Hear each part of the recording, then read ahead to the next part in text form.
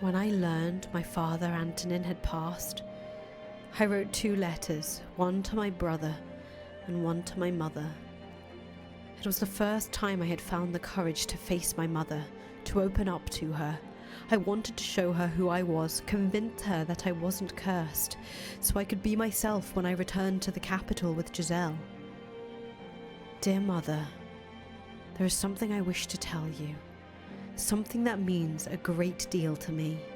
So I ask of you, please hear me out. And I ask of you, please accept it. Mother, I no longer bear any resentment for my present lot in life. Nevertheless, I would ask of you to concede one thing, that I was never cursed, that I was always your son, that I'm Michael, not Michelle. I found someone whom I care for dearly, a woman, and I love her with all my heart. I would like to spend the rest of my life with her. I do not wish for much, simply to have a quiet life with her. To go through our days together, man and woman. That is the only thing I want. Mother, I know you're aware that my body is no longer female. I am a man. My heart is male, and I ask of you to please accept that. I have no grudge with you. In fact, I'm incredibly grateful to you for bringing me into this world. With love, your dearest son. Shortly after sending that letter, I was killed.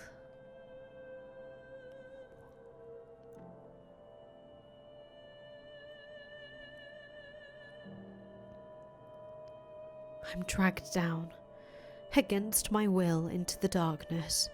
Beneath me spreads my own past. My door, the door I swore never to open. But despite all my efforts to resist, the door sucks me into a world I never wanted to see again. A history I never wanted revealed. A past I never wanted anyone to see. Nonetheless, the door opens.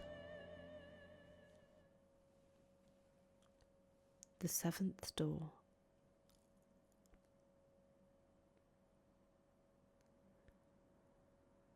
(1086 to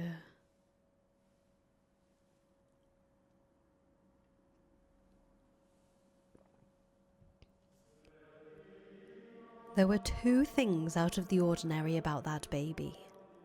The first, its parents embraced, and the second, they wholly rejected. Although, it was some time before the baby's second peculiarity emerged, and until it finally did, no one was any the wiser, not even the child itself. Its mother surely enjoyed that brief period of happiness before her child finally realized the truth. Blind to the fact that the moment it let out its first cry, everything came crashing down. To this day, she still doesn't know the child she gave birth to, that she let loose a curse upon the world, a curse that turned angels into demons, humans into witches. My God, look at that. She's beautiful, isn't she? Have you seen her laugh? Not yet, I haven't. At any rate, that colour certainly is something else. God's gift to us. No, she's an angel sent from heaven. An angel? Ah, yes. I can see it now, Liddy. Her white hair and almost translucent skin is beautiful. My, she opened her eyes. Maybe she felt you nearby.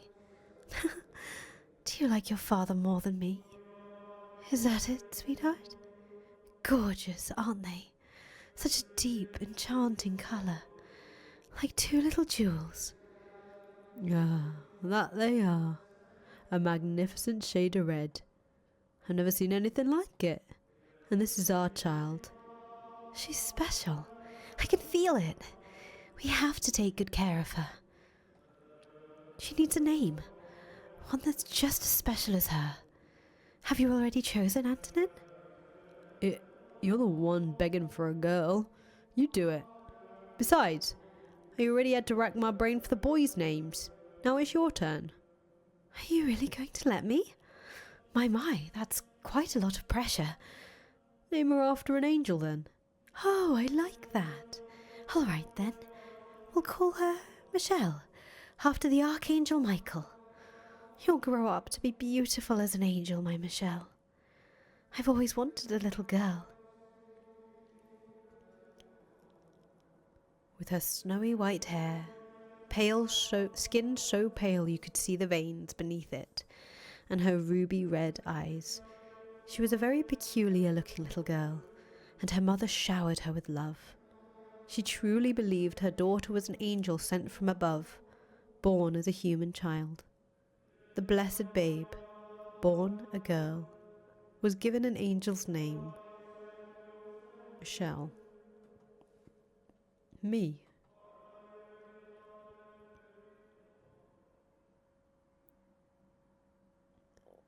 Checkmate.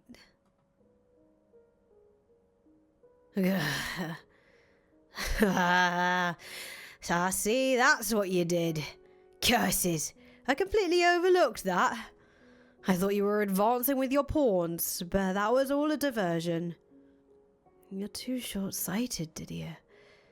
You need to look at the big picture.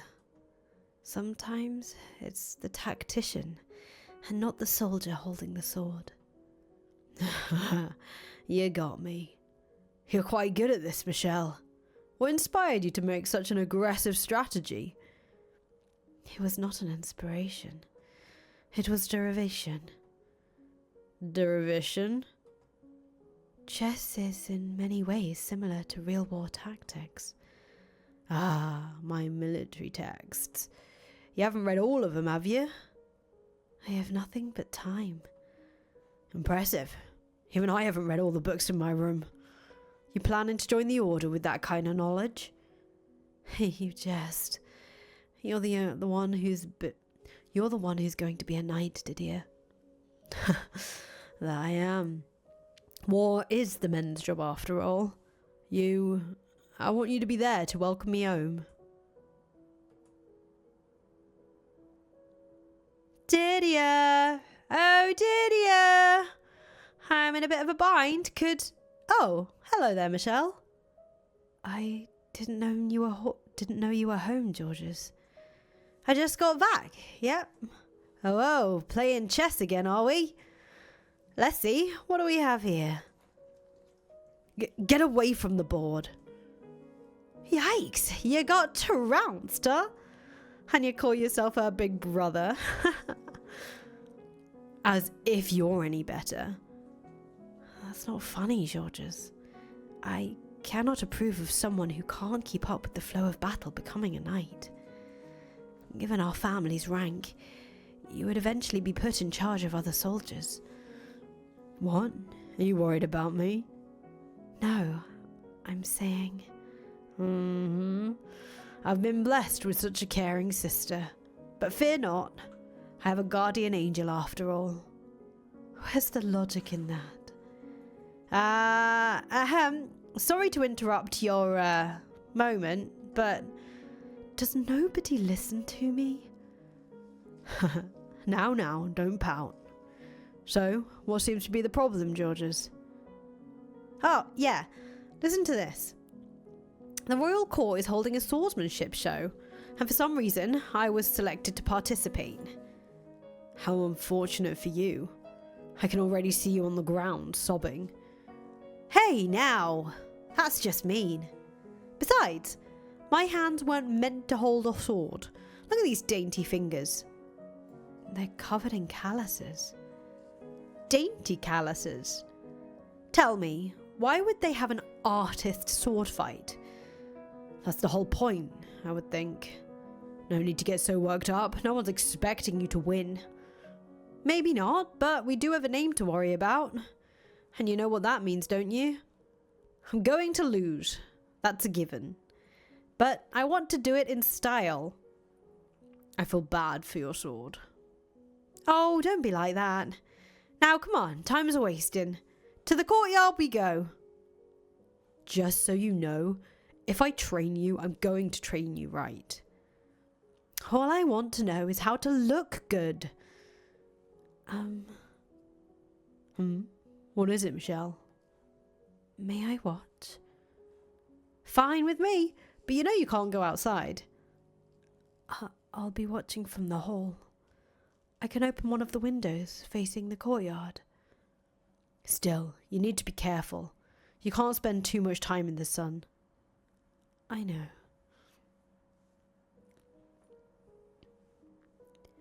I had 2 older brothers. The eldest, Didier, belonged to an order of knights that served the church. Below him was Georges, who served as a court artist. He was, in all likelihood, who would inherit the family estate, as knights were not formally allowed to own property. Nevertheless, the Bollinger family name was upheld by Didier. And then there was me, the youngest, the only daughter. Physically, I was not in particularly good health. Because of the colour of my skin, I was hypersensitive to sunlight. I rarely left the estate. My world was contained entirely within these walls, and perhaps, out of some sense of pity or compassion, my 2 brothers spent a good deal of time with me. Didier played chess with me, and Georges taught me how to draw. And among other things, they taught me how to read and write. For a girl, I was incredibly fortunate. The one thing I wasn't allowed to do, though, was hold a sword. While hardly anything unusual, it bothered me deeply. And it had for as long as I could remember. If I had been told I couldn't do it because I lacked the strength, I probably would have accepted it.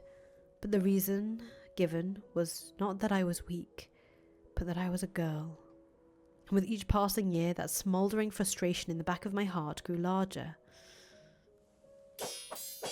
Come on, put your back into it. Like I said, all I want is to put on a good show. Oh, you'll put on quite a show, unless you learn how to swing that sword properly. Give me a break! Out in the garden, my 2 brothers traded swings bare-chested. All I could do, though, was observe from afar, and every time I found myself forced to watch, I felt a sharp pain like a needle piercing my chest, a needle that seemed to grow ever thicker. My mother and my brothers loved me dearly, but that didn't change the fact that the outside world lay beyond my reach. I was trapped in the estate by my own body. At first, I thought that was the root of my pain, but that answer seemed to contradict something inside me, something I couldn't explain, something I couldn't ignore, even as a child. So I searched within myself, trying to find an explanation for the constantly swelling sensation of wrongness inside me. Day after day, I gazed into the cavern of my own heart. My, now what are the 2 of them doing out there? George was asked to do a swordsmanship show at the royal court, so Didier's helping him. Swordsmanship? Oh, I just can't stand those shows. Blades are so dangerous. I can't watch people swinging them at each other. Why don't you come back to your room with me, Michelle? I would love to teach you how to sew. But, Mum, I want to watch them practice. Michelle. First of all, you need to watch how you speak, young lady. You do not call me Mum, you call me Mother. This is what happens when you spend so much time around boys. As your mother, I don't approve of you playing chess or making art. A woman has no need for such skills. They will only make you look insolent. But I want you to grow up to be a respectable woman. That is my job, and my dream as your mother. Now come. I would rather you looked at some fine embroidery with me than a couple of sweaty men. Yes, Mother. You are my little girl after all. Spending time with my mother was agonizing. Was it because her world was so isolated, No, that wasn't it. Her gentle voice, the sweet scent of her perfume, the way she constantly told me how much she loved me and her diatribes about how wonderful it was to be a girl. Everything she did put so much pressure on me. But above all, she loved to say, "You're me little girl after all." And there was nothing strange about that at all. Every time I looked in the mirror, I saw the daughter of a noble. That was who I was. So the only thing wrong was how I felt. But every time I was faced with the reality of who I was, my heart wavered. I had no interest in learning to embroider. I didn't understand why it was necessary. I knew that purpose is served.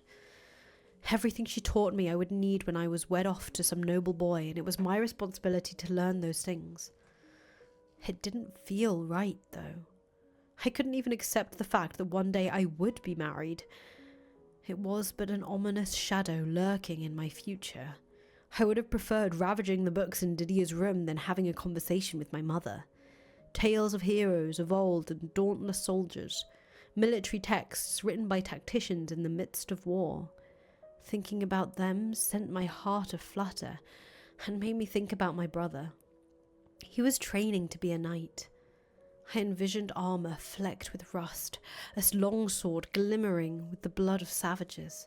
Soon I found myself in my fantasies imagining how the sword would feel in my hands, the sensation of the hilt beneath my fingers, swinging it gallantly like my brother. How heavy was it?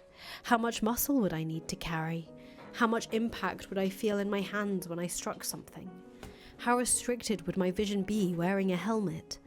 How much did it weigh? How hot was it inside? I had no way of answering any of these questions, though.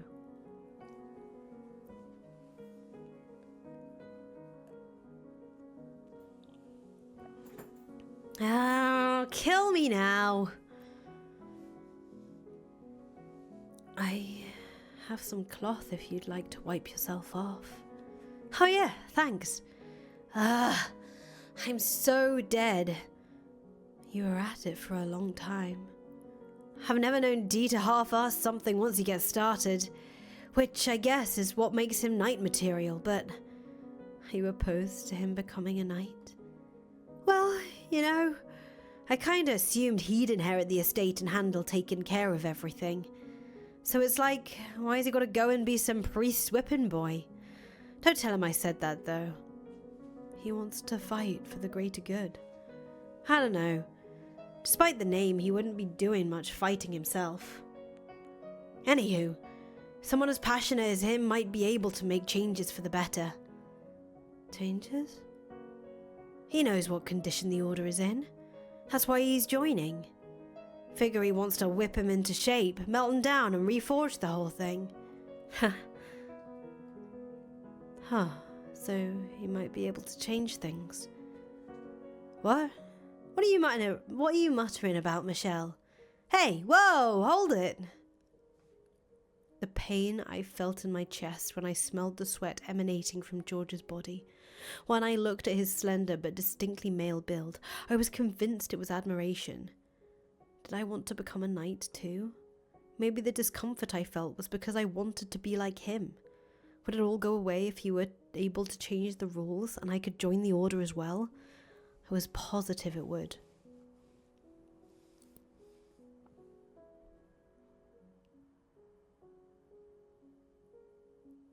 Didier. Michelle, hold on. You can't come barging into my room unannounced. I'm trying to change. We need to talk.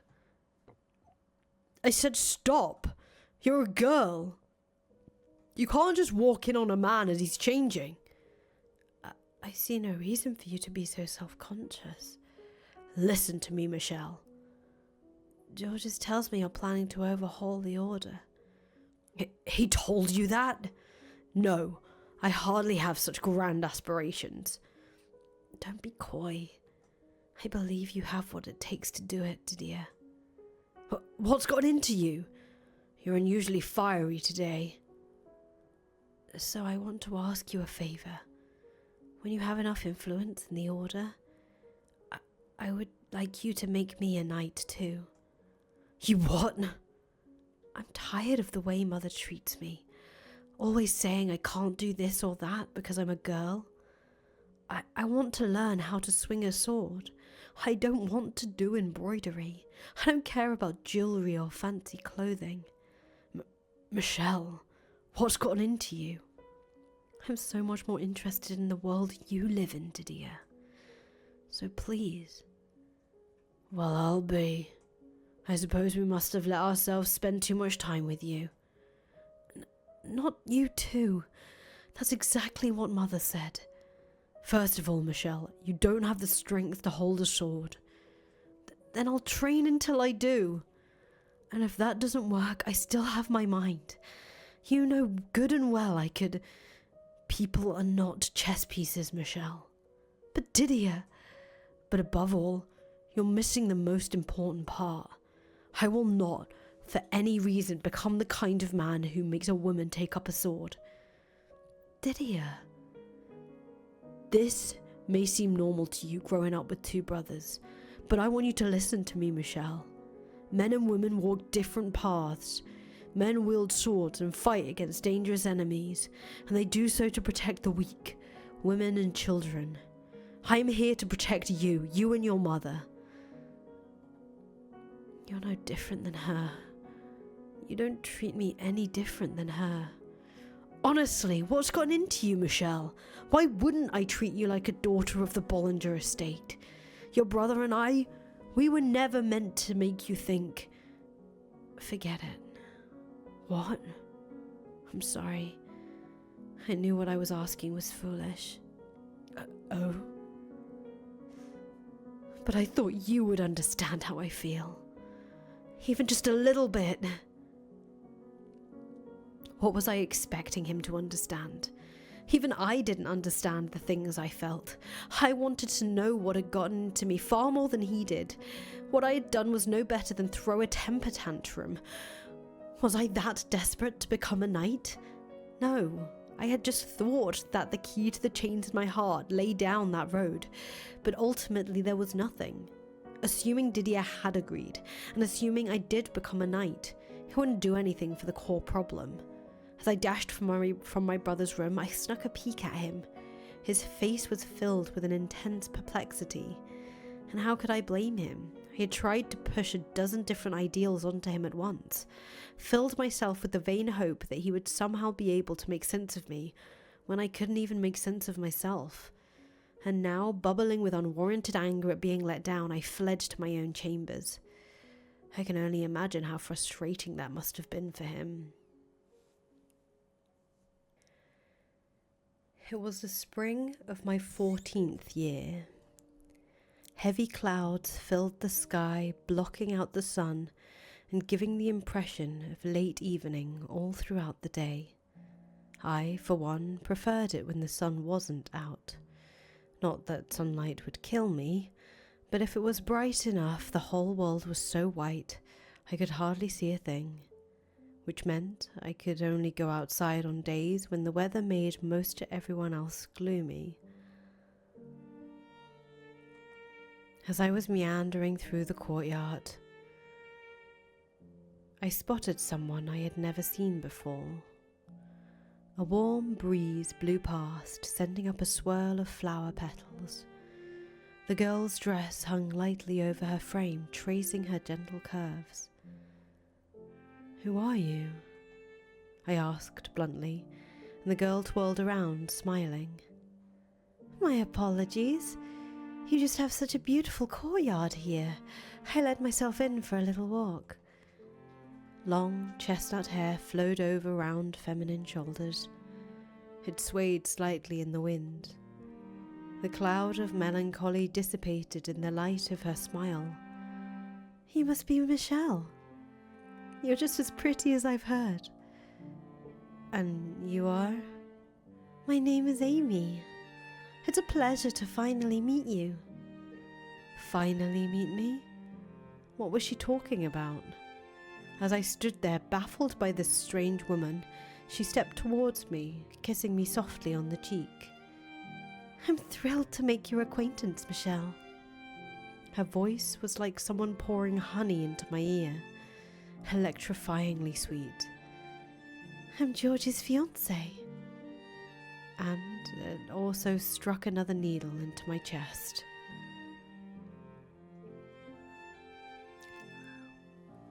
She was a noble girl by the name of Amy Joubert.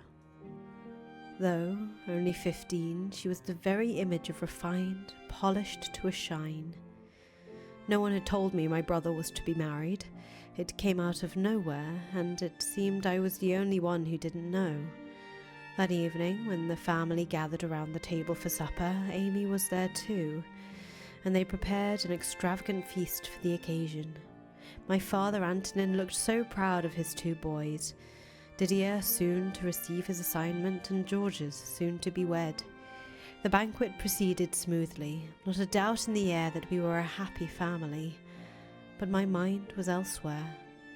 I found myself unconsciously chasing Amy with my eyes, watching the way those 10 slender fingers gripped her spoon, her full lips parting to allow a piece of fruit in, her deep red tongue visible for but the briefest moments, the way all the muscles in her face seemed to relax in bliss as sweet juices seeped into her mouth, the way she spoke, so soft and gentle, letting each sound hang in the air just briefly before intoning the next.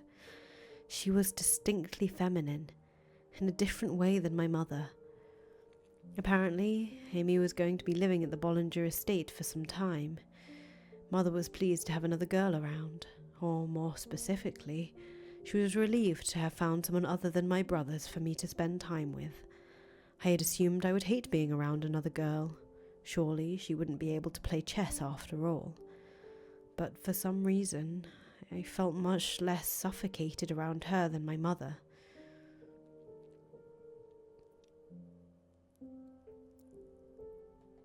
One night, Amy's family, an array of nobles from both houses' social circles, assembled at the estate for a party. A din the likes of which I had never heard in my life filled the great hall. Everywhere I looked, there were people. Servants scrambled every which way. Silverware clanged against dishes in an almost constant hum. Voices from all directions. I felt moderately ill. "Hey, Dee, I feel like we're critically short on waiters. This doesn't look good for us." "And who was it who went without inviting everyone he came across again?" "Who are those people?" "They're artists, like me. I met them at the court. Let's see, we have some painters, composers, sculptors, troubadours, poets, writers, you name it. None of them have any connection to the Jouberts or Bollingers." "Sure they do. They're my friends. And you know, this is me and Amy's party. You can play with your friends elsewhere. I hope you realise we have a reputation to uphold." Off in one corner, several men, presumably George's friends, gathered in a circle. They stood out from the other aristocrats, both in appearance and the air they gave off. The clothes they wore, the embroidery hidden beneath their jacket cuffs, their manner of speech, the way they held themselves. They were, simply put, a far cry from the hard-headed Didier's ideal party guests. Even watching them from afar, it was clear my two brothers ran in very different crowds. The only reason headstrong Didier and free-spirited Georges were able to get along at all was because they were brothers. If they'd been strangers, I doubt their paths would cross much, and if they did, those intersections would be quite rocky. "Hey, come here, guys!" George's shouting voice pulled my preoccupied mind back to the surface. He summoned his friends, then led them to where I stood. "What are you doing hiding in the corner, Michelle? I didn't even notice you. Allow me to introduce you to a few of my friends." "Oh, no, Georges put his hands on my shoulders, peeling me off the wall and standing me in front of his male friends. Socialization was the last thing on my mind. I searched for Didier, hoping he would come to my rescue, but he was off trading pleasantries, facing away from me. "This is my baby sister Michelle. Be nice." "Georges, I don't..." Graces, your skin is even more pale than I imagined. It's like something out of a fairy tale. And why have you never brought her with you to the court? She'd be a sure hit. And how old are you now? 12, mayhap? Now, don't treat the lady like a child. I'll have you know she's 14. All the more reason she should be out there making friends. The whole court would flip if they knew you had such a gorgeous sister, Georges. Don't be a brute, my man. Our little angel has to be kept inside, for personal reasons. Sounds like I haven't been showing the lady her due respect. I've yet to even properly introduce myself. How rude indeed. Their laughs grated on my nerves, and so did the way Georges spoke as though I was his property. They looked like they were appraising me, which made me sick to my stomach. I had been paying enough attention to notice the man who had asked if I was 12, and the rest of them too, examining me from head to toe in search of curves. I was, indeed, underdeveloped for 14. But what did that matter? I didn't want a body shaped like Amy's or my mother's. Now then, milady, a proper greeting. The man got down on one knee before me. For a split second, I didn't comprehend what he was doing. Go on, Michelle. He's waiting, he whispered into my ear.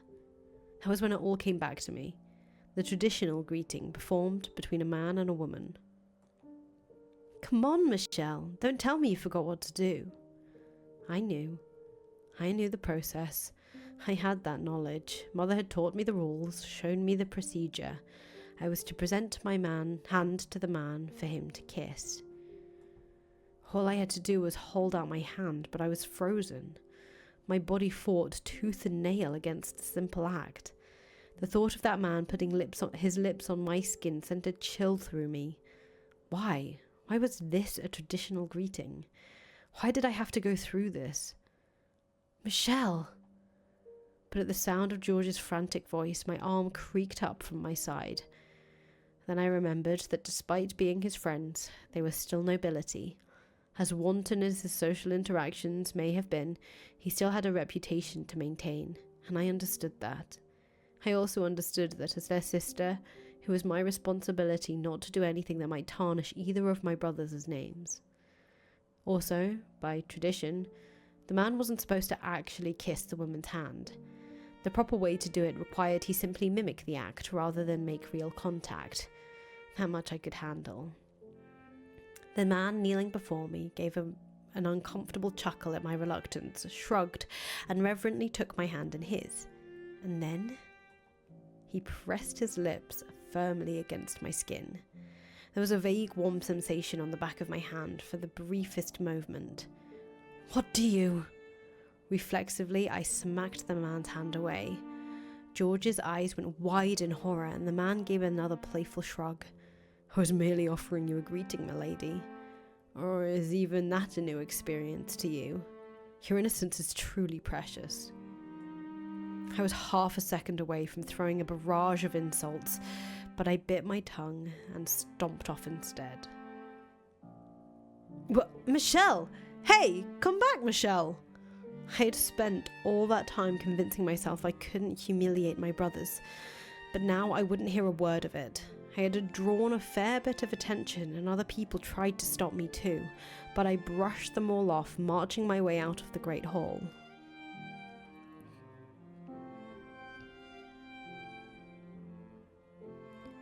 I feel so dirty. You called that a greeting? No, that was no greeting, that was... I'll be taking that, I say, practically swiping a glass of water off a passing waiter's tray. With that, I wash my hand by the window facing the courtyard, but no matter how much water I poured over it, I couldn't erase the sickening sensation of his mouth on my hand. So I rubbed it with my sleeve until my skin was bright red. I wanted to feel something else, anything else, even pain. Think before you act, Georges. What were you doing inviting people like that into our home? I was angry, and I had every right to be. He had not performed the proper greeting. Even in jest, he had no business actually putting his lips on my hand. It was not acceptable behaviour for an aristocrat. He was a guest. He should have been ashamed. Was I angry that he had been disrespectful? No, that wasn't the reason. It was, that wasn't nice of you running off like that. At the sound of his voice, I couldn't turn back. I felt a sickening warmth almost directly against my back. The man from the great hall grabbed me by the wrist, spun me round and pressed me against the wall. The bitter scent of wine wafted from above. "What the hell are you doing?" I tried a second time to get away from him, and that was when reality sunk in. I couldn't do it. All the strength I could muster wasn't enough to make the man's hand budge. My arms were locked in place. I didn't think he was especially strong either. He was hardly built like Didier, and still I couldn't move an inch. "You got a tongue like a boy, m'lady. But I know some people are fond of that these days. Can't say I mind myself." "Let go!" Had I always been this feeble? Were my arms truly so worthless I couldn't even escape this brute's grip? Why did I have to get stuck with this body? "Now, just so we're clear, I'm not going to hurt you. I'm no monster, I promise you that." "Then why are you holding me against the wall?" "Because I want a chance to try and woo you. I apologize if I made you uncomfortable back there, but the second I laid eyes on you, I knew you were a keeper." "Then let go of me." "But if I do that, you'll run away. And it's my personal rule to never let go of anything I like. Your brother says you can't go outside, so even if I set you loose now, I might never get a chance to catch you again." I wanted to vomit. Apparently taking my silence for approval, the man perked up and kept going. "If you're not accustomed to being around men, then why not use this as an opportunity to get familiar? Not a half bad idea if I do say so myself.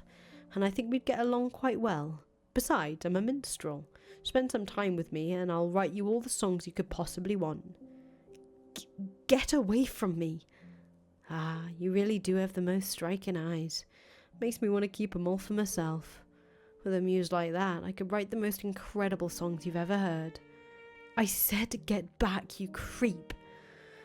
"Huh? That's odd. That one's never failed me." The man brought his face in just inches from mine and peered into my eyes. I could feel his hot, wine-stenched breath against my cheeks. It gave me the chills. I couldn't understand why this was happening to me. Panic and confusion had my heart racing. "Go and try your luck with someone else. I'm not interested." "You will be soon enough, darling. You've simply never known a man's touch." He drew closer. He was already practically on top of me, but still he closed in, closer and closer. The world faded out. I couldn't see anything. I could feel his rising body heat so near it made me nauseous. My eyes flung open, but there was nothing there. I only felt. I could only feel. I couldn't move. My body wouldn't budge. In my mind, I kicked the man away, pulled my fist back and slammed it into his jaw, again and again and again until his face was unrecognizable. Again and again and again and again I beat him, but reality would have none of that. Michelle! Hey! What do you think you're doing?" 3 seconds, 10 seconds, longer. I had no idea how much time I had lost, but the next thing I knew, Georges had the man by the collar. I fell back against the wall, staring absent-mindedly as the two struggled. They traded blows and they traded insults. Before long, they had drawn a crowd. While they went at it, I distractedly drifted away, and I only had one place to go. I didn't even bother to light a candle. I just stared into the darkness. My heartbeat was maddeningly loud in my otherwise silent chambers. What had happened? What had he done to me? Why couldn't I do anything? The last thing I wanted to do was cry. Tears would only serve to worsen my humiliation, only magnify how wretched I was, only make me more effete. I bit down on my lip hard. I had no need for that trash on my body. I dug my nails into my arms. I had no need for that trash on my body. All of this, every last bit of it, that was why I was the way I was. I didn't know how to put it into words. I didn't know how to express this boundless frustration within me.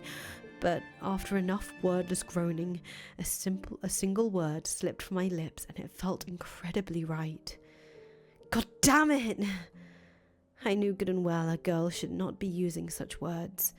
Didier and Georges would have gotten an earful from mother or father if they were caught saying that. Regardless.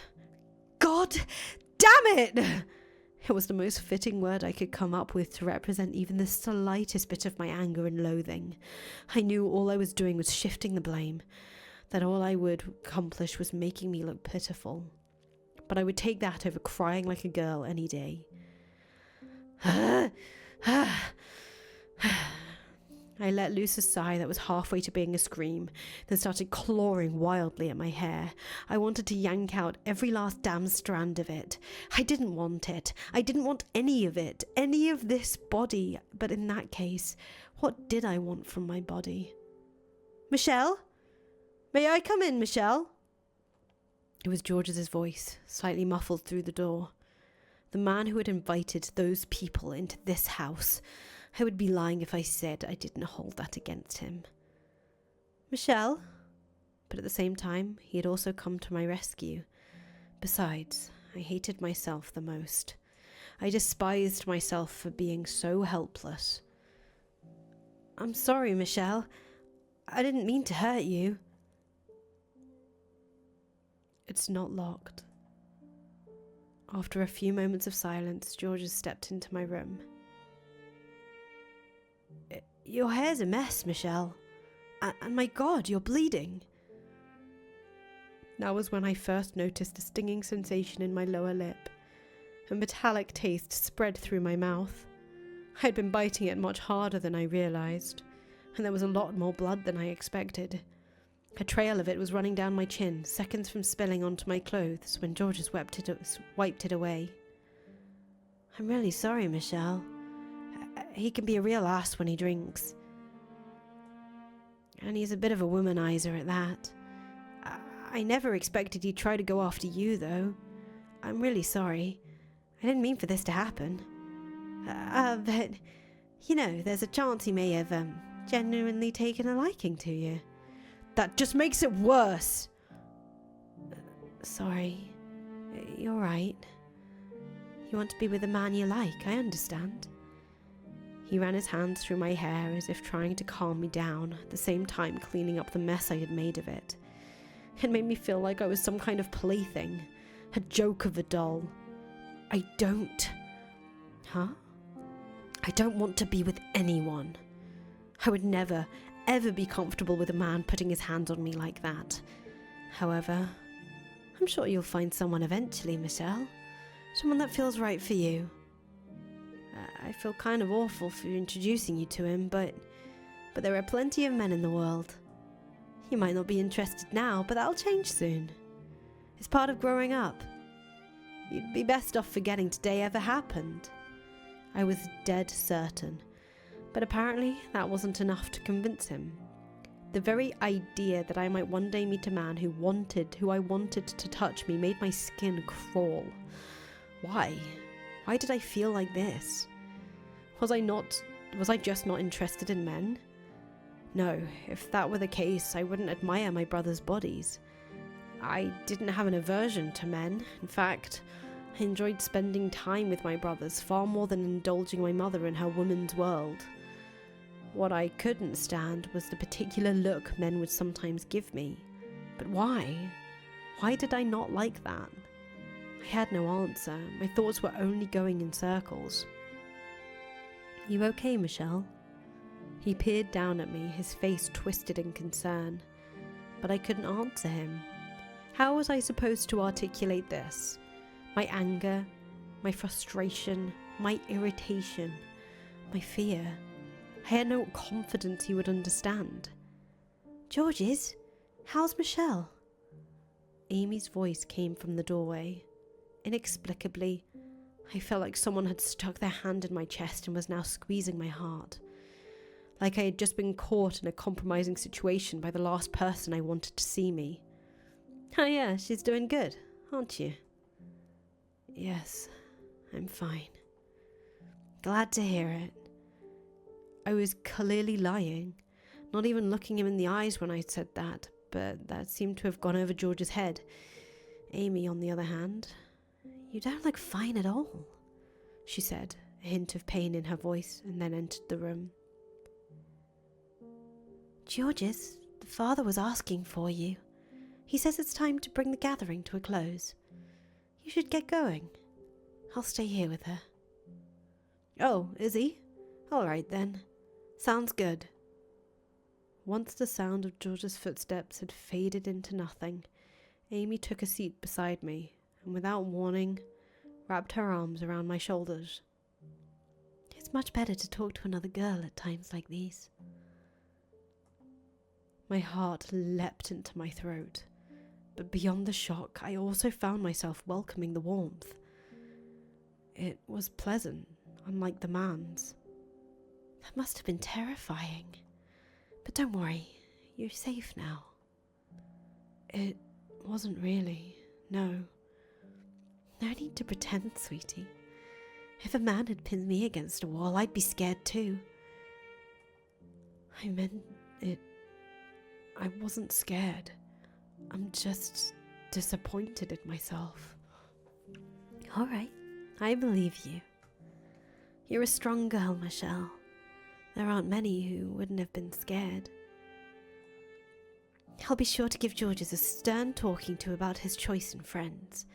Something I learned today is that he's somewhat of a pushover. You're a lot more tenacious than I thought. As a woman in this world, you have to be. And if you're not, well, you'll figure it out soon enough, Michelle.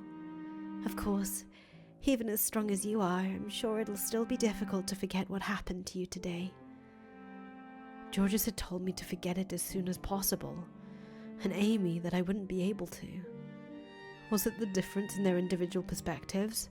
Or was it the difference between the way men and women thought? I wasn't sure. As my hand rested against her breast, a bit of my frustration slipped out.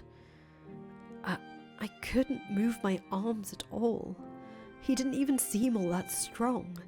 I couldn't believe that I was really so weak. That's just the way of the world, Michelle.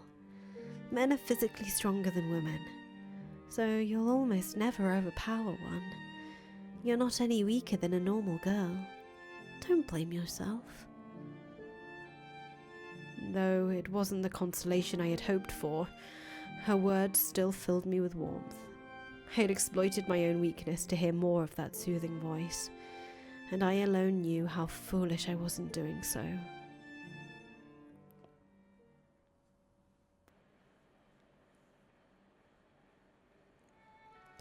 Amy frequently visited my chambers. I didn't know if it was at Mother's request or of her own volition, but I prayed it was the latter. She was a very touchy-feely person, and she seemed to have a particular fondness for playing with my hair. Whenever her voice danced its way into my ears, it would wreak havoc inside me. Being enveloped in her scent day after day stoked the fire growing within me. I did my best to remain as straight-faced as possible, because the last thing I wanted was her catching on. I understood that the things I was feeling were untoward, to say the least. Your hair is so utterly enchanting.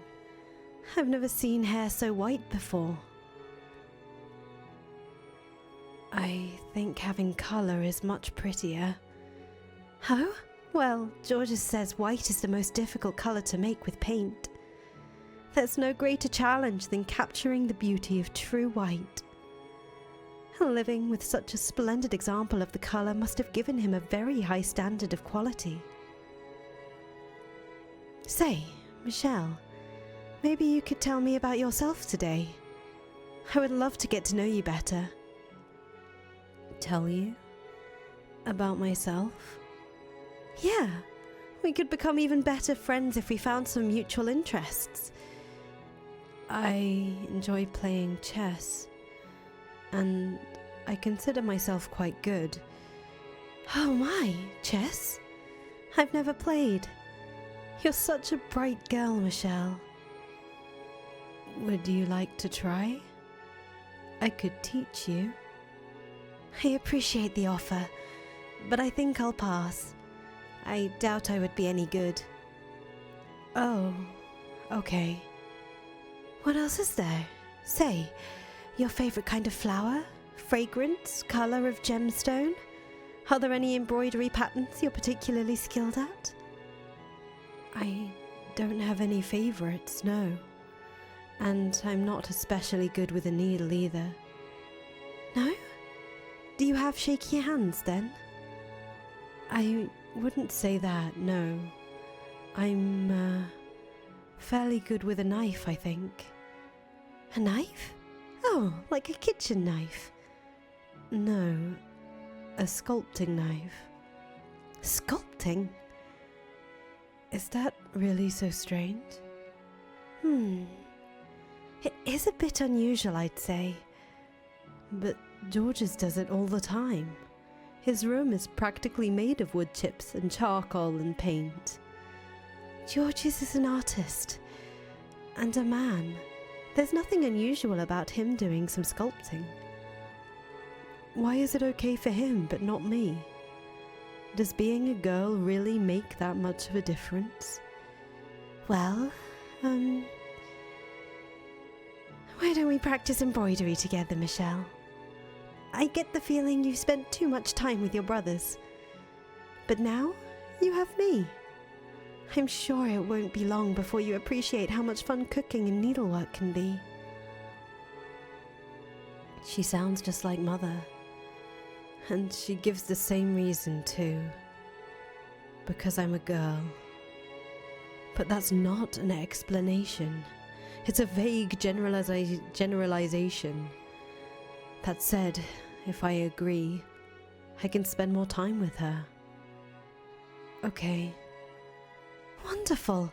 We'll come up with beautiful designs together. And when you've made something you're proud of, you can give it to a boy who catches your eye. Or, if you'd prefer, you can give it to your father or brother. I would like George's to have what I make, though. Oh, I've been wondering, did you and George's meet at the royal court? Oh heavens, no! I've never been to the court. One day, my father told me I was getting married, and the next day is when we first met. It happened that quickly? What? Are you worried about me, Michelle? Don't worry, I'm not displeased with the arrangement. In fact, I'm quite happy with it. Aristocratic marriages are almost always sudden, and as a woman, you get used to being a piece in their games. But George's, he's different. He's a gentleman. A gentleman? Him? You sound surprised. I believe hedonist suits him better. Oh, I quite disagree. I have complete faith he'll do good by me. I couldn't fathom where she found such confidence in him, especially a man she had only just met. How could she trust him at all? She was nothing but a pawn and she knew it, so maybe she was simply putting on an act. I had trouble believing her smile was anything but genuine, though. One day, you'll meet the right man for you, Michelle. And he won't be a drunk like the guy from earlier. He'll be a kind, hard-working, respectable man. I would rather not find anyone. I suppose this is all still too soon for you, huh? Say, how old are you, Michelle? 14. Oh, wow! I assumed you were younger. Do I really look that young? No hard feelings. You're just like a tiny little doll, so small and slender. And look, not one bit of meat up here at all. Hey! She playfully grabbed me from behind and started prodding at my chest. As her delicate fingers slid across my skin, I found myself gripped by very indecent urges. Every heavy thump of my heart felt sinful. She couldn't know. I couldn't let her. Everything I had been fighting to keep down came hurtling to the surface. You're so cold, you know that? She was touching me like it was nothing. caressing my hair. Was she this intimate with George's? Or was it because I was a younger girl that she was so keen on putting her hands all over me? Before I understood what I was feeling, my body acted. It was a pure, unfiltered impulse. In my attempt to escape from her grip, I twisted around, only to find my face inches from Amy's. Slowly gravitating closer, I pressed my lips against the corner of her mouth. Amy sat there flabbergasted. I was equally aghast. I'm sorry. As I frantically put some distance between us, I'm sure my face was red as an apple, though I didn't know it at the time. Well, that was certainly unexpected. I'm sorry. Did I make you uncomfortable touching you so much? Amy was smiling, though it looked forced. No, not at all. Then I must have startled you. I'm sorry. If I had let go sooner, we could have avoided this accident. What do you mean, accident? A kiss on the lips is... It wasn't an accident. It wasn't, Amy. I seem to have confused you somewhat, Michelle. What? I know I can be very touchy-feely with you, and you took that to mean you should do the same. No. You can't do that again, all right? If you want to kiss your friends, you do it on the cheek. Save the lips for the man you love. I should get going then. George starts getting cranky if I don't give him enough attention. Hold on, Amy. So long, Michelle. She wouldn't hear me out. Once Amy had fled my chambers, that was when I finally comprehended my own emotions. That she had stolen my heart. But Amy was George's fiancée. No, that wasn't the problem. My body was not meant for her love.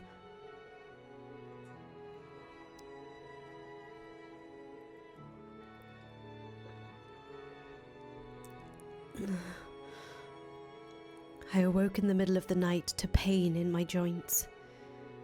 Not enough exercise, I guess. I tried bending and stretching my arms and legs, but it did nothing. So, after pondering on it for a bit, I decided to go for a late-night walk to distract myself.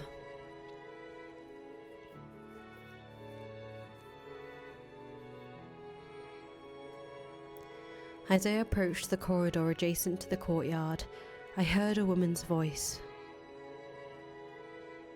I'm still concerned about staying here. Amy's voice. Doing my best to remain perfectly quiet, I pressed myself up against the wall by the window and listened in on their conversation.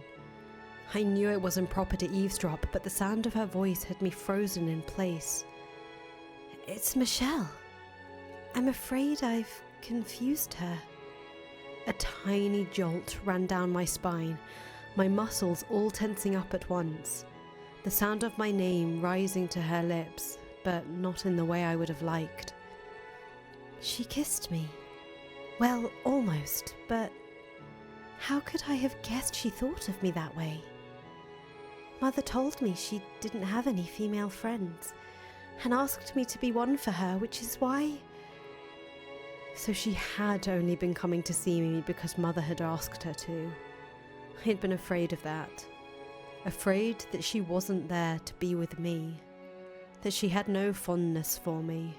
That my yearning for her was one-sided. She kind of scares me, the way she looks at me. Always watching every little move I make.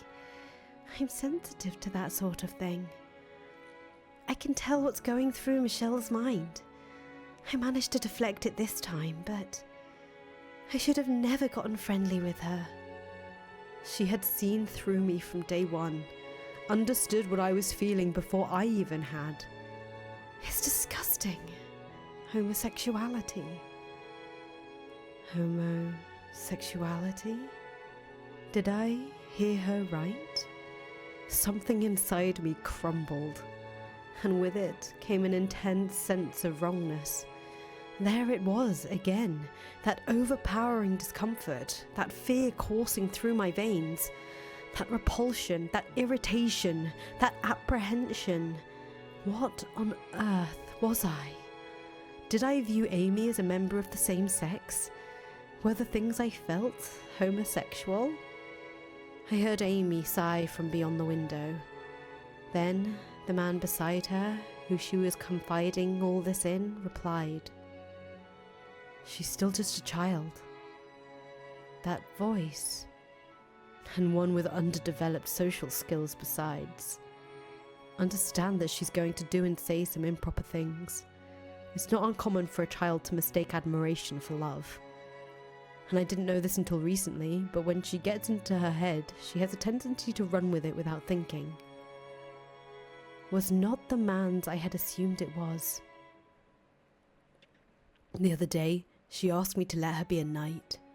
I can't imagine how she thought that would end any other way. Why? It's not very often there are women other than mother at the estate. I imagine she simply got nervous being around you and something got mixed up in her head. Why was Didier out there with her? I hope that's all it was. Amy, hadn't you told me you thought Georges was a gentleman? So what were you doing, getting so friendly with Didier? And Didier, weren't you my ally? Or was that all an act like her? Were you going to be a knight? You were going to be a knight, so why were you out here with your brother's fiancée? I'm glad to have you here, so I hope you can figure something out to make it work. I'll do what I can, and I'm kind of reluctant to say this to you, but something has to change. As it is, she kind of grosses me out. She grosses me out. So what?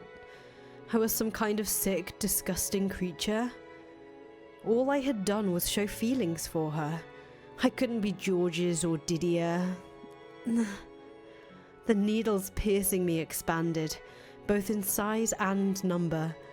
Soon I was being skewered by a dozen of them, and the heated sighs rising from the courtyard only served to make the pain worse. All I could do was cover my ears and run.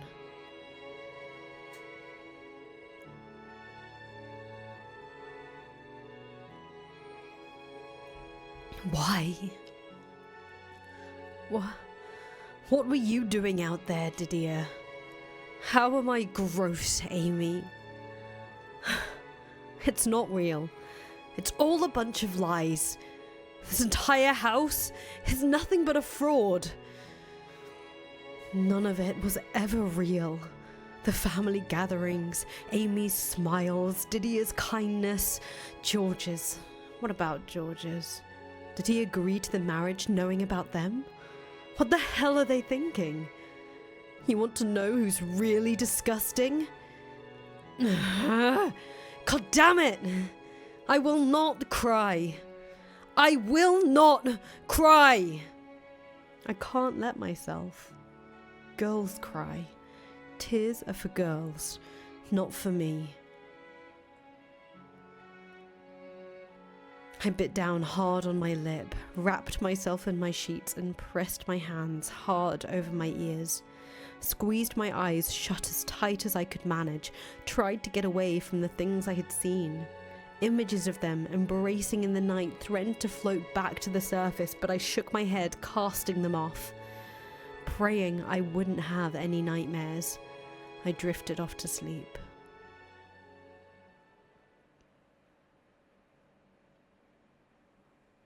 The next day, I awoke with a terrible fever. I hovered in a sweltering wave of heat, unable to tell dream and reality apart, listening to a seemingly endless stream of crackling noises. The sounds were coming from inside my body. I thought I was falling apart. Mother was horribly worried. I had never been the most healthy child, But I had never fallen this ill either. I couldn't get out of bed. My voice was raspy like an old woman's. I was genuinely afraid I would wither away and die. Mother called in doctor after doctor to see me, but they all said it was the flu, that bodily pain was common with a fever. While there was a doctor in the house, Mother was able to remain relatively calm, but once they were gone, the anxiety came back. She stayed with me day and night, even foregoing sleep. Her hands gripped mine, they held me fast. She had her head bowed as if in prayer. "Don't worry, it'll be all right, Michelle. God is watching over you, He will protect you. You are His child, you are His angel sent to earth. He will not forsake you. The doctors say it's just the flu." Though her words seemed to be directed at me, there was a vacantness in her voice, as if they were really for herself. For so long she had wanted a daughter. I couldn't understand her fixation. But seeing her there through my cloudy eyes, I wanted to apologize for ever thinking spending time with her was agonizing. "How are you feeling? Your mother's here for you, don't worry." But the only sound that came from my mouth was a faint gasp. I drifted in and out of sleep, Mother's hand wrapped around my own, and I had numerous dreams. In my dreams, I was a man. In my dreams, I was Didier, and I was Georges. In my dreams, I fell in love with Amy. And in my dreams, I loved her. "You're disgusting." But with one word, the dreams twisted into nightmares. My body was torn into fleshy chunks, and I sunk into the darkness.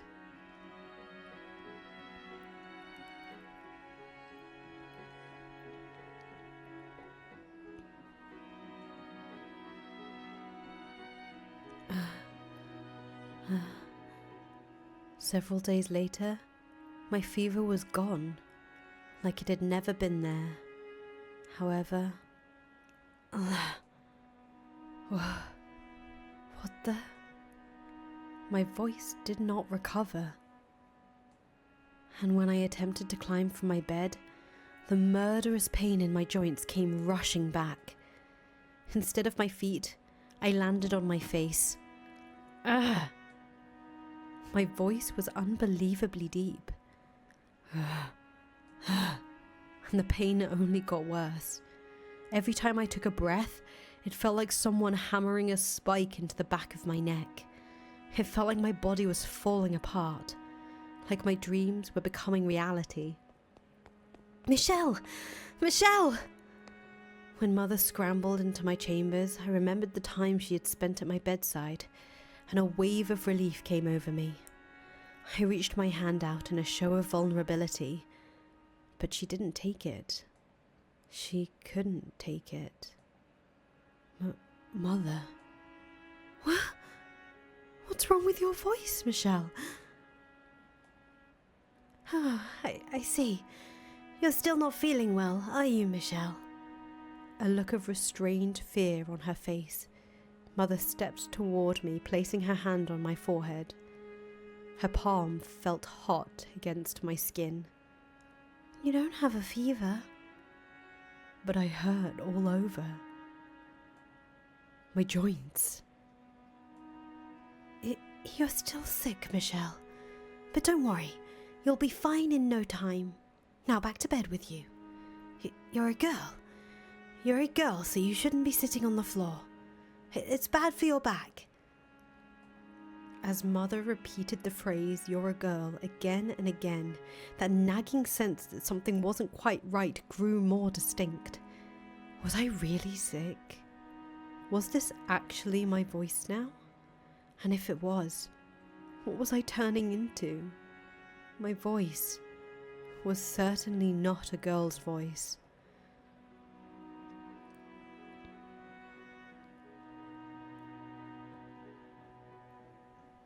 My voice never went back to normal though, so Mother ordered me to remain in my room. I hadn't recovered yet, and so long as I was sick, I couldn't be let out. Again, something felt wrong about her calling it sickness, but I had no evidence to the contrary. I had no way to know I wouldn't get others sick if I exposed them, as she claimed, so I had no choice but to do as she said. In time, Mother too stopped visiting me, and the only people I saw were servants. They did their jobs, but refused to look me in the eye.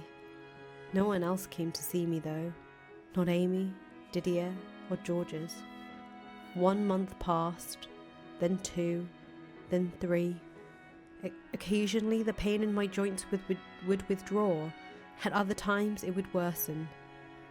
Whenever I would drift off to sleep, I would hear the sound of my own joints creaking. I would dream of a woman standing in the courtyard, her soft chestnut hair fluttering in the wind as she twirled to face me. A smile on her face and her breasts exposed.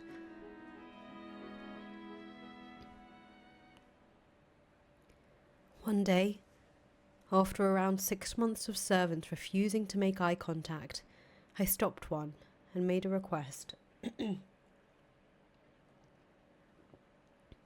to have a mirror brought to my room. While he didn't acknowledge me, the next day I had my mirror. By that point, I was fairly certain I knew what was happening to my body. I had no clothes to wear, because none of the multicolored dresses hanging in my wardrobe fit me anymore. Pulling the heavy red cloth covering the mirror aside, my completely naked body came into view.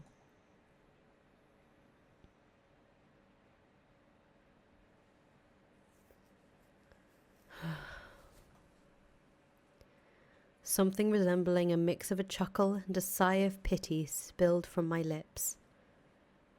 This is me. 6 months. After only 6 months' time, I could hardly recognize myself. Extending my hand for the mirror, I traced the outline of my body reflection. My shoulders lacked Mother's curves, and my skin Amy's sheen. I was pale and haggard, but structurally, I looked like my brothers. Obviously, being younger than them and not as active, my muscles lacked any kind of strength, but I wouldn't have batted an eye if I saw myself holding a sword. I was a full head taller than I had been 6 months earlier, and I felt an odd certainty that I wasn't done growing either. Staring at myself in the mirror, I traced my name across the surface. Michelle. Don't need the last 2. Michael.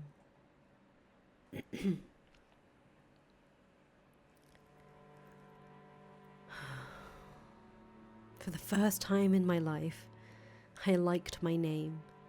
I still didn't think an angel's name suited me one bit, but it was staggering how different it felt now, even if it sounded exactly the same. Those last 2 letters changed the meaning entirely, turning it from a girl's name to a boy's name. Now this makes sense. Everything was falling into place. My admiration for Didier, the envy I had for my brothers' bodies, the feelings I had for Amy, the indecent dreams I'd been having. I was always male.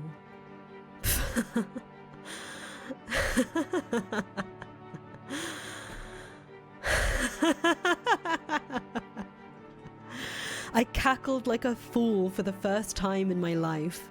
I laughed so hard at the sight of myself my stomach hurt. It was the first glimmer of light I had seen in this locked room for far too long.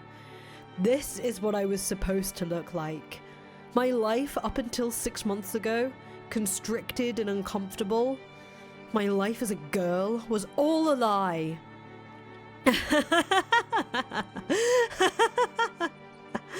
No one could possibly look at me and call me an angel. I was always a boy, but I had been told I was a girl, forced to act like one. Of course that wouldn't feel right. They needed to know. I couldn't be the only one who understood. Everyone in this house needed to. Fueled by this one desire, I wrapped a sheet over my shoulders and threw open my door. It seemed ridiculous how long I had followed Mother's instructions and remained cooped up in my room. And now I felt fantastic. If there truly was a God in heaven, then this change within me was his answer to my prayers. A manservant carrying a tray of food did a double take as I passed him. The further I proceeded through the corridors, the more eyes I felt on me. The midday sun shone obnoxiously bright through the windows, but now, with its piercing radiation illuminating my proper self, I felt an odd affection for the light. I could hear the family gathered in the great hall. Everyone but me. Didier's voice complained about the simple meals the church provided, but his pride came through in his laughter. George's voice playfully bragged about life at the royal court. Father's voice informed everyone his investments had borne fruit, and with the money he had purchased several new estates. Mother's voice was distinctly less bright than the rest of the family's.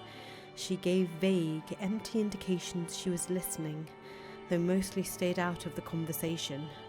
Amy's voice sang praises for George's, her beloved husband. Never mind the fact she was sleeping with Didier. It was all a facade, a mere shadow of a family. It's a shame. It's a shame Michelle couldn't be here. Then we would have everyone. I was there. I was right there. I hadn't gone anywhere. You just locked me in my room. I hope she recovers soon. I was never sick at all.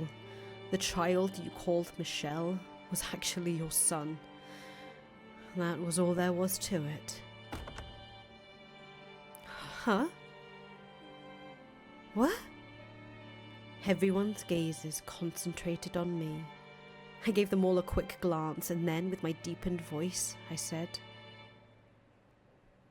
I'm cured. I was cured 6 months ago. Who? Who are you? Surely you haven't forgotten my face, have you, Father? Michelle? Michelle? This boy is Michelle? A wave of chatter spread through the hall. Mother went pale. Father objected. Didier stared. Georges gaped. Amy watched cautiously, fear in her eyes. What a farce. They were the ones who had wrongly decided I was a girl. What's going on? Someone tell me, what is the meaning of this? You were dressing your son up like a girl, Mother? I assumed he was a girl.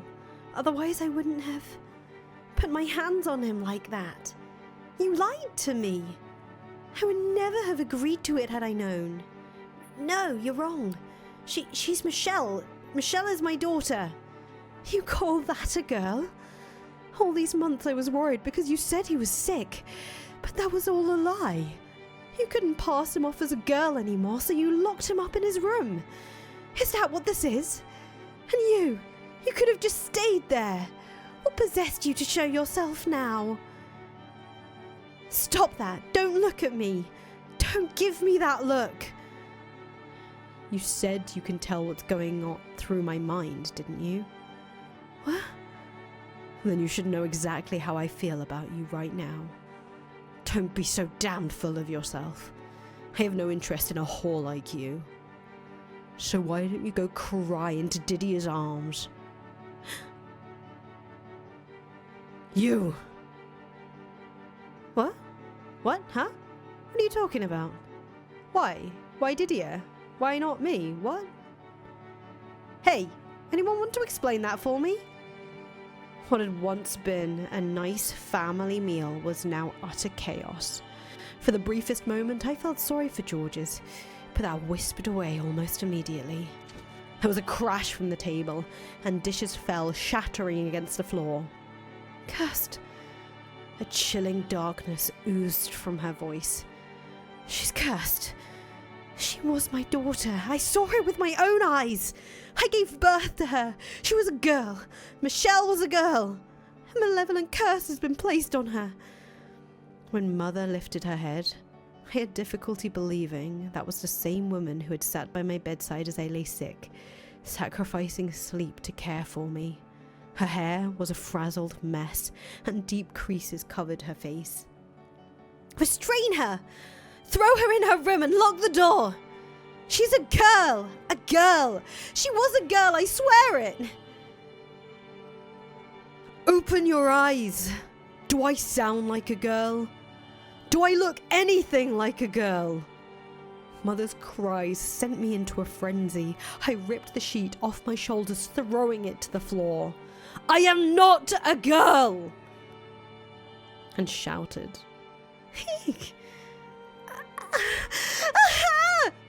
Restrain her! Please, someone restrain her! Fear reigned in the great hall. But then several moments of icy silence were broken by a muttering that shocked me as much as anyone else. You're not a boy or a girl. What on earth are you? You're an abomination. You're not a boy. You're an abomination. I'm what? I had seen myself in the mirror. I was undoubtedly male. Lacking in strength though they may have been, I had visible muscles. My chest was flat and I was taller than a girl should be. My voice was deep and I had an obvious lump in the middle of my throat. I was male. I had to be male. What else could I be? So why? Why was Amy looking at me like some kind of strange creature? A chill ran down my spine, and I suddenly found myself deeply uncomfortable being so exposed. There's nothing there. You've got nothing there. Nothing there? I didn't understand what she was talking about. Unable to press further, I fell silent, at which point several servants burst into the great hall and restrained me. She's a girl. She's my daughter. Mother, seemingly in a mad daze, just repeated the same thing over and over. She was a girl! As Mother wailed, she wandered off somewhere. Father stood there in silence. Amy stared at me with disgust in her eyes. Georges was still in a panic and Didier clenched his fists. Eventually, I started regaining my composure, which is when I realized I had made a mistake. My sickness had been made into a curse.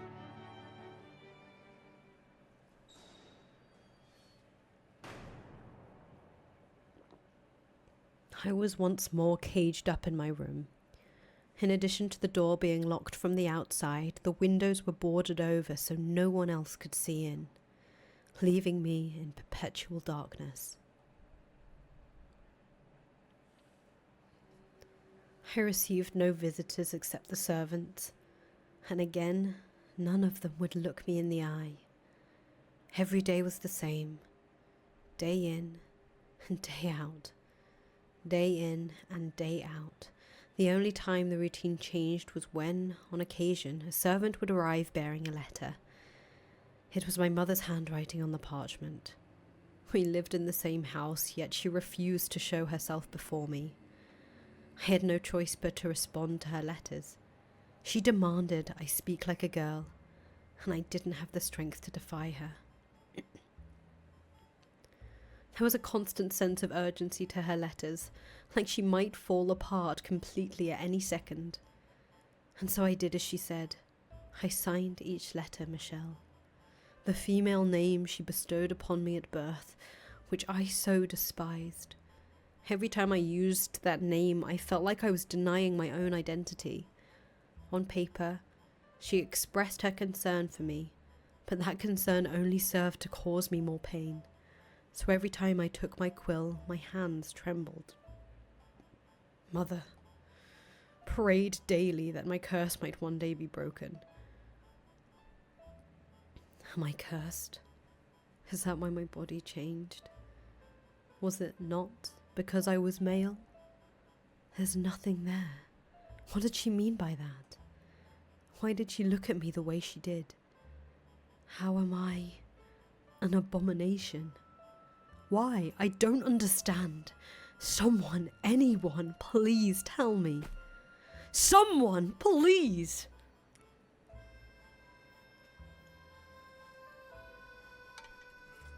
You've brought your supper.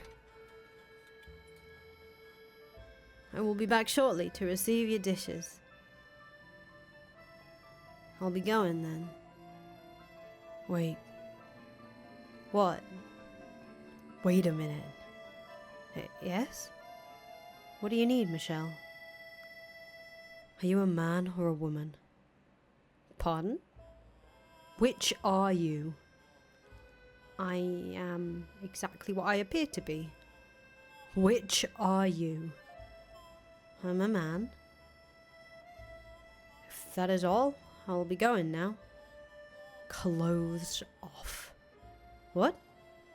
Take your clothes off right now. Everything, even your underclothes. What? Surely you jest, Michelle. I am very serious. I could not possibly. Why not? I could not expose myself. I ordered you to take off your clothes. You mean to humiliate me? I beg you, please reconsider. What are you? You are a servant of the Bollinger estate. And what am I? I am a child of the Bollinger family. I may be locked up, imprisoned in this room, but that doesn't make you any less my servant. Am I wrong? Clothes off. Michelle, I ordered you to take your clothes off.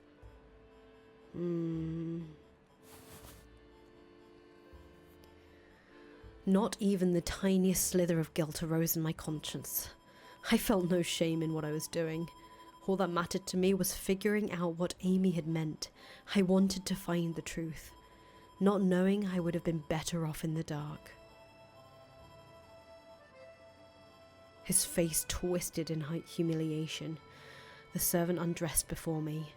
In the dim candlelight, the man's body was shaped almost like a rectangle, and at a glance he didn't appear much different than me. A second later, though, I found my answer. I found the one crucial thing he had that I didn't. Why? My lower body lacked the part that made a man a man. Are you satisfied, Michelle? It was then that I finally learned what a man's body was supposed to look like. I'm begging you, please allow me to dress. It would be an unbearable shame to remain unclothed any longer. Before the young Bollinger daughter. Daughter? You still insist on calling me a damned girl? Look at these shoulders, my chest, listen to my voice. How can you possibly think any of that belongs to a girl? But how you appear does not. There was a distinct look of fear in the manservant's eyes. Not out of respect for our difference in rank, but out of disgust for this incomprehensible thing standing there before him. Those trembling eyes, and the reality dangling there before me, blew the lid once more of everything I had been holding back. Without that, you would be no different than me. What? Everything else is all the same. So why? Why does it make such a difference that you have one and I don't? Michelle, I am a man. I am a man just like you. I am no one's daughter. And if you still insist we're not the same, then I'll make you like me. Huh? Without that, you're no different than me. It was a mix of dread and panic that pushed me over the edge, and so, in order to keep myself afloat, I decided to bring another pain. Please, don't do this, Michelle. In a blind frenzy, hardly even aware of what I was doing, just riding the current of my erupting emotions, I swiped a knife off the tray the man had brought, knocked him down, and climbed onto him. I'll get rid of it. I'll make you the same. Without it, you'll be just like me. Get off me, please. Someone, help! I'll make you just like me. Get in here! Someone! Anyone! Michelle! She's delirious! Through the fog of hysteria, I suddenly realised I was surrounded by several servants, and the next thing I knew, I was on the floor beneath them. There were as many, if not more of them, than when I had made the scene in the Great Hall.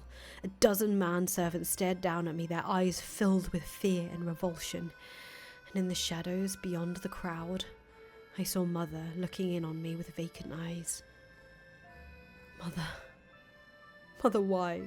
Why will you only speak to me through letters? Why do you say I'm cursed? Mother, I'm male. I was always male. Tell me what I am, Mother. Let me out of here, please. I'm not delirious. My head is perfectly clear. I'm normal. There's nothing wrong with me.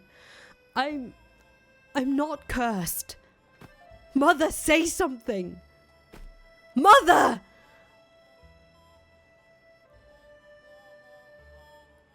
After that, I was shut in my room again, and even the servants stopped coming. I pushed and I shoved and I pulled and I pounded with all my strength, but the door and windows didn't budge. A day passed, and then another. With no food or water, I started fearing death was upon me. I'd had no idea how miserable it was to go so long without water. My throat was dry and cracked, and it felt like it was on fire, making breathing difficult. 2 days, 48 long hours. I felt like I was going to lose my mind. After just 2 days, my skin stretched tight across my bones, looking hard and dry in the soft candlelight. Water. I need water. Someone, please, give me water.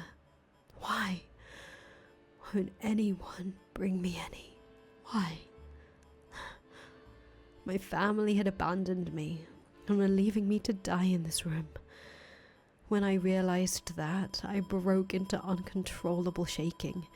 The helplessness threatened to suffocate me. Fear of death turned to panic, which only scrambled my already confused mind further. I grabbed a chair, swinging it at the window at the door. But all my attempts ended in crushing failure. Anyone! I clawed at the door, begging for help. Someone! Open the door! Anyone! Water! I need water! 1 drop, that's all I need! I'm going to die in here! Someone! Anyone! Mother! Father! Didier! Georges! Someone! Open the door, please! Help me! Someone! I need water. My throat hurts. It burns. I'm so weak. Someone. Water. Didier. Georges. Anyone!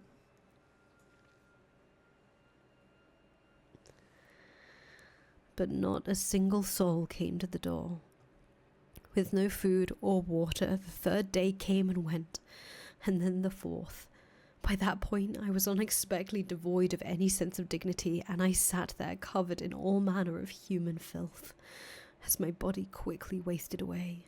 Still, I clung to the vain hope that someone would open that door. It was all I had. Occasionally, I would hear footsteps. Whenever I did, I mustered up what meagre strength I had left to bang on the door.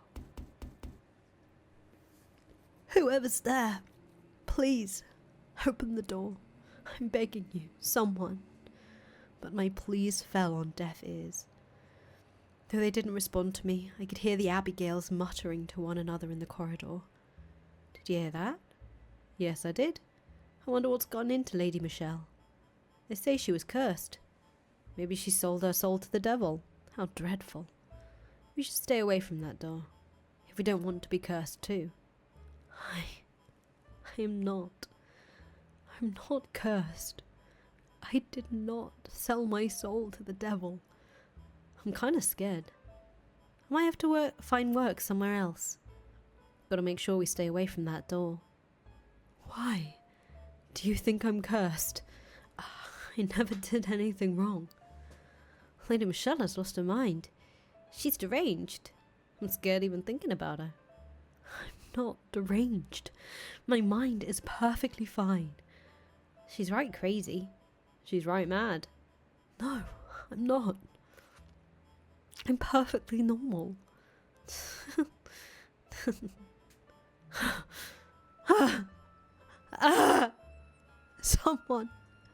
Someone, please get me out of here. The 5th and the 6th day passed, and by that point, I was hovering on death's brink. I lacked even willpower to hold myself up against the door, so I simply lay on the cold floor, waiting for the end. I felt no sorrow, no anger, no despair, nothing. I had been sucked completely dry. I couldn't even compose a coherent thought, which is why, when the door I had so yearned to open actually did, and someone stepped inside, standing over me, I was unable to process it. My God, what a mess. Hey, are you still alive? Well, look at that. I was afraid you would be dead. Oh, it was Amy's voice.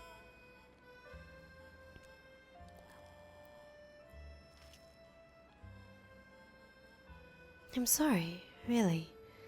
I didn't mean you much harm. But after what you said in front of the whole family, I was a little upset. I couldn't tell what she was saying. All I could hear were garbled sounds, and all I could do was moan at her. The servants were all afraid of you now, after your little episode, so I volunteered to bring you your food in their place. Everyone was so grateful. I don't think anyone likes you anymore. Eventually, my muddy mind managed to make sense of the thing she was holding in her hands. A tray of food. I could smell it from here. At first, I just gave your food to a stray cat. I wish you could have seen it devouring every last bit. What I didn't know, though, was that people can die in just a few days without water. I never intended to kill you. I just didn't know. So I'm really sorry about that. Water. But you're alive. For someone so physically weak, you sure are tenacious. Isn't that nice? You have one thing you can be proud of. Water. What was that? Water? Are you on water? Hold on. I've got some right here. She picked up a goblet with her delicate fingers. My hand swiped weakly at the air, trying to grab it. A grin spread across her lips, and then she let go. Go on. Drink. You'd better hurry, or the rug will absorb it all. You wanted water, didn't you? Then drink. In that moment, I could hear the sound of the last of my dignity crumbling away. Driven solely by my survival instinct, I bent toward the rug, pressing my lips against a spreading puddle. You really did it! This is too good, Michelle. You look like a cat. No, cats are much more graceful. I can't stop laughing. The daughter of a prestigious family. The Bollingers sucking water out of a carpet. I wish I had a painter here to capture this image on canvas. So you know, I accept that I made a mistake, Michelle. I promise I'll bring you your food from now on. I'll take very good care of you. This is going to be fun. Listening to her childish yet deeply malicious laughter, I understood. I was her plaything now. My hell was only just beginning.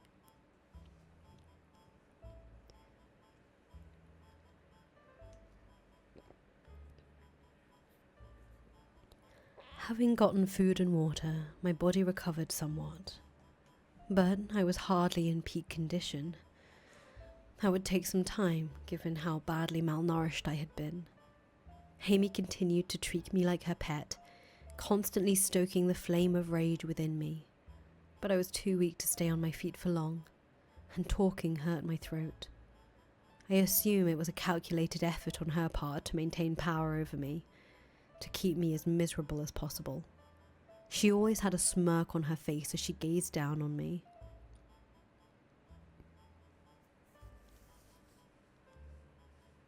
Come on, open up. Today, I'm going to feed you myself. What's the matter? I can't put anything in with your mouth closed. Or do you want to starve to death? Amy, why are you doing this? Why? Because it's fun. Why else? You're married into this family, you sick wench. What gives you the idea you can treat me? Are you saying that because I'm married in? I'm of lesser stature than you? That's true, I am. But what's your point? You think you can intimidate me with formalities? Amy! Ew! I would rather you not speak my name if you wouldn't mind. That doesn't excuse your treatment of me. Someone, Didier or Georges, will make you pay for this. You don't have a single friend here, Michelle. No one will take your side, and no one to say a thing about me playing with you. Assuming you were somehow able to tell someone, no one would believe you. That's a lie. Do you have any idea what people say about you? They say you've gone mad, that you've sold your soul to the devil. Do you honestly believe anyone would trust you? I am not mad. I don't know, you look pretty mad to me. Fine, then I'll run away. I'll escape from this estate, and from you. You think you could survive out in the world with that body? A stray cat could lift more than you. You'll never find work. I give you a week at best. You can't be so sure of that. Maybe I could make it on my own. Maybe, but either way, there's no way you're getting out. You try to run, someone might cut off your legs. How is that at all necessary? Don't ask me. Maybe because your curse hasn't broken. You know, you're lucky you're even allowed to live.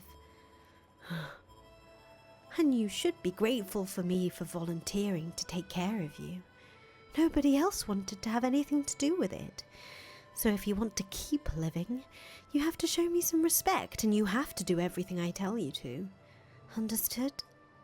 So this is the real you. You were just pretending to be respectable, when in reality, you're not only sleeping with Didier, you're a downright vile woman. You've been putting on an act ever since you got here. Oh, you make it sound like I'm somehow worse than anyone else. I'm quite normal, thank you. How is this normal? Listen to me, Michelle. The side of me you see right now isn't necessarily the whole thing. The sweet girl I am for the family is also me. And when I held you in my arms, that too was me. I'm not putting on an act. Liar! Although to tell you the truth, I never actually liked you, so that part was a lie, yes. If Mother hadn't asked, I would have never even considered getting friendly with you. Amy! You know, life as a noblewoman is so dull. It's so restrictive. No room for love at all. So can you really blame me? There so happened to be the most wonderful night right there for the taking. Why shouldn't I have gone after him? I'm still young. Let me have some fun, you know? Not like women have much else to do in the way of recreation. So it wasn't Didier, but you who seduced him? And it all would have worked out beautifully too, if you'd only kept your mouth shut. You ruined our family gathering and damaged my reputation. And you called me a whore. That wasn't very nice now, was it? It wasn't. Is it any surprise I'm a little sore? You brought this on yourself, Michelle. I brought this on myself? Don't you dare! Nothing justifies what you're doing to me. I'm not the disturbed one. You're the crazy whore, and you don't try and pretend otherwise, damn you. Oh my, such language. You're not being very nice to me, Michelle. Girls aren't supposed to talk like that, you know. I'm not a girl. Then what are you? I'm a man. A man? With that body?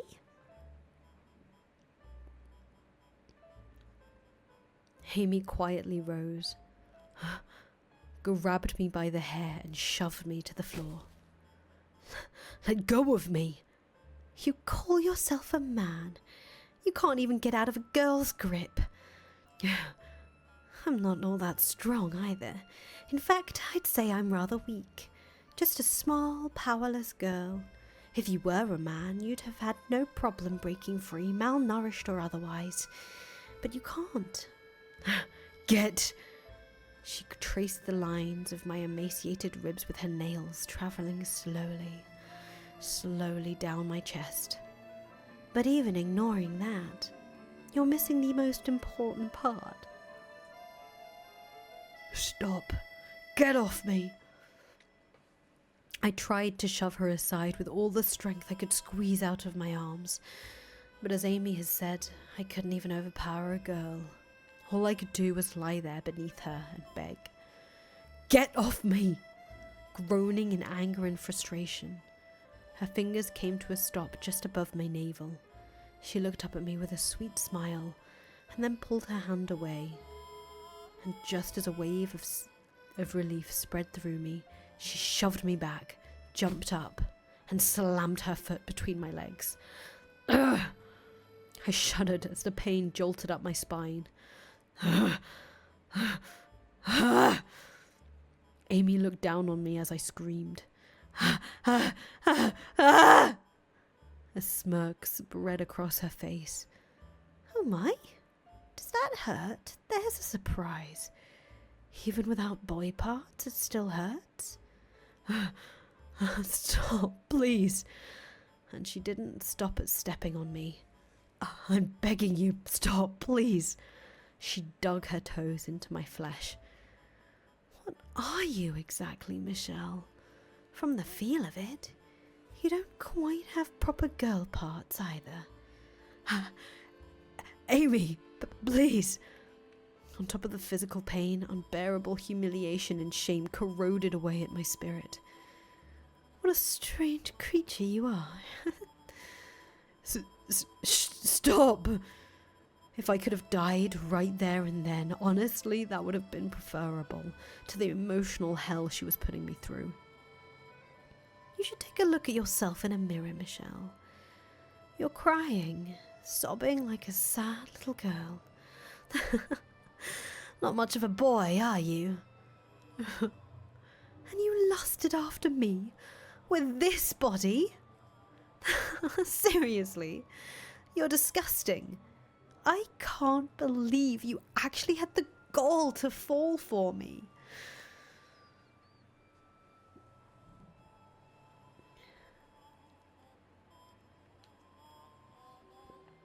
Amy's abuse was not a one-time occurrence. As she had promised, she came to feed me every day. But her arrival brought nothing but anguish and torture. Every day she chipped away more of my spirit. But I hadn't succumbed to her yet. My anger still overpowered any fear I felt. About a week after Amy started caring for me. Have you been a good girl, Michelle? I bought you your supper. I'll set it right here for you. What's the matter, Michelle? Your food's right there. It's going to get cold. Go on, eat. But no using your hands. Crawl over and use your mouth. Come on, eat. Or would you rather I feed you? You. What was that? Do you have something to say? Oh. I can't understand a word you're saying, Michelle. If you would eat, you would have enough strength to talk. You. Huh? I'm going to kill you, Amy! That was, I believe, the first time in my life I had felt a sincere, overpowering desire to end someone's life. I wanted to see her dead. With my hands and legs tied up, I lurched for her, and like the dog she wanted me to be, I chomped down on her wrist. The taste of someone else's blood was far more unpleasant than I had expected. I felt like I was going to vomit. But I was determined not to let go of her wrist for any reason. I would gnaw through to the bone and rip her entire hand off. She could beat me unconscious and I still wouldn't let go. She would have to kill me to get me off of her. I wanted her to feel the same pain I felt when she trampled on me. Let go! My body never did what I wanted it to, though. I could swear on my life I wouldn't release her arm, but I could never seem to make good on my determination. Amy's foot flew up into my emaciated gut. The pointed tip of her shoe dug into my flesh like a knife, and I collapsed to the floor in a fit of convulsions. And just as I was about to cough up a mouthful of stomach acid, she rammed her foot into my stomach a second time.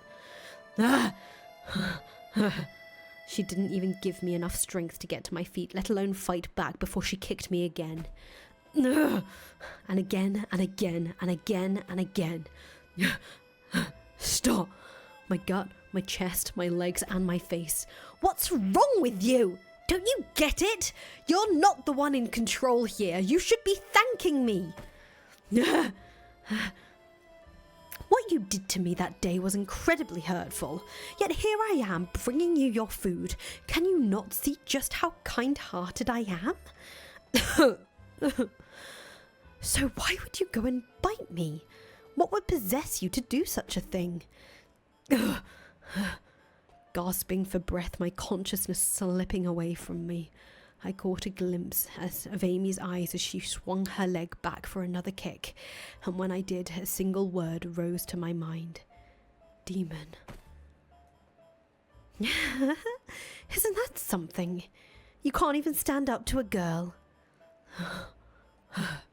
I'm not that strong. I'm weak and frail. This is the first time I've ever kicked someone. I have absolute control over you, Michelle. You understand that now, right? You learned your lesson, didn't you? Not an ounce of strength remained within me. My tongue and cheeks were torn up and my mouth tasted of blood. Thinking herself weak and having no experience in the ways of physical violence, she knew no restraint. The ignorant can be so much more brutal and viciously relentless than the seasoned. My vision had gone red and I could hardly feel my own face. There was a strange gurgling sound with every breath I took. Jeez. What am I going to do about this hand? It hurt like crazy. Oh, I know. I'll tell everyone you finally lost it and tried to bite my hand off. They'll all feel so bad for me. I can just see the sad looks on Didier's and George's faces. They will not. You know your brothers have completely given up on you. A deranged sister is nothing but trouble. You know what you are, Michelle? You're a demon child. Why? Was I the demon and not her? Why did no one come to my aid? Several times I considered ending my life, but every time I did, memories of better days came back to me, of the time before my body had transformed. The days when we were all so sure of our happiness kept me chained to life. Why couldn't things still be the way they had been before then? In my heart, I hadn't changed at all.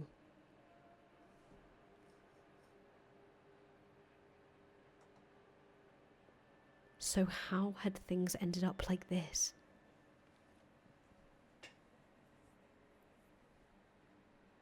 Michelle! Oh, Michelle! Are you in there? Did you need something, Georges? Oh, come on, don't be like that. Do I have to need something to talk to you? No, but you looked like you were in an unusually good mood, so I thought... Well, why wouldn't I be? It's a wonderfully gloomy day out. I would understand it if it were clear out, but can you really say it's wonderfully gloomy? Well, you can't be outside for very long when it's not cloudy, so in our case, this is perfect weather. Oh. What do you say we go for a little stroll while we can? Dee's around today too, so we can see if he's up for it. It'll be like old times. We've been running around like headless chickens lately, so we haven't had much of a chance for a sibling outing. We'll have Mum make us a lunch and then... Oh! We'll take a couple of horses up to the forest's edge. I'm fine with that if you are. You bet your bum I am. I asked after all. Now come on, let's go.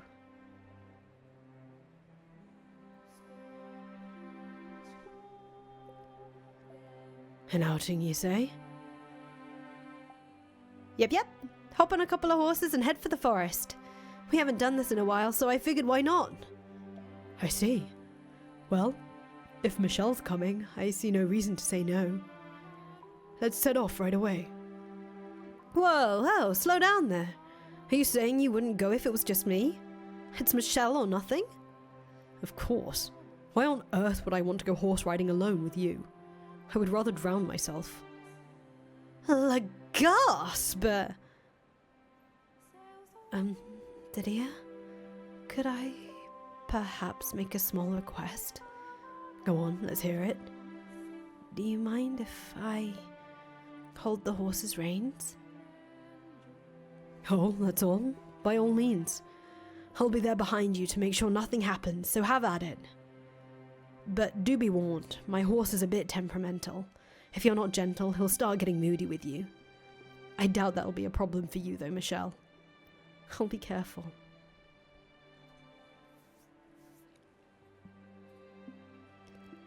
Hey, whoa, slow down, guys. Look at that, Michelle. George is still fumbling all around all the way back there. Are we going a bit too fast? No, you're fine. That you were able to get past that so quickly is proof of your talent.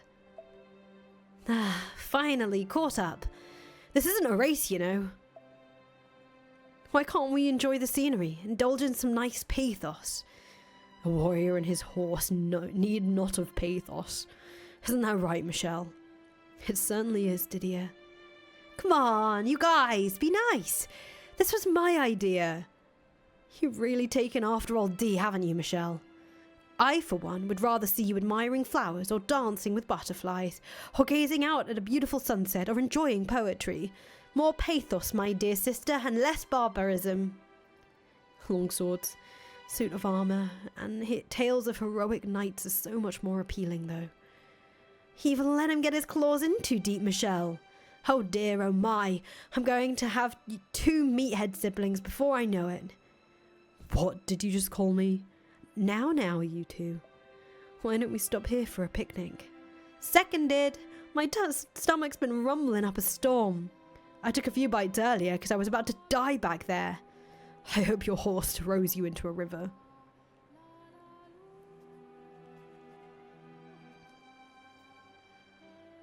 Hey, so the other day I brought a cat home. A cat?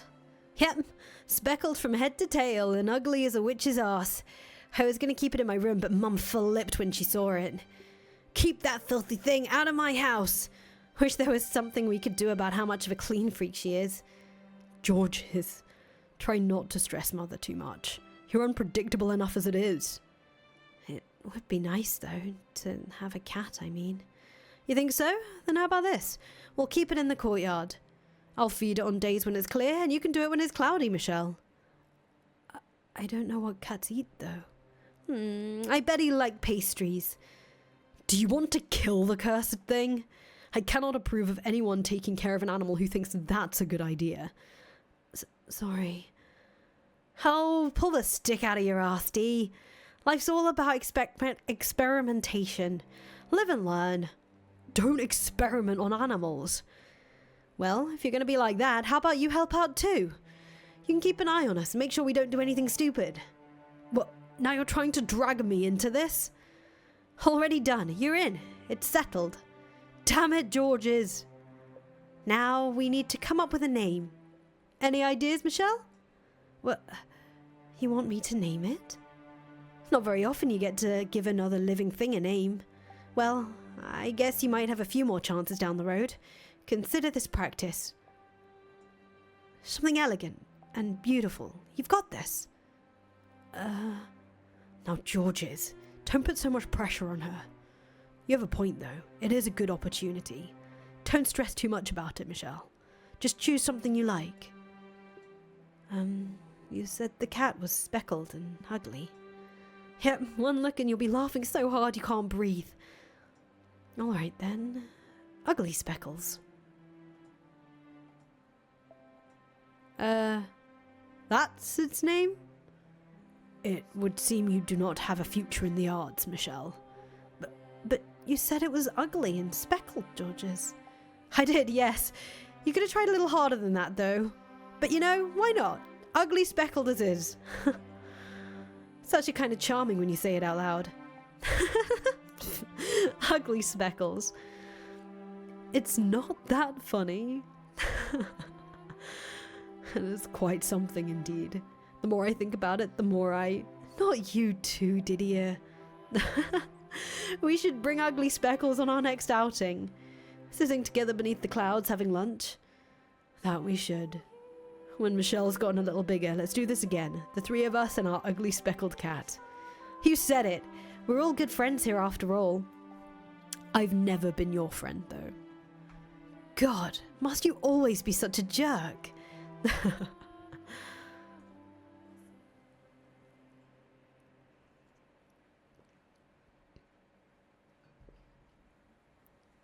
Lydia. Georges. Was Amy telling the truth? Do you really think I'm nothing but trouble? Do you think I've lost my mind? That I'm a demon child? Lydia. Georges. Why do you not open this door for me and let me out? Were the things I said that day really so heinous? Do you resent me too, like Amy? Didier.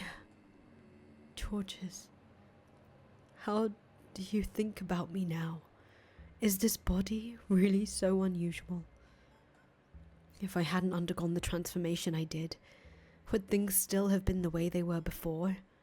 Would we still be able to go out to that forest again and make silly, meaningless conversation, everyone laughing like we had then? If this body hadn't changed the way it did, would I not be trapped in this darkness? Even if that were the case, I didn't want to be a girl. If God descended from heaven and offered to change me back, I would have turned him down, because inside, I wasn't a girl. And my nightmare at Amy's hands didn't end there either. As much as I loathed to admit it, I was terrified of her. Every day I dreaded the sound of the door opening. However, if I were to block the door off with furniture, I would lose my only remaining lifeline. I had no choice in the matter. It's time for supper, Michelle. I brought your favourite, parsnips. Well, what the dogs didn't eat of them anyway. But you don't mind, do you? I'm going to cut your nails today, Michelle. I need you to stay very still. You wouldn't want my hands to slip. So, to make sure you do, I'm tying you up. This way, you can't accidentally move. Here's your water, Michelle. It's murky? Oh, heavens me. I must have fetched it from the wash basin, my mistake. It's supper time, Michelle. I bought you parsnips again. Don't worry, the dogs didn't have any of these. They didn't seem to be interested in eating them raw. What? You don't want any? Then what am I going to do with these? You know, Michelle, you're such a disgrace. Cry for me, won't you? Beg for mercy. Look at you, all that pride, gone out the window. It's hilarious, I tell you.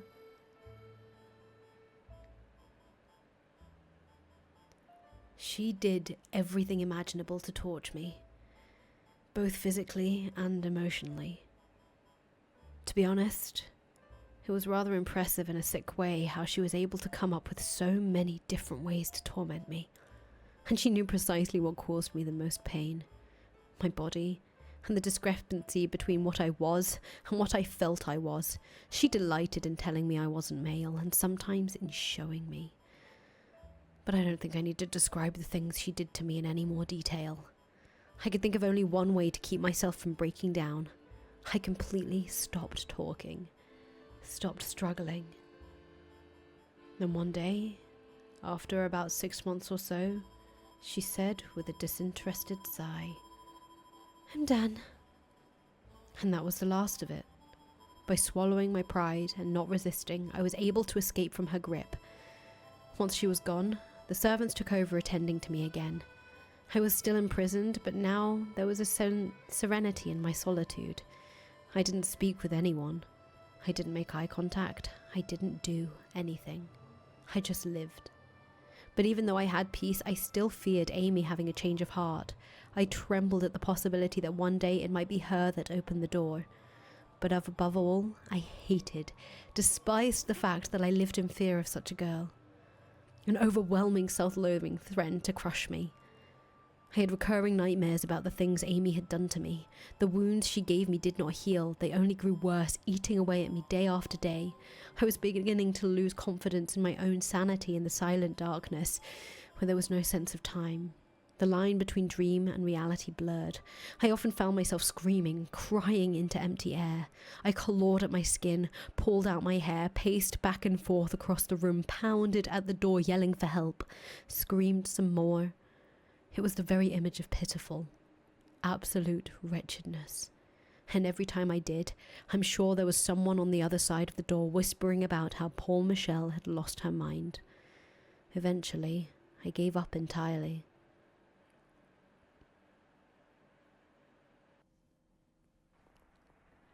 It was a stormy night in my 16th year.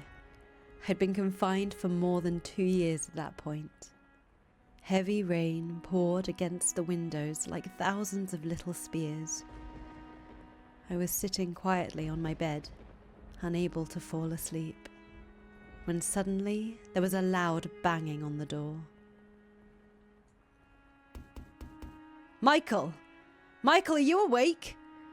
If you aren't, then hurry up and get awake. We got big trouble. Lower your damn voice." "But..." When I first heard my brother's voices after so long, I thought I was hallucinating.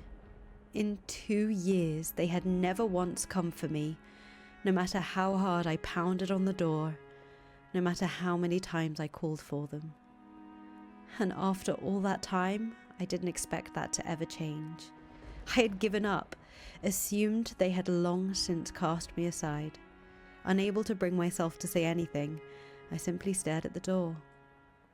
When there was another bam, bam.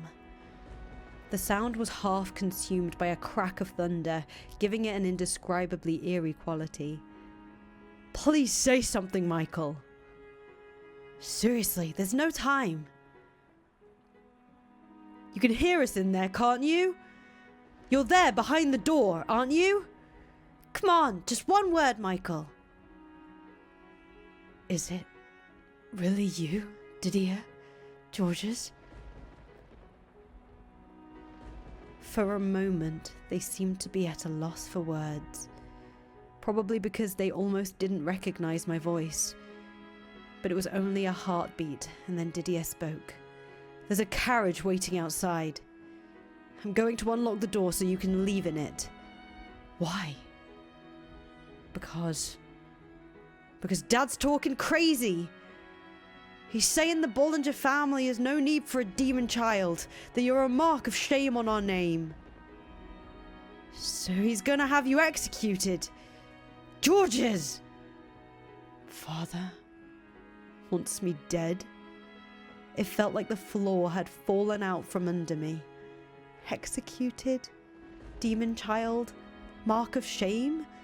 So he was saying I didn't even deserve to live anymore. His plan for tomorrow morning.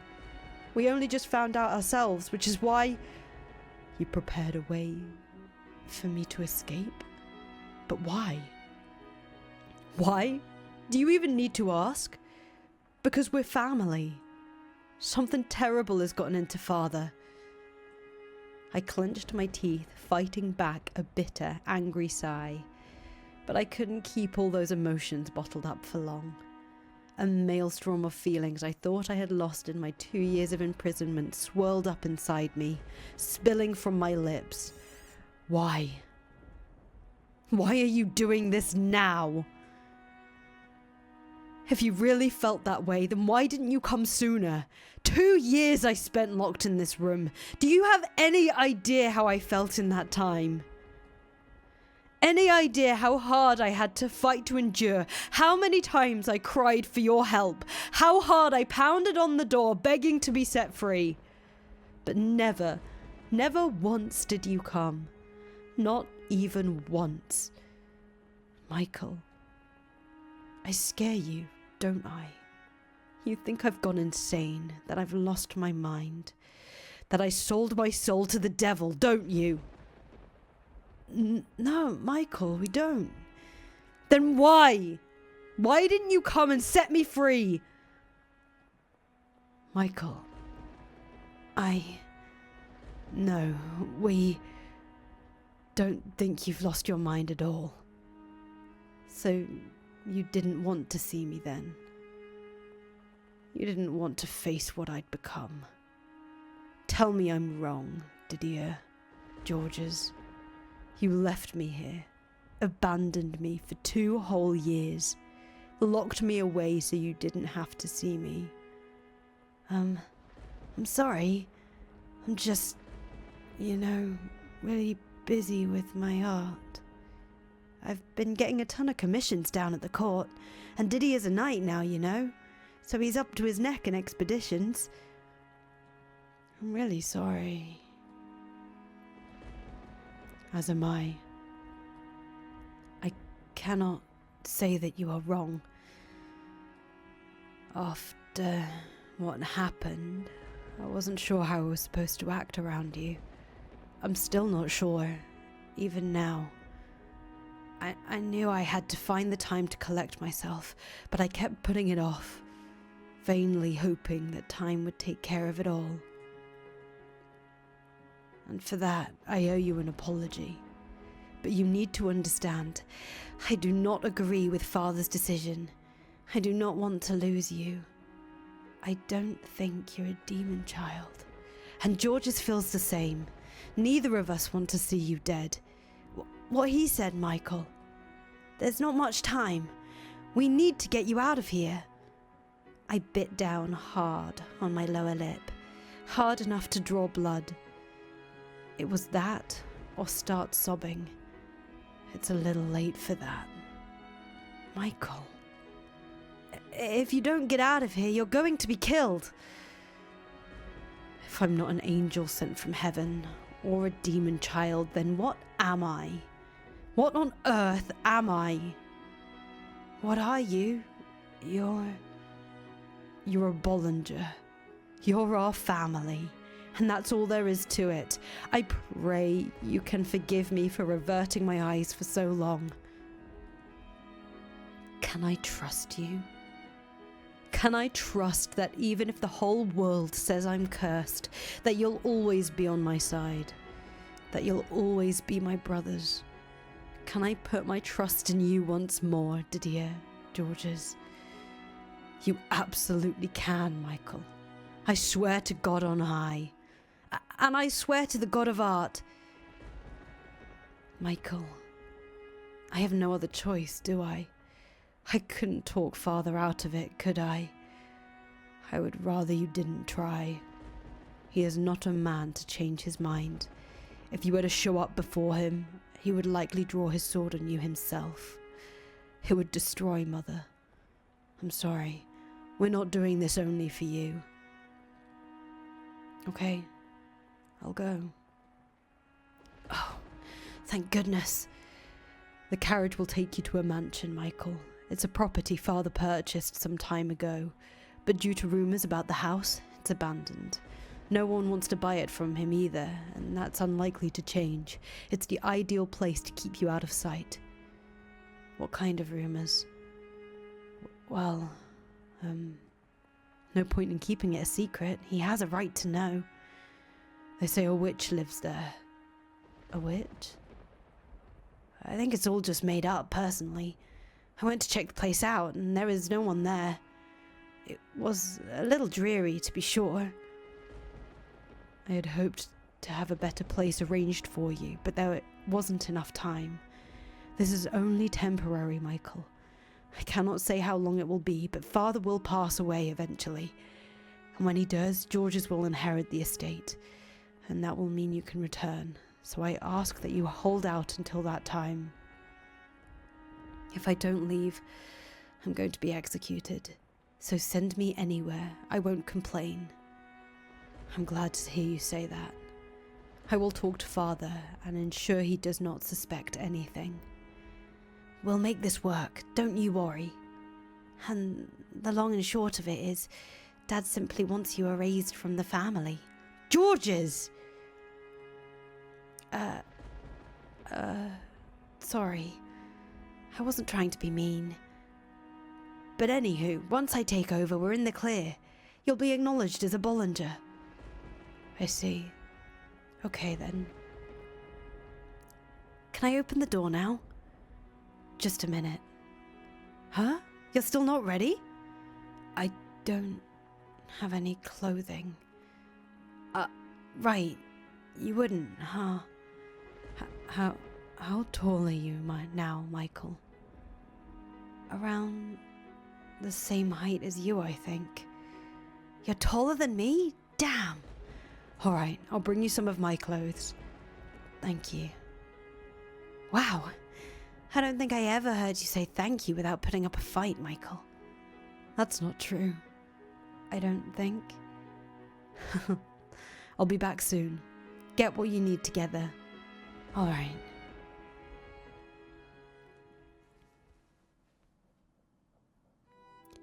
Sitting in the carriage, waiting outside, listening to the pitter-patter of the rain, I gazed out at my two brothers. I hadn't seen them in 2 years, but they hardly looked any different than how I remembered them. I was the only one who had changed, and dramatically at that. Looking at them, I couldn't help but remember the old days, playing chess with Didier, learning to draw from Georges, our sibling outings. However, the ominous sound of thunder crashing in the distance drowned out those memories. The mansion is several days' travel from here. Hopefully the carriage isn't too uncomfortable. I will send a package with any supplies you need once a month. Food, clothing, and something to pass the time. If there's anything you want, Michael, just tell me. Now, or you can have a message passed to a servant on to me. I can't think of anything. Actually, wait. I can think of one thing. I would like a chess set. Alright, I'll have one made. I would rather have yours, Didier. Would that be possible? Are you sure you want that beaten old thing? Yes, I want that one. Alright then, I'll include it in the first delivery. I'll send you something too, Michael. Anything you want, just tell me. In that case, I would like some art tools.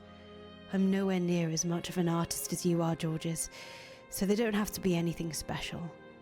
Gotcha! So some canvas and, how about some charcoal? And when you get back, I want to see what you've made with it, okay? Okay. I know this is already hard enough on you, Michael, but I need to ask you to do something for me. Avoid making contact with anyone who doesn't already know about you. So, I can't talk to anybody but the servants? Put simply, yes. Tomorrow the world will consider you dead. so we cannot have people finding out you're actually alive. Especially Father. Please do this for me. I've been doing that for 2 years already. I've long since lost interest in interacting with anybody, so you don't need to ask me to keep to myself. Right. Does anyone else know I'm alive? Yes, Mother knows. In fact, this was her idea. It was? She loves you, Michael. She really does. Mum just, is having a little trouble facing the truth. So even though she's not here to see you off, I guarantee you she doesn't want to see you dead. She wants to have you in her life again. I expect Mother will be writing you, so please take the time to write her back. She's a troubled woman, but her love for you is true and unwavering. Will you do that?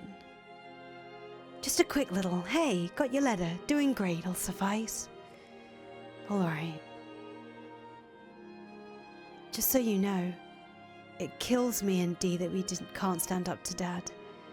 But as long as he lives, his word is God in this house. I understand that, yes. Well, you never know. He could be gone quicker than you expect. Week from now and bam, he's dead as Dee's social life. Is there not an ounce of respect in your body? Oh, give me a break. I'm upset. He's gone way too far. And once he's dragged his ass off to the great beyond, anything goes. Surprise, Michael was alive. Yeah, I suppose. Until then, we'll take care of things here. Tomorrow's gonna be the performance of our lives. Crying like a couple old big babies and laughing our tails off inside.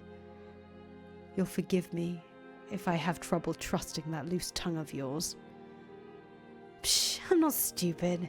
I know this is important. Not even Amy will suspect a thing. Amy? Yeah, not even she can know. It's gonna crush her, I'm sure, but the less people who know, the better. When Georges said her name, my whole body went shamefully cold. It had been 1.5 years since the hell she'd put me through, but every last detail of it remained carved into my mind and body. There was no way she would even be slightly sad about my death. She might act it, but she would almost certainly be elated by the news. It seemed Georges had still yet to see what lay underneath that woman's mask. I know you two were close. Huh? Are you worried about how this might affect her?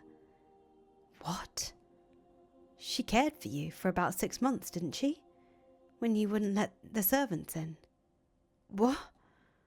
From what I hear, you got real close to dying in there.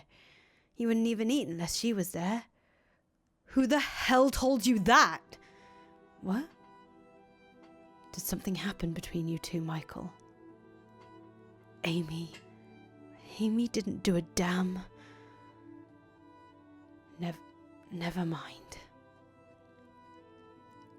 I can't tell them. I can't put what I went through into words. It will only worsen my shame, especially not in front of my brothers. Georges, how are things between you and Amy? You still letting what happened 2 years ago get to you? Well, at the time, things were a total disaster. I'm all excited about getting myself a pretty little wife, only to find out she's rocking the boat with someone else. I cried for weeks. Yeah, I'm sorry. Deep down, though, she ain't actually a bad girl. She's young, and kids make mistakes. After it all came out, she turned over a new leaf. She started doting on me, something serious, and well, it's hard not to let one little mistake like that go when she's trying so hard to make up with me. The age excuse doesn't work for Dee, though. For about a year, things were really rough between us. I didn't even want to look at him. But at the end of the day, we're family. We can get past anything. Besides, because you let the cat out of the bag, that gave me something to hold over Dee. All things considered, I'm not complaining. So, you would say you're happy then, Georges? Sure would, yeah. Believe it or not, I'm kinda head over heels for her. Hard not to like a girl like Amy. Oh, I see. Do you really feel that bad about 2 years ago? So she's still keeping up the good girl facade around Georges and Didier. No one else knows she's actually a sadistic, cackling demon.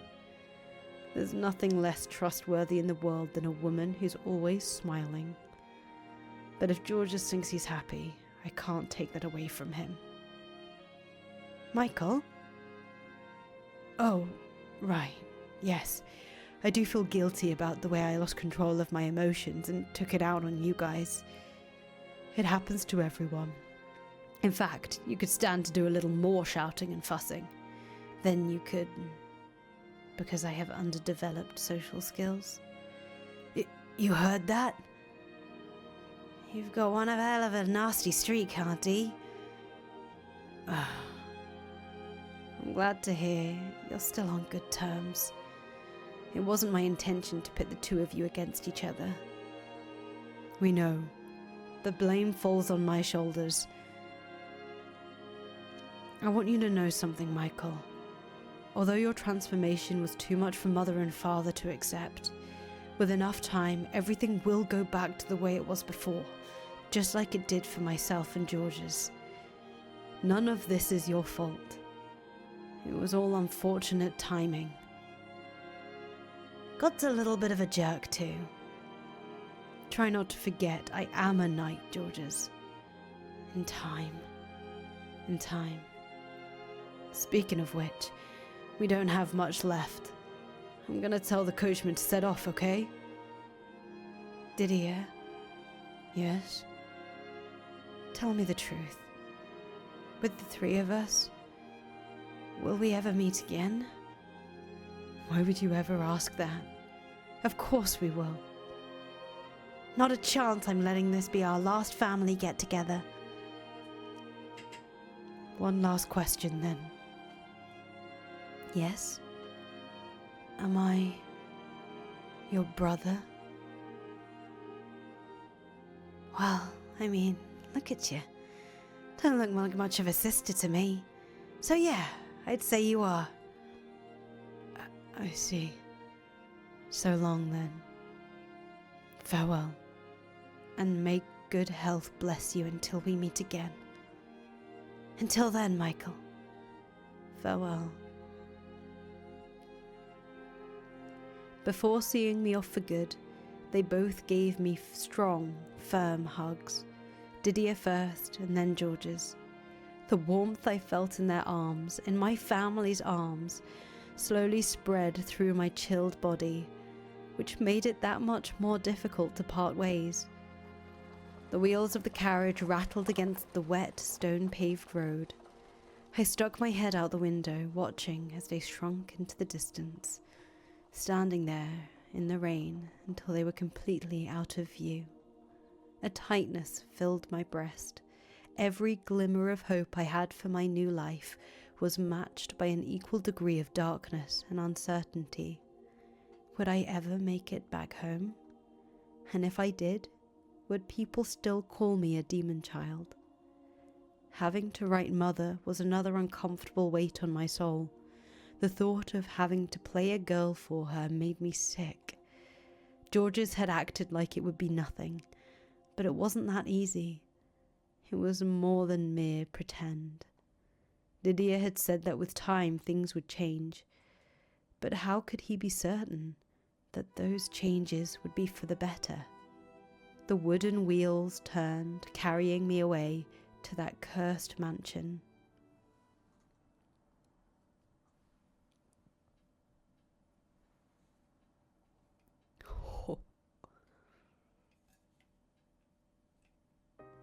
The next thing I know, I'm sinking into a vast void. Darkness cuffs my hands and legs, restricting my movement. images of the past I had kept buried away for so long streamed past me. This isn't how I wanted it to happen. Not coming from my own mouth, but being laid bare for all to see without my consent. That wasn't how I wanted her to find out about my secret, about my shameful history. I warned you, my dear. I told you, you didn't want to reclaim your old self. If you had simply let it be, you wouldn't be here now, forced to relieve it all. Do you understand? The tale I spun behind the fourth door was as much for you as it was for her. There, you were a young man with a sad fate, but you met a wonderful woman, fell in love with her, and then died in the arms of tragedy. The sequence of events is not far from the truth, but I was able to turn it into something enchanting and beautiful. I got rid of all the nasty little details, your ugliness, your body troubles, all of that. Doesn't it seem a bit unfair, Michael? You tore down the walls around Giselle's heart, around her past, but you wanted to keep your own nice and safe and hidden away. She has every right to be upset. You were afraid she wouldn't accept you, were you not? And that's precisely what happened. But can you honestly blame her? The truth you've kept hidden away is not something most people would be able to accept. The prince, who came riding in to save her, silence! Wasn't actually a man. Please, enough. I've seen enough. Let it stay buried, please. Just stop this. I don't want to see it. I don't want anything to do with it. What a sad little creature you are, my dear. Not a woman in this world would have any interest in you now.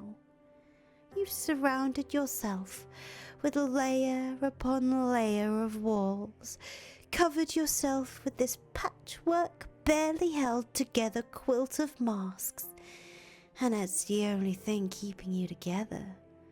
You're the frailest one of all, the weakest. And it's about time you accepted that and stopped trying to fight it. I am not weak. Oh? Is that so? Let's proceed with the tale then, shall we? Face the one you hate the most in this world. Yourself. Your weakness. Your ugliness. Face it and spare.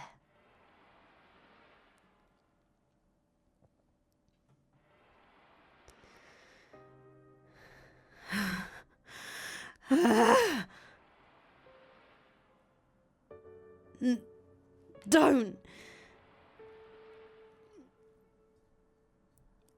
Again. Once again, my own desires, my own wishes are completely irrelevant. The past sprawls out before me once more. And the witch is exactly right. I despised the man I was then, teeming with vain hope and foolish dreams. I would rather pretend that part of me never existed. But I have no choice. I'm dragged back into the life I once lived, my pleas for mercy fading into dark nothingness.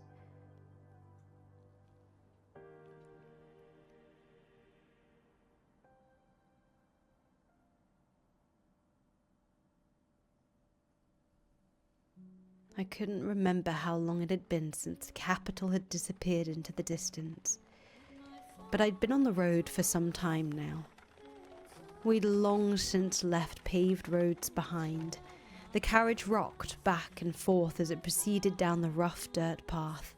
For hours I stared through the window as unfamiliar scenery flowed past. Eventually, a fog settled over the area, making it difficult to discern night from day. We made our way through these dark, dense woods, and beyond them, like the world fading into view after a dream, a mansion appeared before us. All the windows were either shuttered or boarded, encasing the house in darkness. In a way, it felt like all I had done was move from one prison to a much larger one. Briefly, I thought they had possibly been sealed to keep anyone from seeing me inside, but my coming here was a recent development. More likely then, the house had been in this condition when it was initially purchased. Quite the piece of property my father had found himself with. I wondered if he had been swindled by its previous owner. It was a gloomy, uninviting place, but it didn't appear to be in disrepair. The coachman left my luggage outside the door, gave me an empty farewell, and then went on his way. I was entirely alone. I spent some time just staring out at the forest, but naturally, there was nothing of interest to be found there, so I quietly turned around and opened the door to the mansion.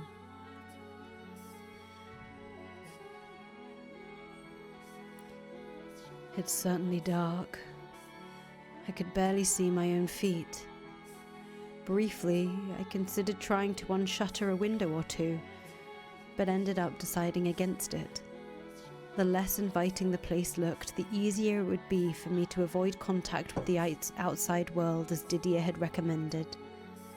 Standing there in the darkness for several minutes, my eyes gradually grew accustomed to the lack of light.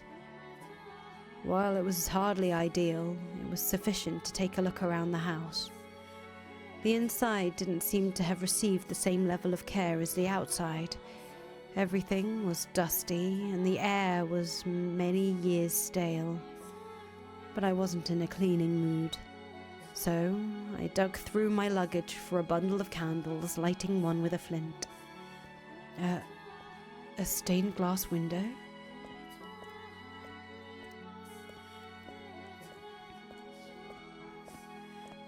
Examining the large room I found myself in, I came across a stained glass window depicting an angel. The archangel after whom I had been named looks solemnly down upon me. Quite the joke. 2 columns of evenly spaced pews ran the length of the room, all facing the multicoloured window. I set the candlestick on a podium of some sort, which is when I realised this is a chapel. A flat length of silver, bent in the middle, was mounted to the pulpit's face. When I saw it, I knew exactly what it used to be. A cross. The pews weren't facing the stained glass window, but the cross. Why though? It felt as though the mansion had been built up around the chapel rather than the opposite. I was perplexed as to why anyone would do that. But of course, there was no one around to sate my curiosity. Taking the candlestick back in hand, I made my way beyond the pulpit. There sat a small metal door. I pressed one hand against the cool surface and my heart leapt. It was abnormally cold. Though the door itself seemed perfectly normal, an inexplicable anxiety spread through me. It was a very unusual sensation. My instincts told me I should stay far, far away, and my heart told me it was my duty to see what lay beyond. What am I going to find back there? After a few moments' hesitation, I decided to act in opposition to my instincts.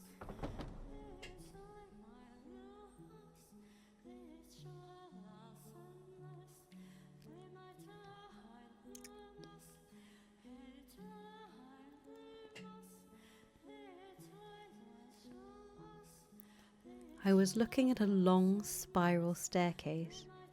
The wooden stairs stretched so high I couldn't tell where they ended.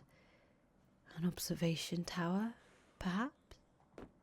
As if being pushed forward by some inhuman force, I mounted the staircase. By the third or fourth loop, soft light began peeking into the tower through regularly spaced rectangular openings in the stone walls.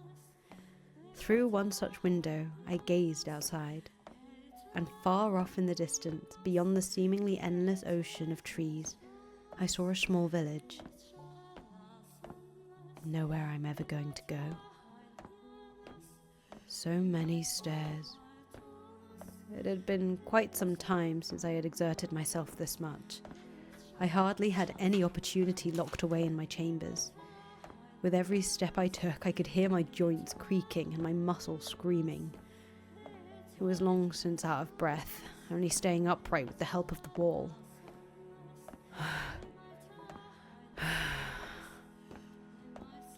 This is pitiful, damn it. But turning back never occurred to me. I had to keep climbing, had to make it to the top. And it was that feeling of necessity that pushed my exhausted body upward.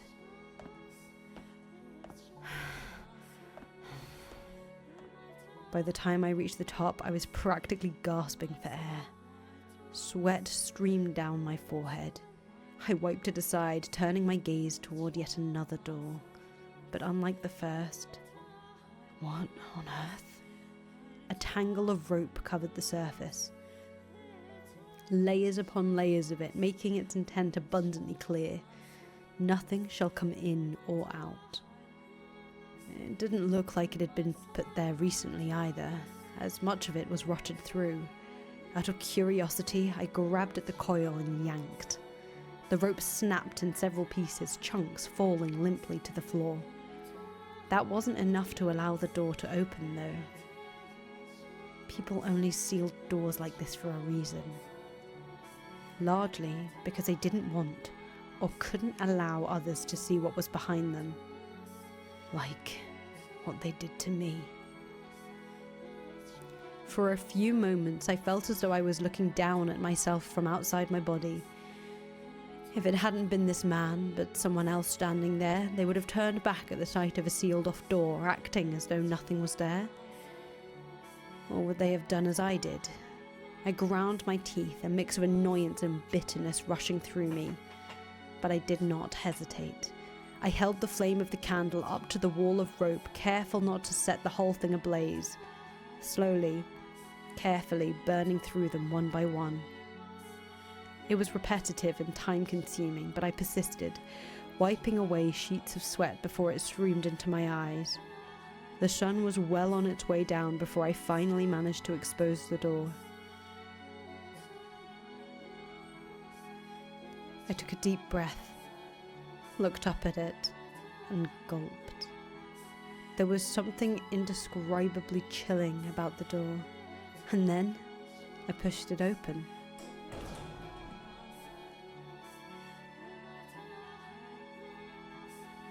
A barely noticeable breeze brushed past me. A single ray of sunlight shone into the room, coming from a single window sitting high atop the wall. It cast a milky white patch of light on the hard floor, revealing the fact that I was not alone. The rumours say a witch lives in the mansion. There, I saw, in this cursed house, a skeleton with only one arm. A cursed mansion for a cursed man. It was like I was destined to end up here. I had no way of finding out who the skeleton belonged to, so I left it there at the top of the tower and retreated into thought.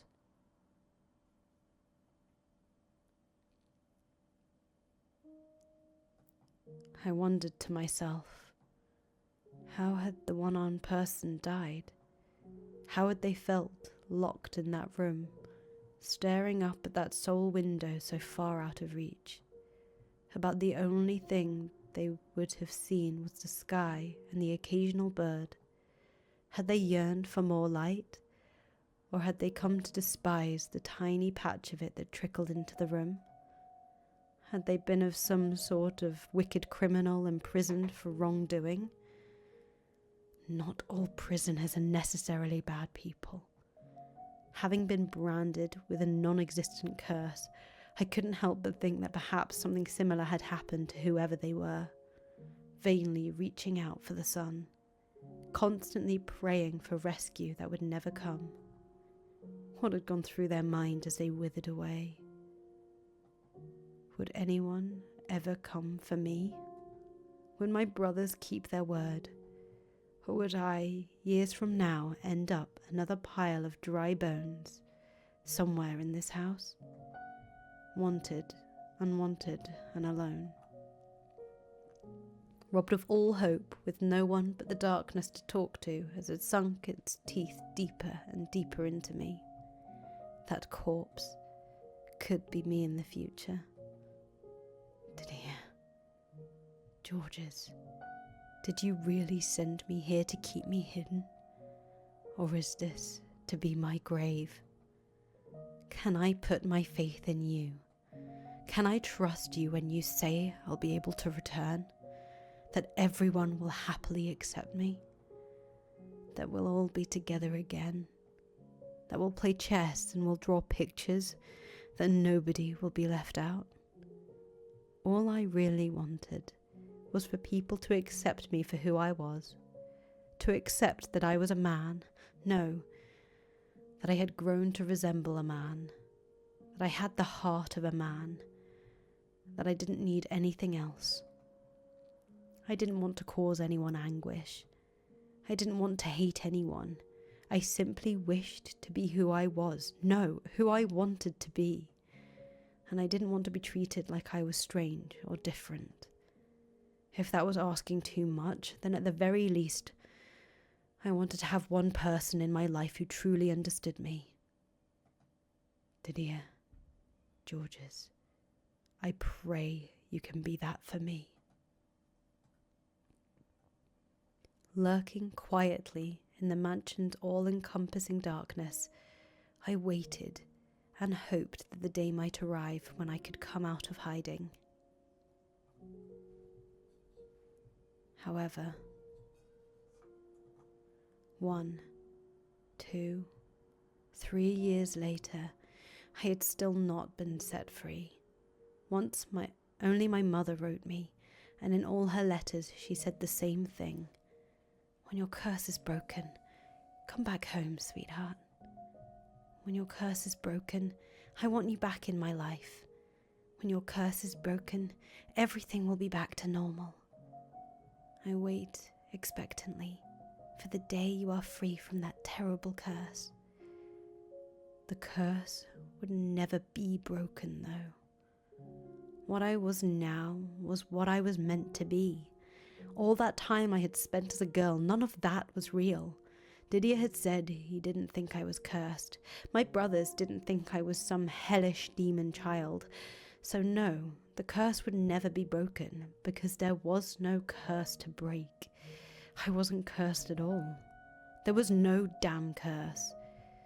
But the flow of time eroded away at me, slowly killing any confidence I had once had, sucking me dry of all trust for others and myself. With enough time, I started questioning my own beliefs about what I was, started thinking that perhaps I was cursed, much like they had at the Bollinger estate. The servant who came by every month did his best to avoid making eye contact. But beyond just bringing me food, he was also checking in on me and making sure I didn't attempt to run away. And every month, he probably went back and told Mother the same thing, that my curse had still not been broken.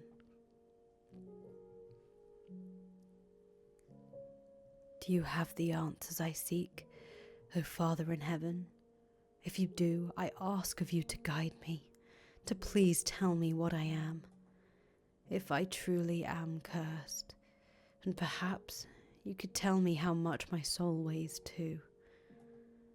Probably not very much.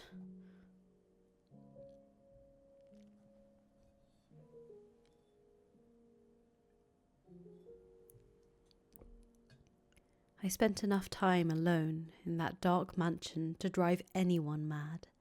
The more time that passed, the more I grew to question myself, my worth as a human being. And whenever the self-doubt and loathing became too much to take, I trekked up to the top of the observation tower to see the light.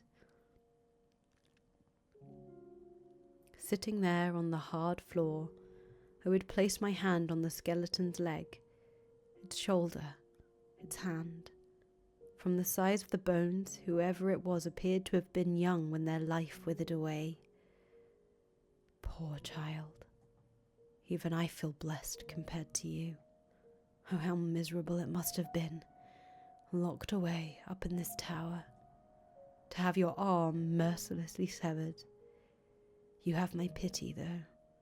I alone shall mourn for your death, and I alone shall take comfort in your presence. You poor, poor child. By pretending to pity someone who had had it worse than me, I was able to feel somewhat better about myself. Because if I was in a position to pity someone else, then conversely, I wasn't in a position to be pitied. Vainly, foolishly trying to convince myself of a lie, I spent hours, days alone in that tower, holding the dry bones in my arms.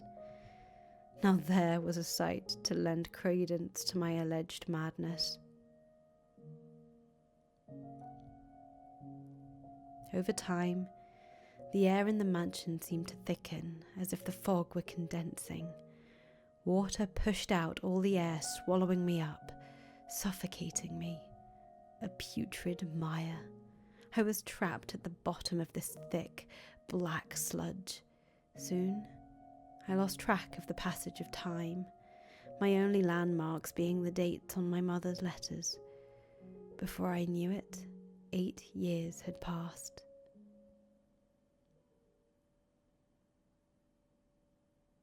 What the hell is this? I hadn't heard my own voice in so long I had almost forgotten what it sounded like. There was a delivery that day, but it wasn't the usual package. The servant was, instead, carrying a large rectangular object draped in cloth. Shoving that into my hands, he said, "The regular supplies will be here in a couple days," and then ran off. Presumably, he was afraid to spend any more time than necessary with a cursed man.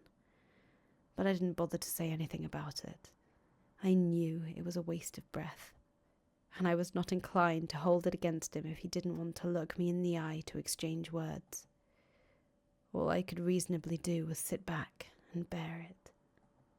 As long as I kept my mouth shut, the man could do his job in peace. By the candlelight, I began unwrapping the package the servant had delivered. From within, a sheet of parchment fell to the floor, and inside the package was a painting.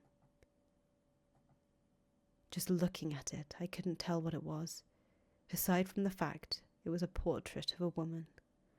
I knew those brushstrokes, though. They were very distinctly George's. The woman depicted had white hair. White hair? There was a flash, a fresh jolt of pain that had nearly faded away. 6 needles piercing my chest. So much blood had spilled from those gouges I had long since lost any sensation of pain, but now it was back. No, Georges, you didn't. My whole body froze. The blood in my veins came to a halt. I couldn't breathe.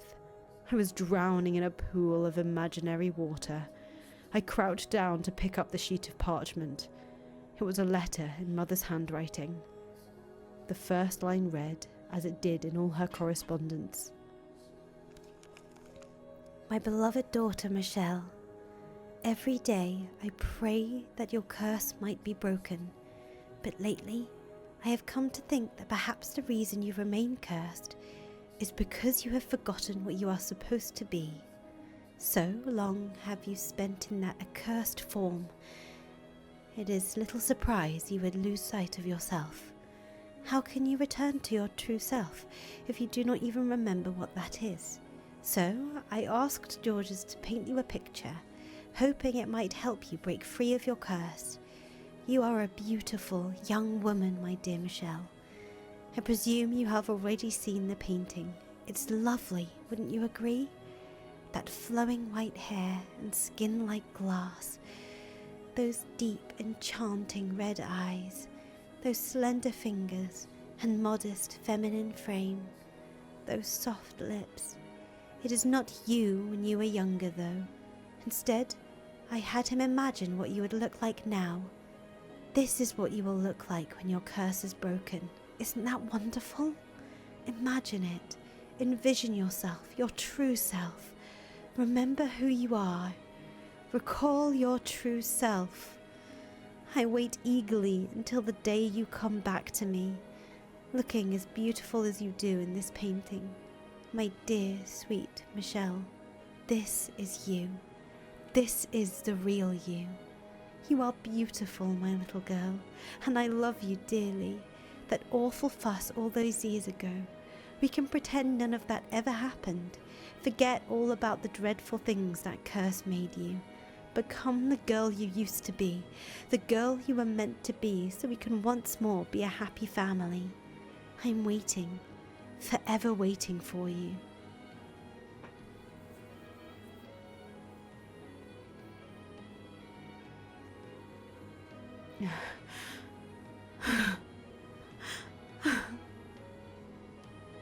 The letter ended there, leaving me with the woman in the painting staring back at me.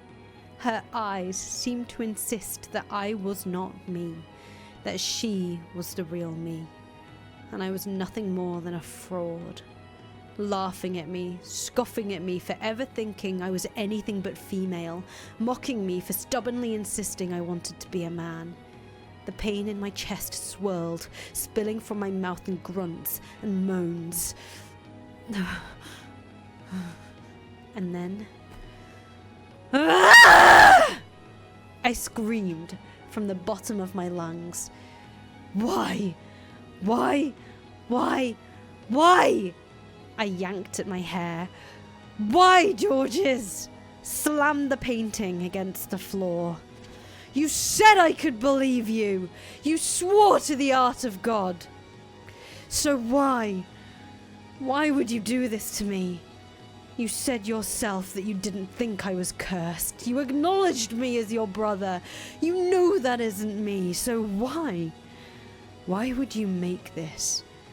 I've been waiting for so long. I put my trust in you and Didier. I trusted you. I believed you would always support me.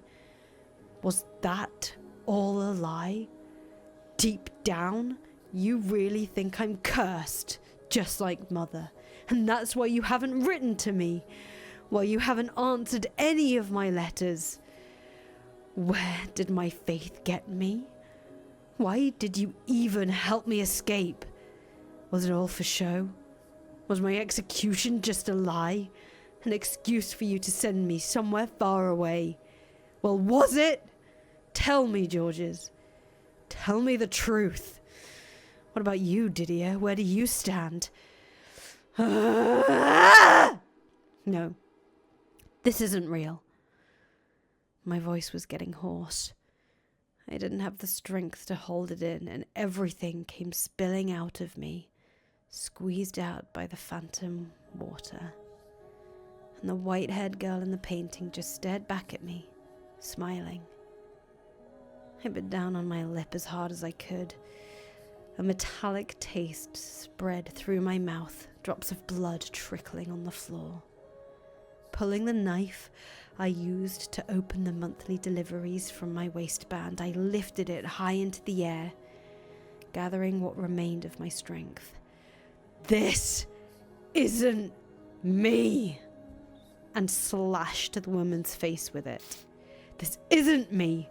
This isn't me! I'm not this woman! I am a man, carved into it. This is not how I look. With everything I had. Don't try to erase who I really am. Don't call me repulsive. Don't say I'm an abomination. I tore into that smile, content surging from every slash. This woman isn't real.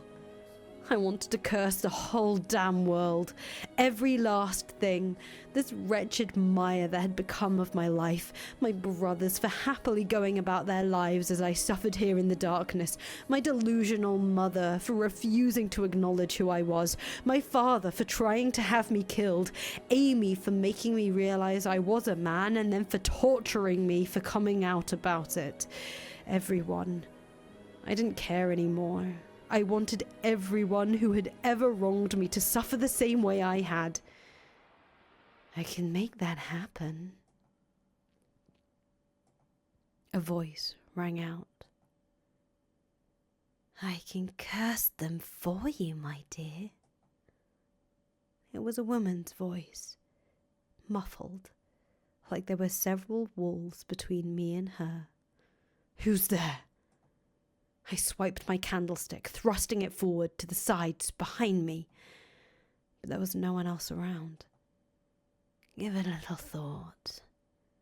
It's not that difficult. And when you figure it out, come to me. I have been waiting for you for so long. Someone with such hatred for the world. How am I supposed to know who you are?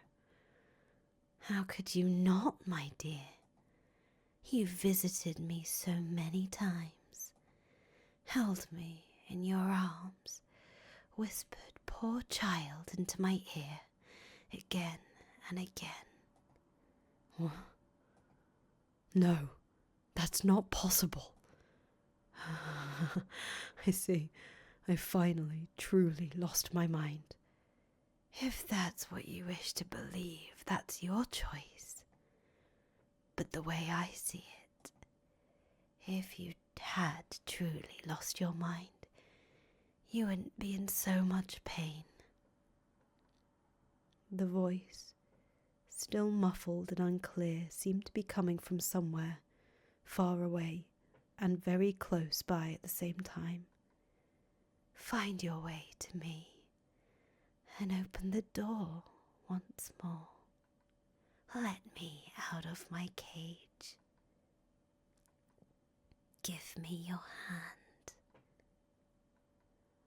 I knew, in the back of my mind, that it was all absurd, but nonetheless, I did as the voice said. I let myself be drawn in by the pleasant whispers. The archangel stood proudly upon his glass perch, looking down at me. His gaze almost seemed judgmental, but I marched for the tower unconcerned.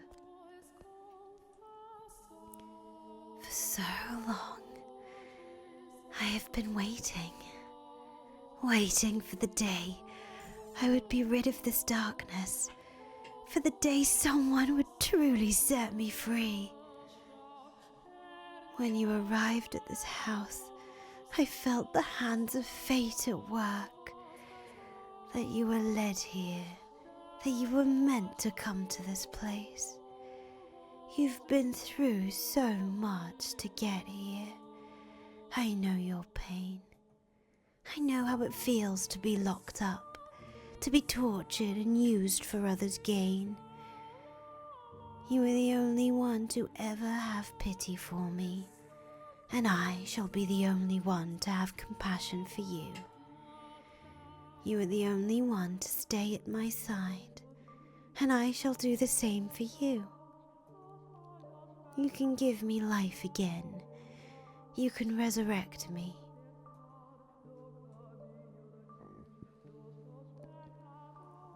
Now, open the door, Michael. It felt like I was no longer in control of my body. Her voice was tender, in a way unlike either Mother's or Amy's, enticingly so. Standing at the top of the observation tower, I pushed open the door. and the first thing I saw was the ray of light shining through the window, and nothing else. Thank you for opening the door. It was empty. The skeleton, which had been sitting there as long as I had been at this house, had vanished without a trace. I spun around, my gaze darting back and forth across the chamber, but there was no one there, only her voice whispering in my ear. You made this possible. You gave me the chance to have my revenge. Revenge? Now, I can make those men suffer a hell even worse than the one they put me through. Constant, everlasting despair. Their flesh may turn to dust, but so long as their souls live on, their torture will know no end.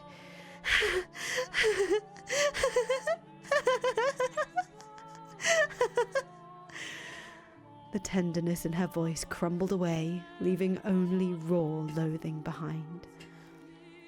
She then let out a half-muffled cackle. "Who are you?" Oh, you poor dear. They locked you up here without telling you whose house it was? You sad, pathetic thing. Though that's exactly the kind of person I needed. You're not the witch, are you? That I am. I am the cursed witch, who loathes this puny, wretched world, curses it, and my name is Morgana. Morgana? I assumed the witch was nothing but a legend, a tale. If you don't believe me, I would be happy to show you. Let's see. I could place a curse on someone you have a grudge against. Drag them down into the dark abyss. You are the one who granted me freedom after all. Sympathized with me, pitied me, appreciated me. You happily embraced my filthy corpse, and for that I will grant you your wish. Wishes can come true, Michael.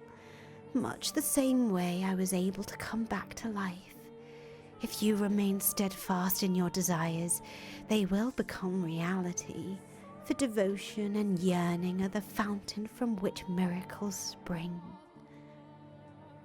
I cannot leave the mansion's grounds, but that is but a minor inconvenience. Tell me who you wish to curse, and I can lead them here. I can force the cross you were made to bear onto them. I believe in my power to perform miracles, because you made my miracle a reality. So tell me, my dear, who will be first? Your second brother, who made that ridiculous painting? George's. Shall we kill him? He deserves at least that. He brought you more than enough pain. But if you would rather, you could curse your mother instead, or the woman who set you on this path, or perhaps you would prefer your father. With him gone, you could return home. Ask, and I will perform a miracle for you. I didn't think she was lying either. As ridiculous as the whole affair sounded, the skeleton had disappeared from the tower, and I was hearing a disembodied voice, but beyond that, the voice seemed to have some sort of magnetism to it. If magic truly did exist in the world, then her words were laced with it. There was a power in her voice. Something repelled any instinct I might have to doubt the things she said. So I, on the verge of losing my grasp on reason altogether, believed every word the witch said. I wanted to curse them. To curse my brothers, mother, father, Amy, and the witch was saying I could do precisely that. What will it be, my dear? There is no price. I don't require a sacrifice or a dark ritual to perform my magic. I simply wish to show my gratitude. I want you to have that which you desire. Who do you want to curse? The witch's sweet whispers hung in the air for a brief moment before wisping away. All the muscles in my body tensed up. I felt woozy, like the floor was wobbling beneath me. It took everything I had not to fall over. Who did I want to curse? Oh, and you are welcome to choose more than one. All of them, even. I could curse them, and the witch would kill my family. I would be free. No one would know I had been born female. Why don't you become the new head of the estate? Who would I curse? Who would I kill? Didier? George's? Mother? Father? Amy? All of them? They had exiled me to this place. Have your revenge. A black butterfly fluttered across the room's single shaft of light. As I stared absently up at it, dozens of memories, of emotions flashed through my mind. But at the end of the day, we're family. We can get past anything. With enough time, everything will go back to the way it was before, just like it did for myself and George's. I don't understand. Why would I think about them now? They've abandoned me, left me in that room for 2 years, and then left me here for 8 more. They don't care whether I'm alive or dead. So why should I? Why should I?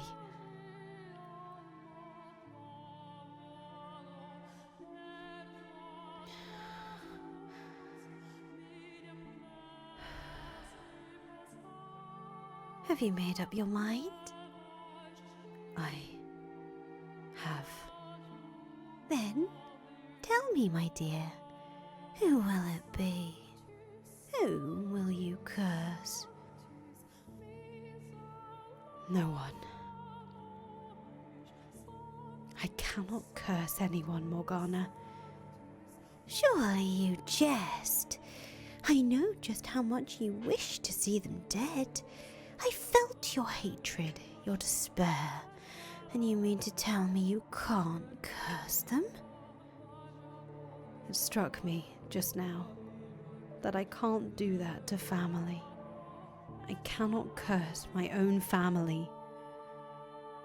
This is the family that cast you aside, labelled you cursed, made you suffer for years, and then locked you away in this remote mansion.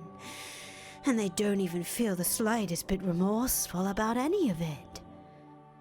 I understand that. I know that they don't give the same weight to their words as I do. I figured that out long ago.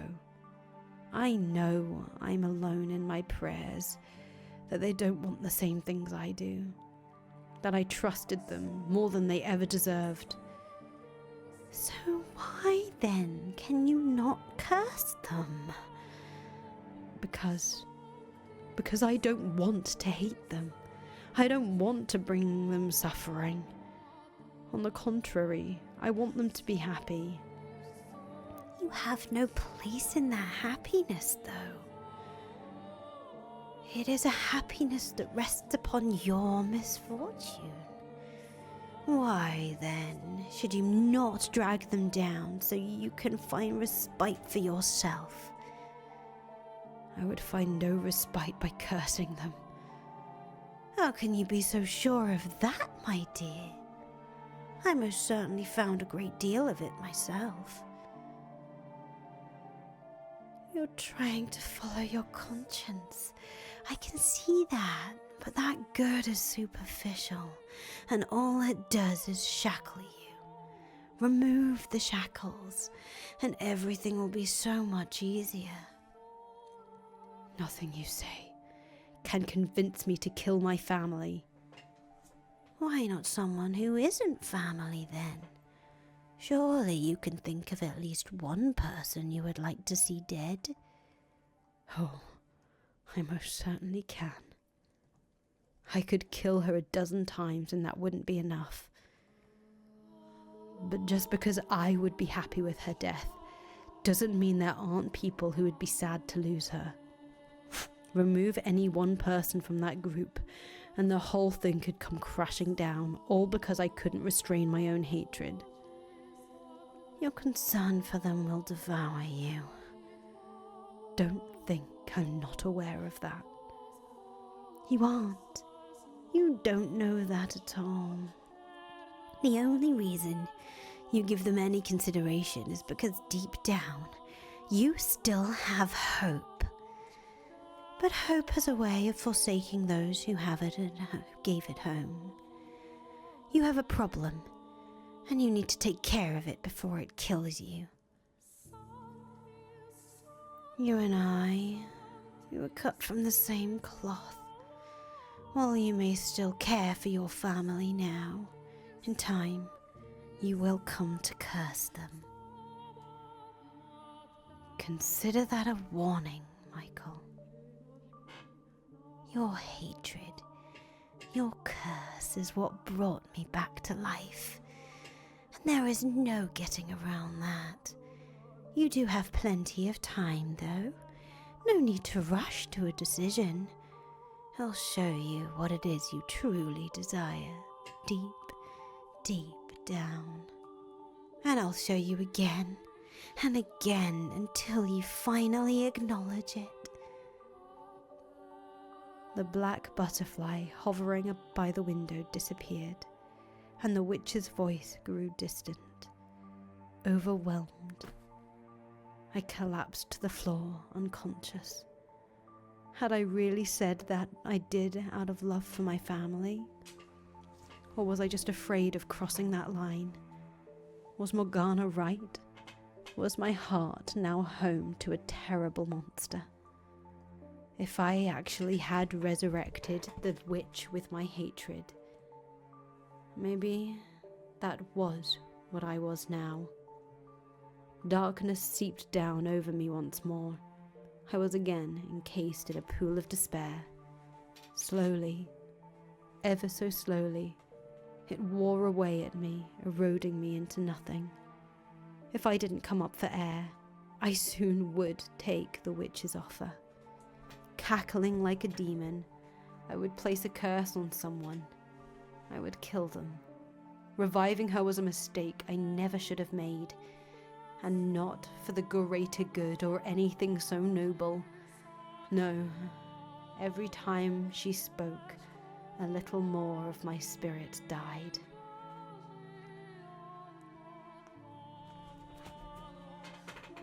From that day on, Morgana's voice became a constant fixture in my life. Curse them, kill them, curse them, she serenaded directly into my ear. No matter where I hid, or how deep I put my fingers in my ears, her voice resounded directly in my head. Hearing an incessant stream of curses from a disembodied voice was so unreal, so unbelievable, that I felt as though I was being dragged away from the realm of humanity. There was an odd, unsettling magnetism in her voice, allowing her malevolence to seep into me. It was downright torturous. Curse them, revile them. Do you really need to be in your right mind, honestly? Your fixation on holding onto your insanity is what's causing you so much anguish. Admit it. There's more darkness, more seething malice inside you than anyone else. That's why you were the one who resurrected me. Admit it. You do want to curse them, don't you? You do want to kill them, don't you? No, I don't. I don't want that at all. I've told you already. You're so desperate to deny it, Michael. It can only mean that it's true.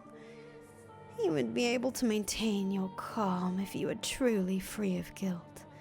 I do not wish to kill Didier, or Georges, or mother or father. I have no desire whatsoever to see them dead. Your constant babbling is messing with my head. Be honest with yourself, Michael. You do imagine what it would be like to hold their warm intestines in your hands, standing over their bodies.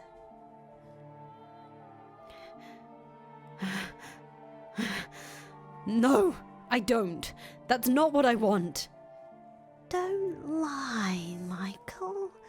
You climbed the tower. You opened the door. You sought me. No, I wasn't in control. No, Michael, you were. Enough! I'm done listening to you.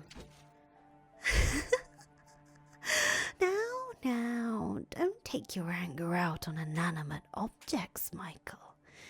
Do you even know where I am? Where are you? I'm standing behind you. In front of you. Now, I'm beside you. You're just playing around with me, Morgana, mocking me for your own amusement. Not at all, my dear. In fact, I consider you a close friend. Why would I mock someone who means so much to me? We are not close. You will come to understand in time that we are very much the same. And when you do, you will also know that I am the one person who truly understands you. Enough! Enough! Enough! Let it all go, Michael. Curse it all with me. Despise it. Kill it. Make it suffer. Curse it. Please, just stop. And where might you be going, Michael? Wherever you run, I will always be by your side. Are you going to pray to God to exorcise me? Now that's quite amusing, considering I am the child of... I'm not trying to hurt you, Michael. On the contrary. Stop talking. Please, just stop. I want to set you free from your misery. I can't take it anymore. Please, just be quiet. Who's there? I'm here to deliver your monthly package. I see. Michelle? Is something the matter? I opened the door, and there stood a servant of the Bollinger estate. He seemed to be quite perturbed by the sight of me. I must have looked terrible. Morgana's voice, her words sapped my spirit dry. A human. A normal person. Not a witch, or a spirit, or a demon. I knew, good and well, that the servant would never do anything to help me. He wouldn't believe a word I said, but at that point, his humanity was enough for me to latch onto. Help me, please. Pardon? The witch. She talks to me. She never stops talking. I'm begging you, please get me out of here. Let me go back home in your carriage. Please, let me go back. The witch's voice, it's killing me. It won't go away. I can't escape it. Please, I need your help. You've gone mad. Oh, you're crazy. See? This is why I didn't want this job. Having to deliver supplies to this damn cursed mansion. Having to get anywhere near the Bollinger's youngest child. No, I'm perfectly sane. You sold your soul to the devil.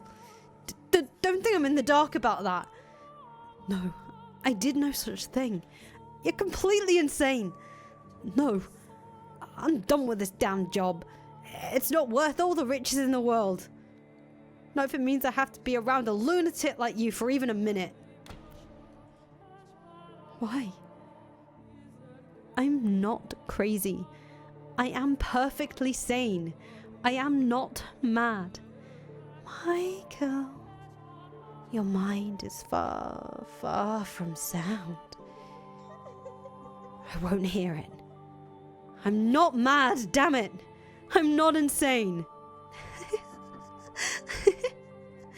I won't hear it.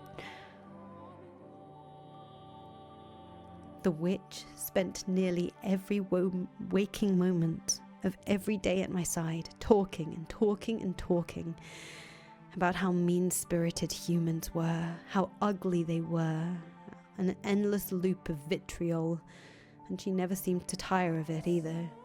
Every single day, on and on and on.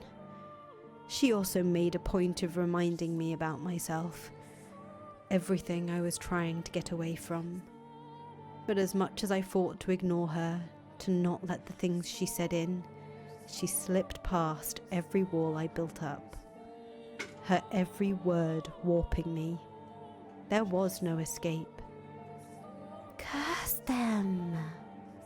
Revile them. Remember the things they did to you. Close your eyes and envision it. Remember the scorn in their eyes, the way their lips twisted as they laughed. You need only curse them, and you can wipe those reprehensible smirks out of existence.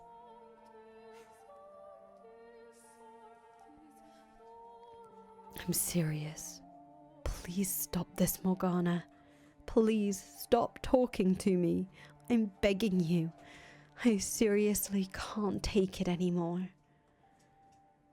Oh, now why would you say that, my dear? It's just the two of us in this gloomy old house. I don't see what's wrong with a little conversation. Your voice, everything you say is eating away at me. I care for you, and everything I say is meant to help set you free. So I will continue saying it. You're allowed to hate the people who have wronged you. They don't deserve happiness. Someone who's always smiling for you is someone who's certain to betray you. Someone who values themselves above all will not hesitate to put others' lives on the line.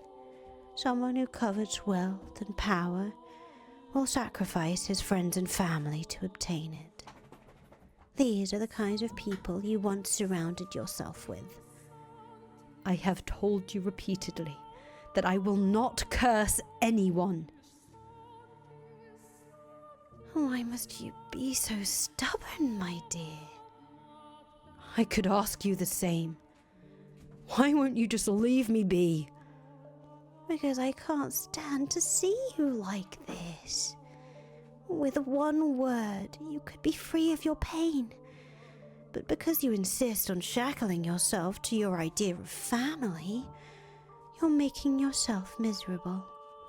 We are the same type of person, Michael. The type who has the right to curse others.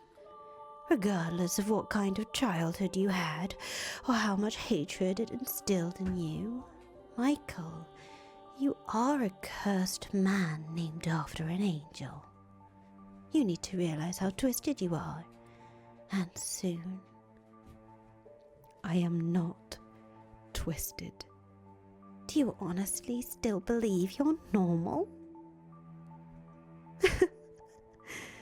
Tell me, what's normal about someone who happily embraces a skeleton?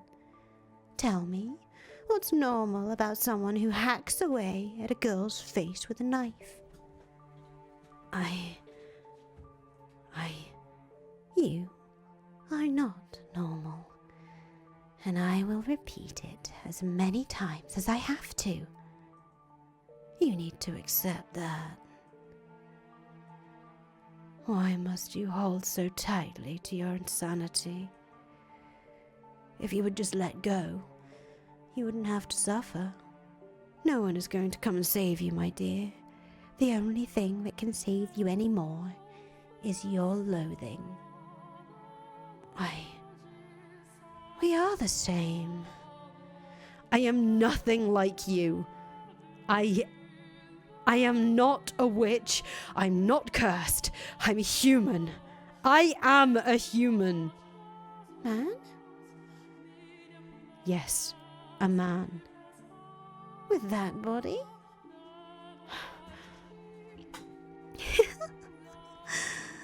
Oh, my dear friend. Let me tell you something you should be quite pleased to hear. Do you know what some say about people like you? Those who are neither male nor female? That they are like unto God. Like unto God? Indeed. You should have been worshipped for your divinity, but instead your family cursed you. You are not human. From the second life was first breathed into you, your fate was decided. No, you're wrong. If I really were wrong, you would not be here now. You would be back home with your family. Perhaps you would have a pretty little wife, living a normal, happy life together. But you have long since strayed from that path. It's well out of sight now. I have not. I am human. I'm a person, a normal person, the youngest son of the Bollinger estate. I am an ordinary man. No one, not a single person believed me. Not even the witch was willing to consider me human, never mind my family. The archangel whose name I shared looked down on me. The witch tried to drag me into her world. My past constantly ate away at me. I had been imprisoned in this place for far too long. There was nothing I could do about my body. All of those things combined threatened to break me. I let out a scream, then stumbled out of the room in a frenzy. I had to get out of that place. It didn't matter anymore that I was forbidden from leaving the property. I just wanted all of it out of sight. If they wouldn't let me come home, then I would run away. That was all they could do. I wanted to get myself anywhere that might have even the tiniest bit of light to share with me. I was desperate. Someone, anyone, please, tell me I'm human. Tell me I'm a man. Anyone, please tell me I'm not cursed. But when I opened the front door, searing light pierced my eyes. The world quickly went white. I couldn't see a thing. And then my arm began to burn beneath the sunlight. Black smoke rose from the sizzling flesh. A sickening stench filled the air. Excruciating pain quickly spread to the rest of my body.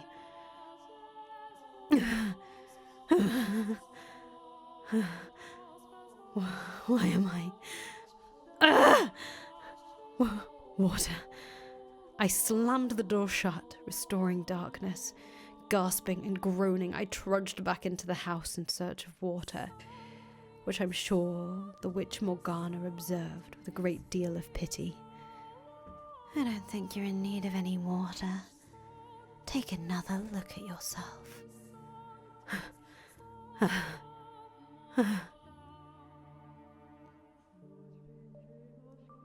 With that little light managed to worm its way into the corridors to guide me, I dragged myself to the chapel, stopping beneath the pale light shining through the stained glass window. I wasn't burned. In fact, my skin hadn't even turned the slightest bit pink. There was nothing wrong with me as far as I could see. Where had that pain come from then? And the distinct stench of burning flesh. This is your doing, isn't it, Morgana? I know what you're experiencing. It's happened to me too. Sometimes enough emotional distress and despair can cause physical pain. The mind and body are much more tightly linked than you think, and your mind is far more damaged than you know. You poor, poor thing. You have my sympathy, my dear. You sad little child. Collapsed on the floor in front of the multicolored window, I felt like the whole world was closing in on me, or perhaps metamorphosizing around me. I was completely and utterly cornered, and there was no getting around that, which left me with only one option: to stop fighting and accept the harsh reality before me. It would make everything so much easier. The whole world said there was something wrong with me, and I was the one who tried to deny it. So in the world's eyes, that meant there was something wrong with me. I was abnormal. I was irregular. I was mad. I was cursed. I was not human. I was not a man. If I am not human or male, maybe I should just call myself a witch. I did, however, remain firm in my refusal to curse anyone, unwilling to give up that last piece of my humanity. Everything else I let go of, which took a great deal of weight off me. I stopped caring, and I stopped thinking. I stopped wanting someone to accept me, and I stopped wanting to run away. Sunlight no longer caused me agonizing, unseen burns, but in exchange, I became emotionally empty. I discarded my faith and my hope, building a shell of cynicism and closing myself within it. And in time, that became my normal. I began to believe that it was what I wanted. Tranquility filled my days. Time trudged onward at an almost imperceptible pace. The witch's whispers no longer caused me aggravation.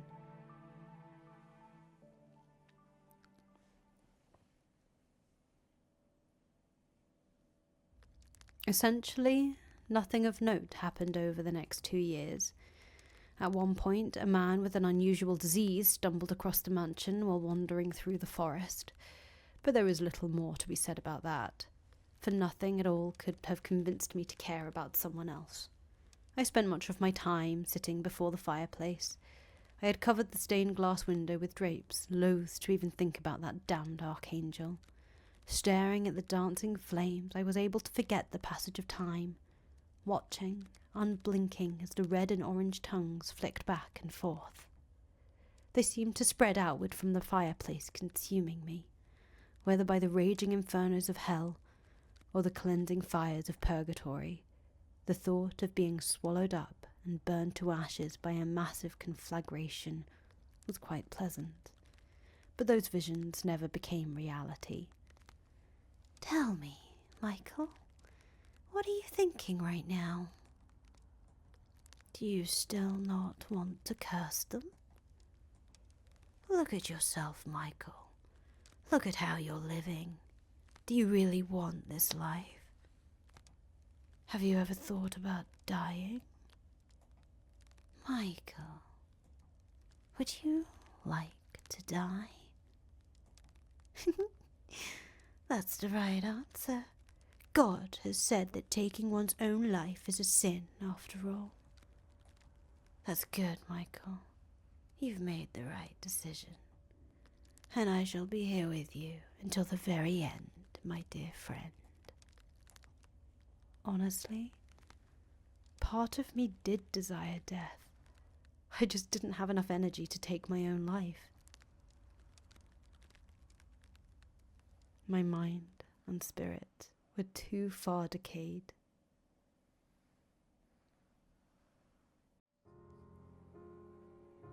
However, in my 10th year, the door opened once more, and time sputtered back into motion. When you showed up, Giselle, everything I had given up on and everything I had thought I'd lost, it all came back. At first, as you know quite well, I was deeply mistrustful of you. I hated having you around. But if I hadn't met you, in all likelihood, I probably would have continued down that path and become a demon.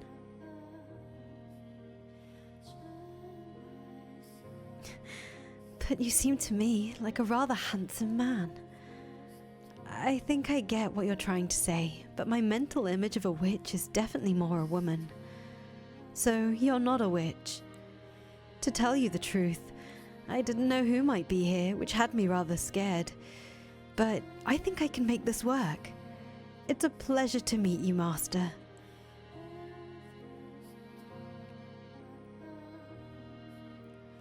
After taking care of Giselle, I returned to my room. I was, to be quite honest, dumbfounded. And it was, naturally, the witch who stoked the fire of my apprehension. Why would you let that woman stay here? She came from the Bollinger estate, and we both know how you feel about your family. Chase her out. Give her a little scare, and she'll be gone within the day. If you'd rather not, I could always frighten her in your place. A rattling window here, a couple broken glasses there. Small things like that to accentuate the eerie atmosphere. Are you going to say anything? Why do you care about her at all? Oh, now, don't be like that. I live here too, so why shouldn't I care? And I'm not fond of noisy people, or sprightly women like that one. That's something we can both agree on, isn't it? You don't like that woman, do you? The more a person smiles, the less you can trust them. Though I hardly have to tell you that, do I? Stop talking. Now, that's not very polite. This is a family matter. It is none of your concern. I was merely offering to help rid you of a pest. I don't need your help. I will get rid of that woman when I'm ready. But first, I will find out what secrets she's keeping. Then I will go back to living in peace. Very well then. The pest has no place in your sweet solitude. The world before you now is so much kinder, so much warmer than the one you used to know. Well, good luck then. And if you need a helping hand, don't hesitate to ask. Oh, and by the way... What now? You've changed, my dear. And I like you so much better like this. I always hated how much you reeked of human. You were blessed with a body like unto God. You were personally created by his hands. I could only dream of having what you have, but you only wanted to deny it. Now, though, you act the part much better. A saint resurrected by the closest living thing to God. Perhaps this, too, could be considered a miracle. Morgana, Yes? you are a deranged, delusional woman. Why, thank you.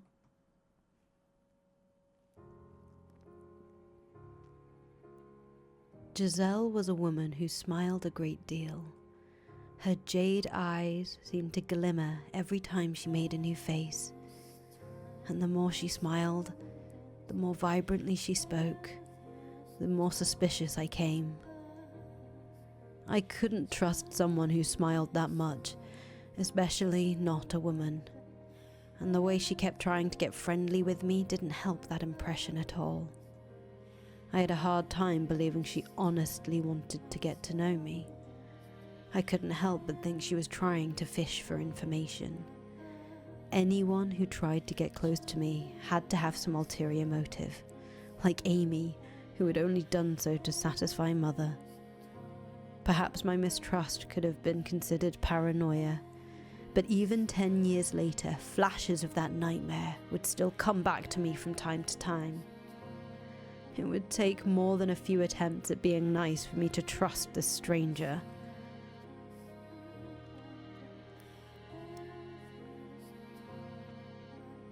Eventually, I came to the realization that she was hiding something, and I convinced myself that it was out of guilt. So I wrote Mother in search of something I could use to tear her down, to get her out of here.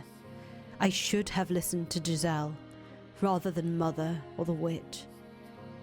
But I had conflated her with Amy in my mind, so I was unable to see where the truth really lay. I was only able to perceive her as malicious. So instead of her, I put my faith in Mother's words, despite Mother never once doing the same for me. My beloved daughter Michelle, I deeply regret having put you in this situation. I never wanted to let that woman get anywhere near you. She is a witch, a terrible, sinful witch, a dreadful, tainted woman. She lay with my husband, with your father. She's a lowly merchant girl who wormed her way into our family so she could exploit your father for money. She committed a grievous sin, the sin of adultery. I tried to have her executed, but your father wouldn't allow it. So instead he had her banished to atone for her sins, unaware that you already live there. And I could not tell him either, for that is mine and your brother's secret. I pray you can find it in your heart to forgive your mother for her failings. Forgive me for delivering a witch to you.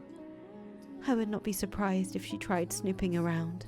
She is a ruthless fiend who will do anything for money. Should word of your curse happen to spread, it would surely draw unwanted attention from the church. We have no allies except each other. Michelle, with this letter I have included a knife. The blade has been blessed with holy water, which should allow it to eradicate the corrupt, evil soul of the witch. I ask of you, with all my heart, to send that awful creature back to hell.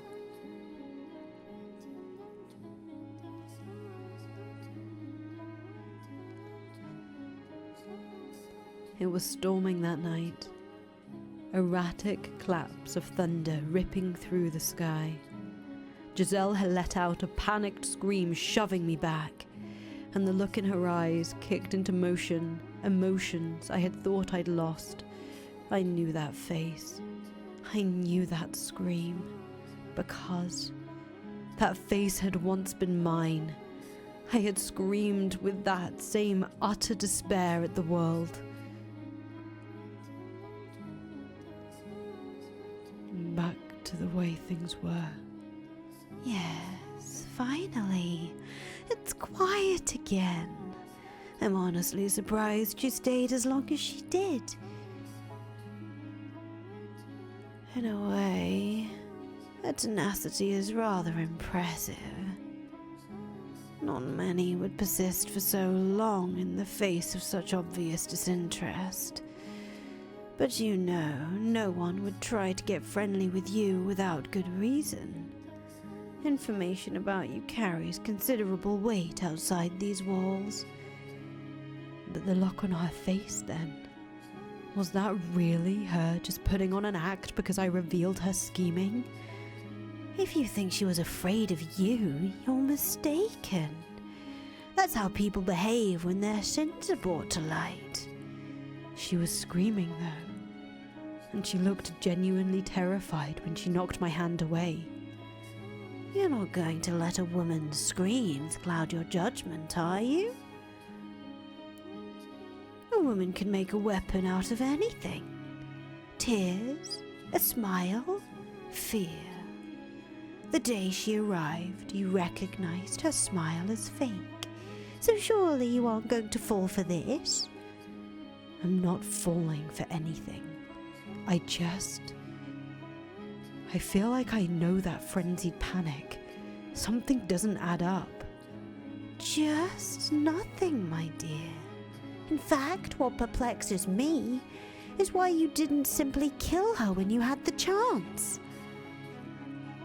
Are you afraid of the sight of blood? The blood of your tormentors has no more worth than that of a wild boar. You should have sliced her throat without a second thought. Although, I suppose that would have made quite the mess. Now, that makes more sense. You were not afraid of hurting her. You merely didn't want the burden of having to clean up afterward. How very like you. Be quiet. Oh, come now. That woman's finally gone, and it's back to just the two of us. And you don't want to talk? Silence, please. As you wish. I will celebrate your accomplishment in silence, my dear friend.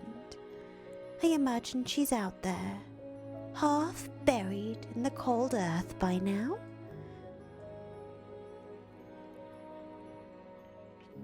I get chills every time I consider where I would be if I had done as Mother said. If I had killed you, or if, out there in the forest, you had succumbed to the unforgiving weather. Life had never given me much in the way of good fortune, but you coming back, you being alive, was absolutely a blessing. I'm done. I can't take it. I'm through with this whole world. You don't have any idea what I went through there. How hard it was just to keep myself together. Giselle, I do understand. I know very well how difficult, how painful it can be. For no one to believe you, for no one to accept you. I know far too well what it's like to want to scream that you're done with this whole damn world. I truly do. That day, for the first time, we saw past the surface. We got to know each other as people. It was nothing more than a single small step, but for us, it was like we had moved a mountain. I still remember how the light felt, as it shone through the windows we opened together. It didn't burn. And while this might sound melodramatic, I feel safe in saying it was probably the gentlest light I had ever felt in my life.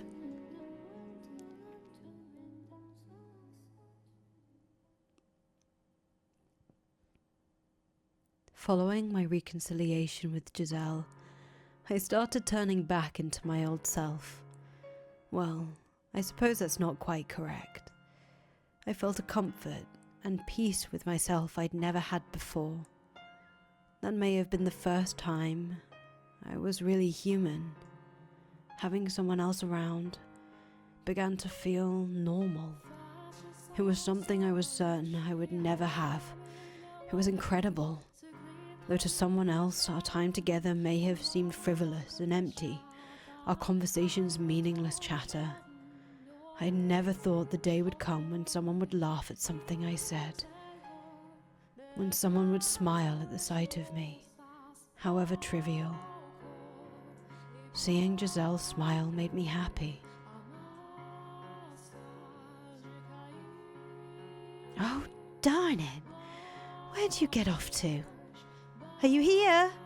Are you in the vase? What's all the racket? Is something the matter? Master. Yes, a cat. Huh? A cat? A naughty little cat's been sneaking into the cellar the past few days, so I'm trying to catch him. If you happen to come across him, don't let him get away. Right. And what will you do once you've caught him? Well, I don't want to punish him. That would mean... If he insists on coming back, I think I'll take him in and teach him how to be a house cat. You mean to keep him? Are you not fond of cats, Master? I don't mind them, no. Then there you have it. I hope he doesn't take too long to warm up to us. Maybe it'll help if you give him a name? Oh, a name! That's a great idea. What should we call him then? You decide, Master. You want me to pick a name? This is your house, after all, so it's only right you would be the one to choose. I'm not sure I follow that reasoning. What does the cat look like? Well, he's wild, so he's dirty, I guess. And he's kind of got some spots here and there. Is he ugly? I'd say so, yeah. Alright then. Ugly Speckles, Mark II. That's a name? Why on earth would you want to call something that? And what does Mark II even mean? Be quiet. It's on you if he runs away, Master. My time with Giselle made a normal person out of me. Made me able to tell stupid jokes, to get frustrated or surprised or exasperated. I started showing actual emotion. Our silly, meaningless banter became something precious. My heart of stone began to soften. The world she created for me was what I had yearned for my entire life. Having lost half of it imprisoned, and spent the other half playing an identity that conflicted with how I felt in my heart, it was the first time I genuinely felt like I was allowed to be myself. Yeesh, you're not a kid, so don't be so picky. It's not good for you. You make a mockery of the culinary arts. I've heard quite enough, Master. It sounds like I'm going to need to put your taste buds through some intense rehabilitation. How about this, Master? Playing a game against me. And of course, if you're open to it, it doesn't have to end there. We can continue getting to know each other for years to come. Giselle. Though I did my best not to show it, I think that I treasured our time together even more than you did. I'd latched onto it, desperately refusing to let go. I needed it, and I needed you.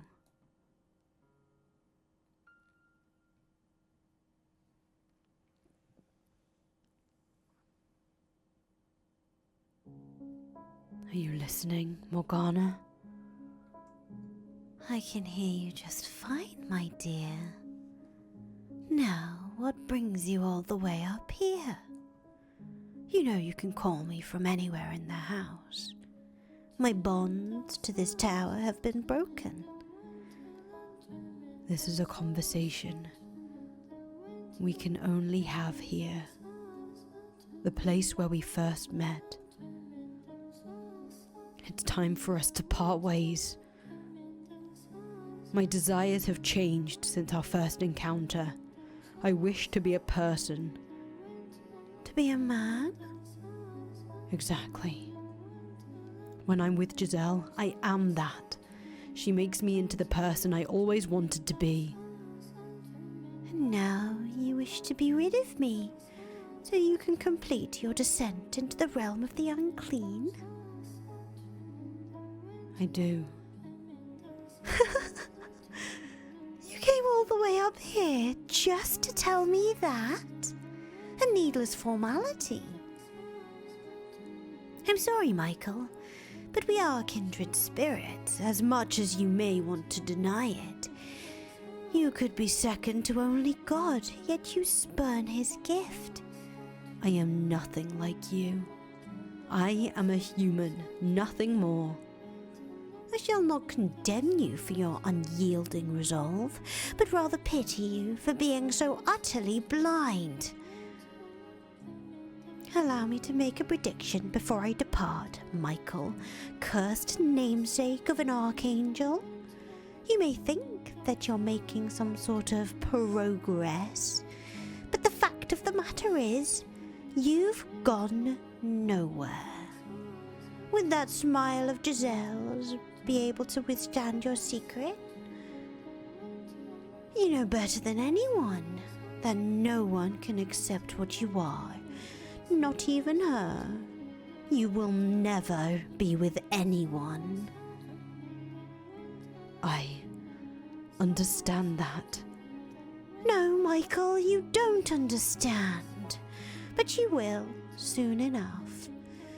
What you have now is not true happiness. It's empty. Naught but a masquerade. And when the night is over, the masks will come off. So what if it isn't permanent, isn't real? Does being ephemeral make it worthless? Why can I not want something that doesn't last forever? This is the first time I've ever found joy in my life. Those moments of happiness only serve to worsen the loss. The sweeter the honey, the more you despair when the pot runs dry. Sooner or later, you will return to me, begging for my help. And I have every intention of giving it to you. I will not hold this over you either. For when you come to me, it will be in the time of your utmost despair. And when your little paradise finally comes crumbling down, you will become what I am. So I will take my leave from your side, in anticipation of that day. Till we meet again, my dear.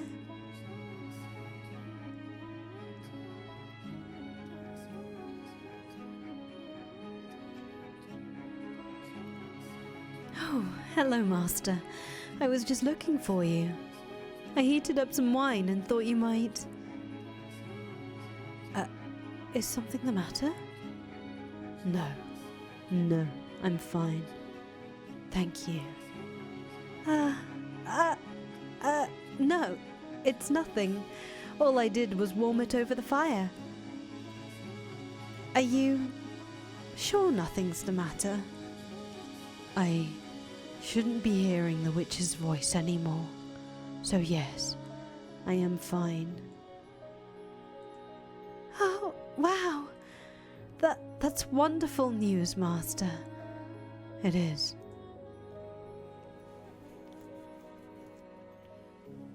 Giselle seemed quite relieved when I informed her the witch would no longer be bothering me. I knew she didn't believe in the witch, but that wasn't what mattered. What did matter was that despite likely questioning my sanity when I had first told her about it, she hadn't tried to pull away. She treated me the same as before. She never stopped smiling, and that meant so much more than whether or not she believed in the witch. With Morgana's voice no longer constantly in my ears, my life started to feel like some approximation of normal. In fact, I would say I was probably happier than most. Nevertheless, I intended to keep a certain degree of distance between us, for what the witch had said rang truer than I wanted to admit.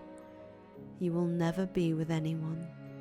Having been born into this body, that was my reality, and there was nothing I could do to change it. I had come to accept that, or so I'd thought. I wasn't going to covet what I couldn't have, but I had gotten a taste of that sweet happiness.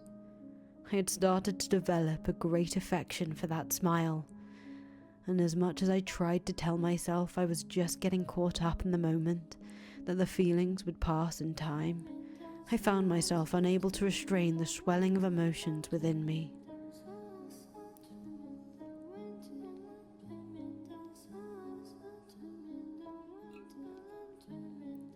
That day by the fireplace, I thought that all I wanted from you was friendship, to have you in my life, always nearby. I thought that if we were simply friends, I would still be able to see that smile even if you were to learn what I was. That if we were merely friends, you would be able to accept that. So I would keep these things I felt inside at all costs.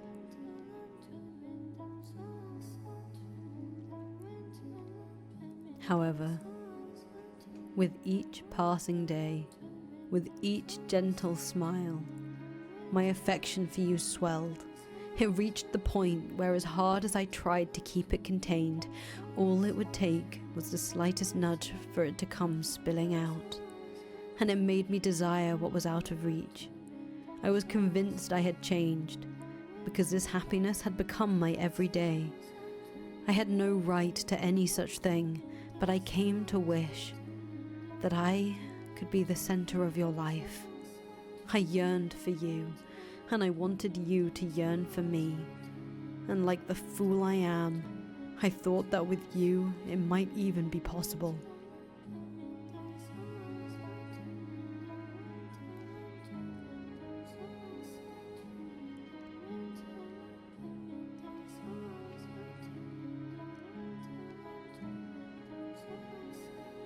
Honestly, it's no trouble. I mean it. You just took me by surprise, that's all. I am pleased. It doesn't matter how it turns out. You drew it for me, Master. Whether it's good or bad is irrelevant. I would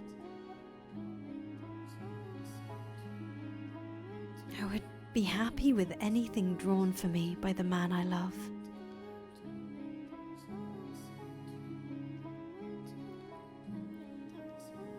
That one word set me into motion, for I had long since fallen deeply, utterly in love with you, and there was no escaping that.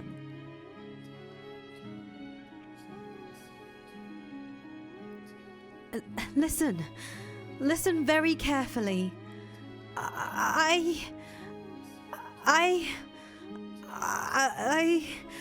I love you. I love you so much. I feel my heart is going to explode.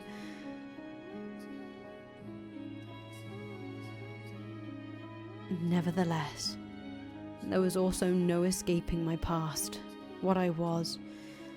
Knowing I could never truly be with you, that I could do nothing about this body, I pushed you away. But seeing all the color drain from your face, I knew I had to take that step. I thought that maybe you could change my world. If you really did love me as much as you said, together, we could change everything. We could walk a new path, side by side. And so, I decided to trust my heart.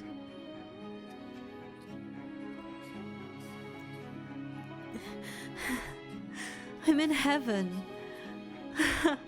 I'm so happy I could cry.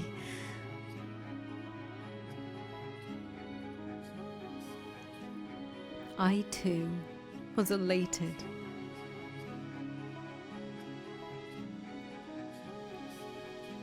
Giselle, I'm sure you thought I was a kind-hearted man, that my love for you was pure and chaste, and I wanted to be that for you, but beneath the surface, I lurked in decent desires. Despite saying I didn't want to hurt you, that just having you by my side was enough, my desire bubbled up at the warmth of your skin. I wanted to let that heat take over, to let my hands run free. I could feel it burning inside me. I longed for intimacy, not just emotionally, but physically. I wished I could lay you down on my bed and satisfy those desires. I wanted to make love to you, Unfortunately, that was not possible. I didn't have the ability. No matter how hard I try, my body lacks the capability to be one with you. I can pray, and I can long, and I can wish all I want, but my body will never be what I want it to be.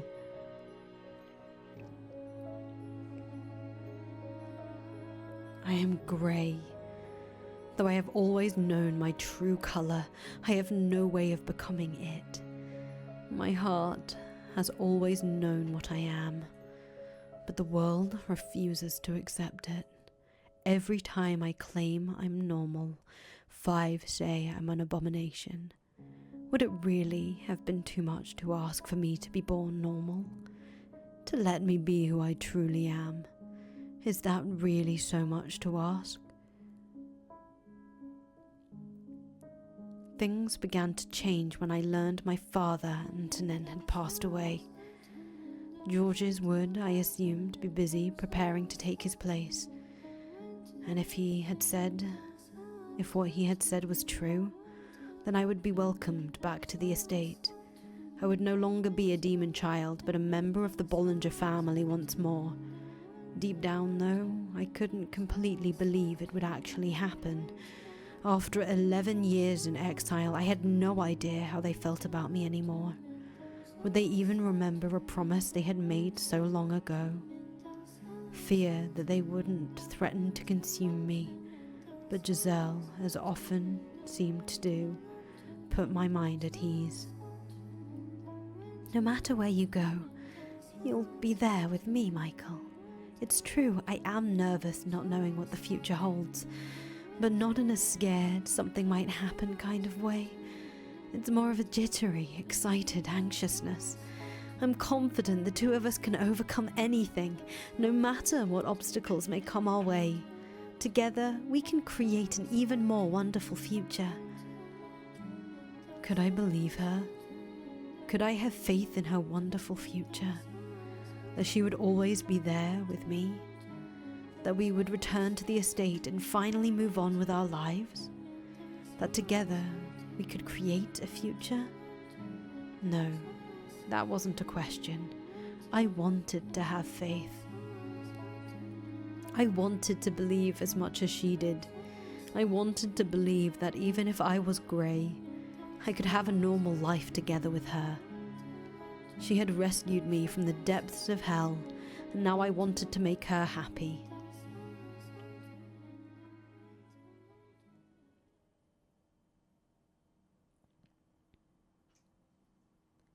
After taking that step in our relationship, I made numerous attempts to reveal the truth about what I was. But every time I tried, sharp pain gripped my chest, and my words faded into nothing before they could reach my lips.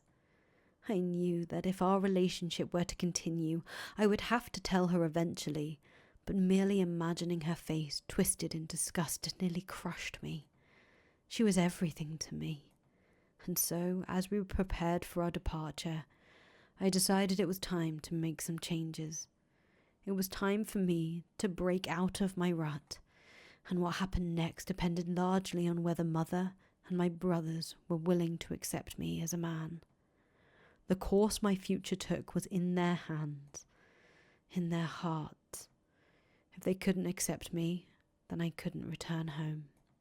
I prayed from the bottom of my heart that things would turn out for the best, that my family would accept me for who I was, and that they would accept that I had what I had with Giselle.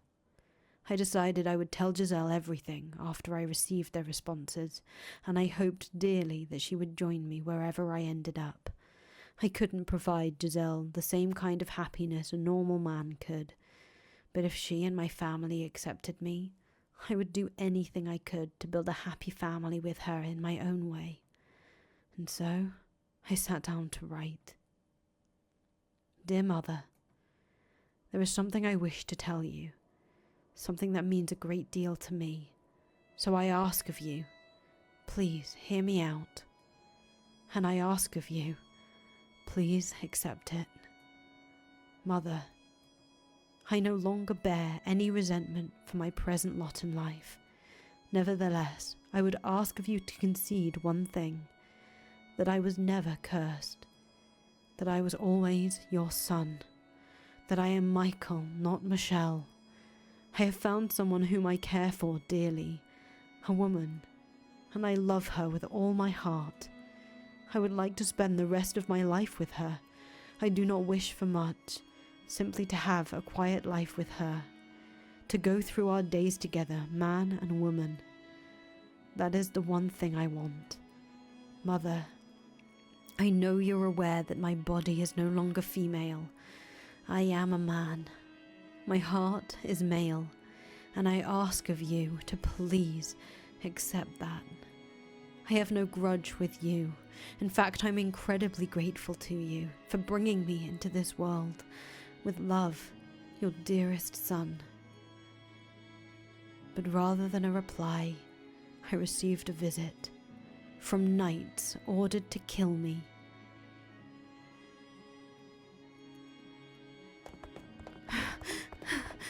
Michael, tell me, why do you think this is your fault? What is your curse?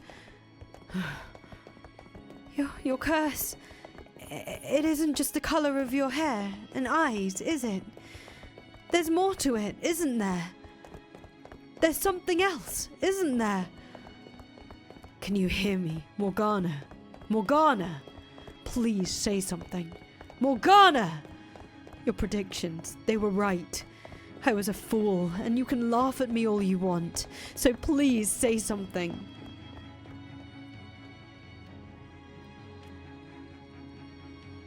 Death! Death to the unholy one! Death to the heretic! Death to the witch! Why won't you answer me, Morgana? Why can I not feel you there beside me? You said you would help me when I came for it. Well, here I am, begging for your help. Please, come back to me just this once. I know you're there somewhere. Please, before they break down the door. Michael, I'm all right. It's okay, Michael. I'm not scared. You're here with me, after all. I'm fine. It's all fine. So please, hold me until it's all over. Please, stay with me. Michael, my dear. Why would you ever believe in that fairy tale nonsense? Why would you ever think a wonderful future awaited you? Morgana. Here you are now, wretched, pitiful. For that, you have my sympathy. I will help you in your time of need. Finally, you speak.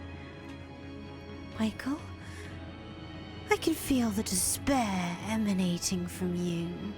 You hate it. It kills you.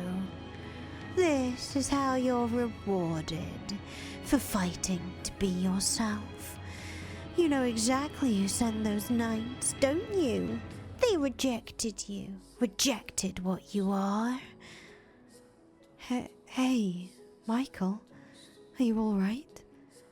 Your family, unable to accept your body and heart, branded you a heretic and turned you over to the church. Yes, they did. And did you hear what the knights were saying? They've even accused you of being a witch, taken my sins and placed them on you. Come back to me, Michael. You hate them, don't you? You want to curse them, don't you? You want to kill them, don't you? I shall grant you that wish. Out of your hatred and despair, I shall make my own wish. And that wish shall become a curse upon your family's wicked souls. You'll grant my wish then, Morgana? Yes, absolutely. Tell me what it is you want, my poor little darling. Michael! Let your contempt flow free. Give me the names of those you want cursed. I want you to protect her. Excuse me?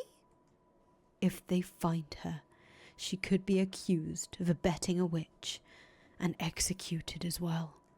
So please, use your power to keep her safe. You said you would grant my wish, did you not? That was not the wish I was hoping for. I know, but that's the wish I want you to grant. Morgana! Then offer me something in return. Such disappointing wish will require a sacrifice. Step beyond that door, my dear, and witness ultimate despair. That was my plan, anyway.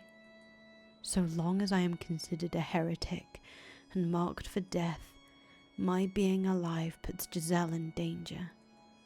Indeed it does. Yet here you are, shaking like a scared little child. Of course I'm scared. There isn't a single person who doesn't fear death. Please keep her safe. You're the only one who can help me, Morgana. You have my word. From this moment, I vow to protect her life. Thank you. Giselle, please hear me out, Giselle. I never thought anything good would become of my life. I never thought I would find anyone who truly understood me, who would be happy to have my love, and for that I hated the world. I was in constant torment, living in the shadows, but then a single ray of light shone down on me. Michael. You, Giselle. You delivered me from the darkness. I'm scared, Giselle. I'm terrified. I used to think my life was meaningless, that it didn't matter if I lived or died. But now I can't stop shaking. That's perfectly normal. I'm scared to death too, but what scares me the most is losing you. Michael. So please allow me to repay you. I said I would do anything for you, so let me do this. I haven't given you anything. I haven't done anything for you. So give me one final chance. Michael!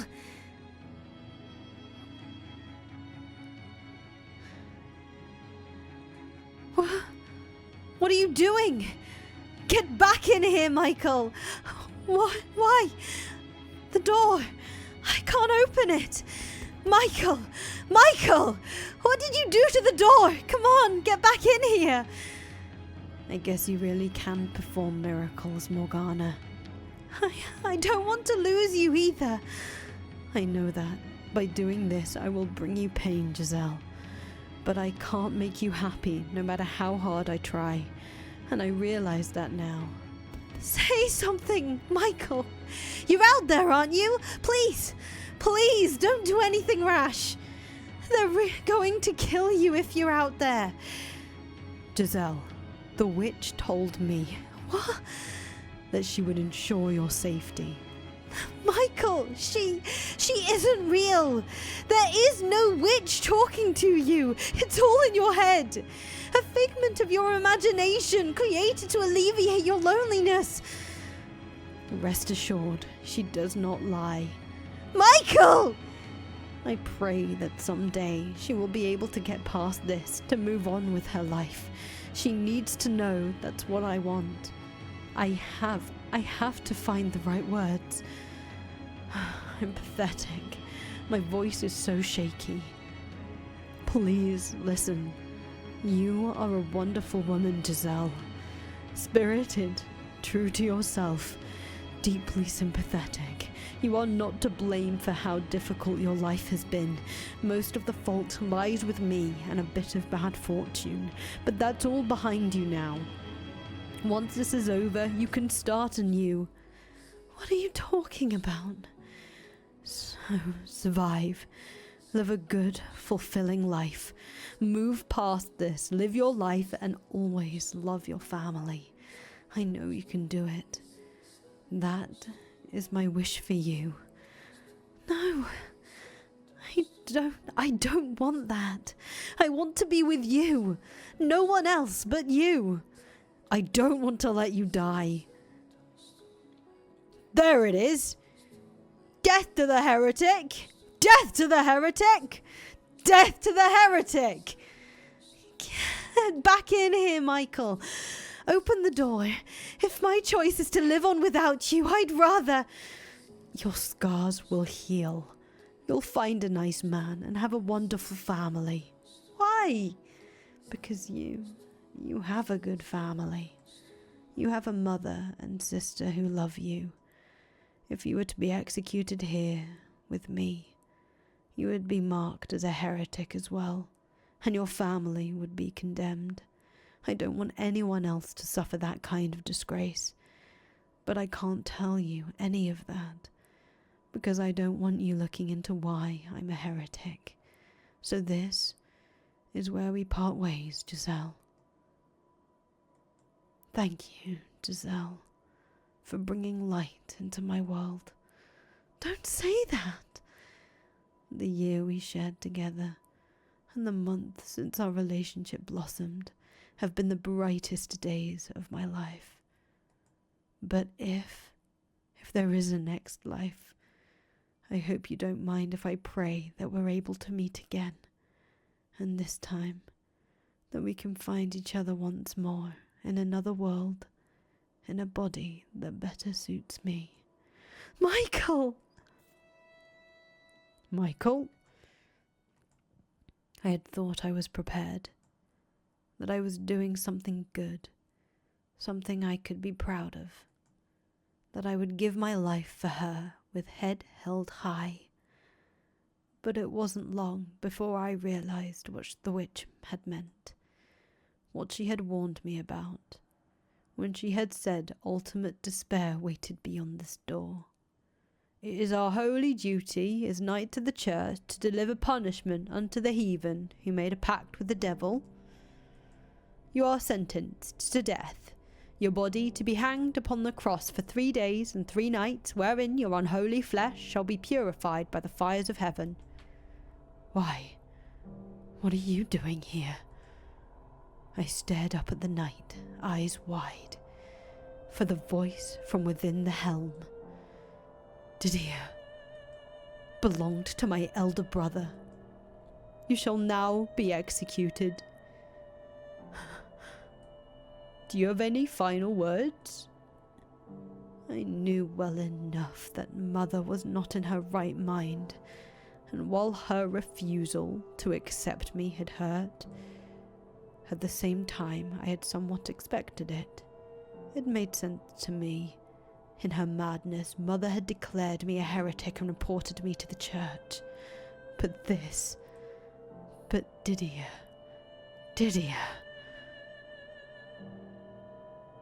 Men wield swords and fight against dangerous enemies, and they do so to protect the weak, women and children. I'm here to protect you and your mother. What are you doing here? Why are you pointing your sword at me? Are you smiling behind that cold steel helm, frowning or staring expressionlessly? Though your transformation was too much for Mother and Father to accept, with enough time everything will go back to the way it was before, just like it did for myself and George's. None of this is your fault. It was all unfortunate timing. You said that it would all go back to normal eventually. Can I trust that even if the world says I'm cursed, that you'll always be on my side? That you'll always be my brothers? Can I put my trust in you once more, Didier, Georges? You absolutely can, Michael. I swear to God on high. Did your vow have any meaning at all?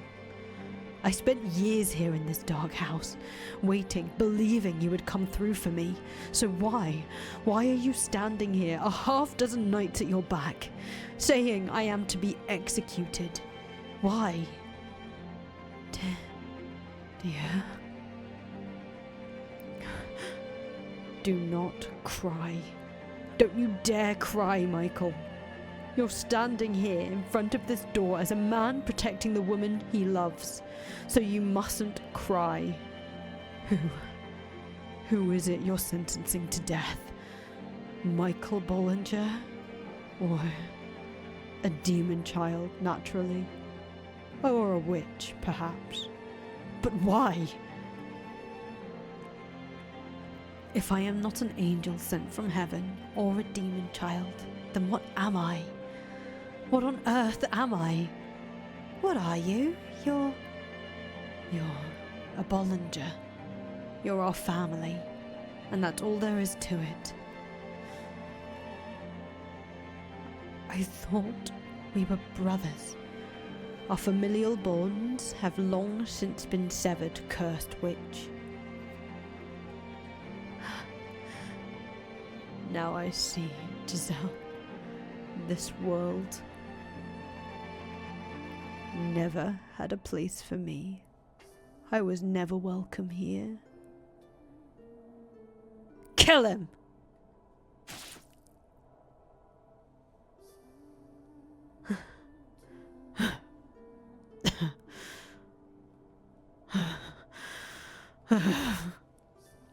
So many blades pierced my flesh. Didier's sword in my chest, lances in my arms and shoulders, arrows in both of my legs. I could hardly even tell what hurt anymore. But the pain from within was much clearer. My heart cracked audibly before shattering completely. Don't cry. Do not cry. Tears will only make me more pitiful. So don't you cry, Michael. Don't cry.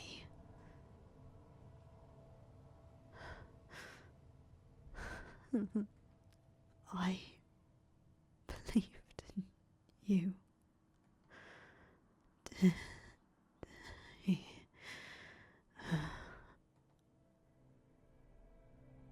Didier, when I was younger, I idolized you. Those broad shoulders, muscular arms, gentle eyes, everything you said, your simple but pure desire to become a knight. I thought that if I could be like you, then I could be proud of who I was. Though that may have faded somewhat after being locked away for so long, my adoration for you never went away. I thought you, of everyone, would accept me for who I am, and I thought you would celebrate my relationship with Giselle, that you would put those big hands on my shoulders and a smile on your face and say, I'm happy for you. That you would welcome her into the family, that we could go on outings together on cloudy days, and maybe she could make something for us. She's a pretty good cook after all. Georges would rifle through the basket before lunch, and Didier would scold him. I would be there watching, a proud smile on my face. As unlikely, as out of reach as I knew it was, I still dreamed of a life like that. I had the faintest hope that when we saw each other again, that dream might come true. Didier, I put my faith in you.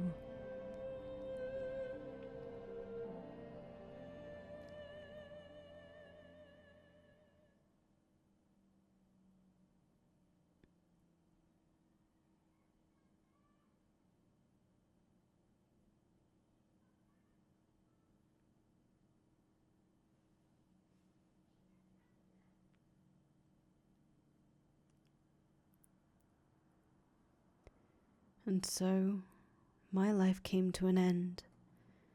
But that wasn't the end of the story. I don't know if what comes next could be called my story, but memories of these events linger in my soul. After being pierced by Didier's blade, I found myself looking down upon my own corpse. How could I have ever imagined that I would be made to witness my own misery, even in death? I watched as my eldest brother dragged me to the place of my crucifixion, and my soul, evidently still bound to my flesh, was dragged along with it, against my will, down to the nearby village. The knights! The knights have returned from their holy quest! Oh, how we've awaited your arrival! How glorious it is to see you! Waiting for us there was a cluster of villagers. A large cross lay on the ground in the centre of the square. Holding torches, they formed a crowd around the knights, several of them familiar faces. The men who had come to ransack the mansion were standing there, staring at my body in awe. Ah, the Lord's judgment has been delivered unto the witch of the cursed mansion by his holy servants. No longer shall we live in fear of the curse befallen us. Eternal peace is assured. We have assembled all the tools you need to execute your divine mission, a cross befitting of such a heinous sinner, that which threatened to curse us, sullied our pure ears with its blasphemy. I had done no such thing. I hadn't cursed anyone. I had merely been defending myself. They had been armed and outnumbered me, and so I had said what was necessary to chase them off. Our poor harvest and our poor suffering at the hands of the greedy Lord were all the work of the witch. Why then? Were they acting like I was at fault? Why was I the sinner, and why did I need to be judged? My soul trembled at the overwhelming fever consuming the crowd, their zealous desire to see judgment cast. So I prayed. I asked God to grant me the smallest of miracles, to let my voice reach my brother who carried my body. Please, don't do this, Didier. Please hear my voice. You know me better than that. You know I've done nothing wrong. Those men smirking at the sight of my body, they're the ones putting the blame for their sins on me. Please tell me you at least don't think I did those things. Don't put me on that cross. If it was Mother who sold me out to the church, then surely you can give me a respectable burial. The nails and rope for the crucifixion are here. We would have you, O dear knight, deliver the Lord's judgment unto this vile witch. Didier, why do you say nothing? Why do you accept the tools this man presents you? Tools meant to punish me. Tell me, Didier. Crucifixion! Crucify it! Crucify the witch! My brother lowered my corpse to the ground and began removing my clothing.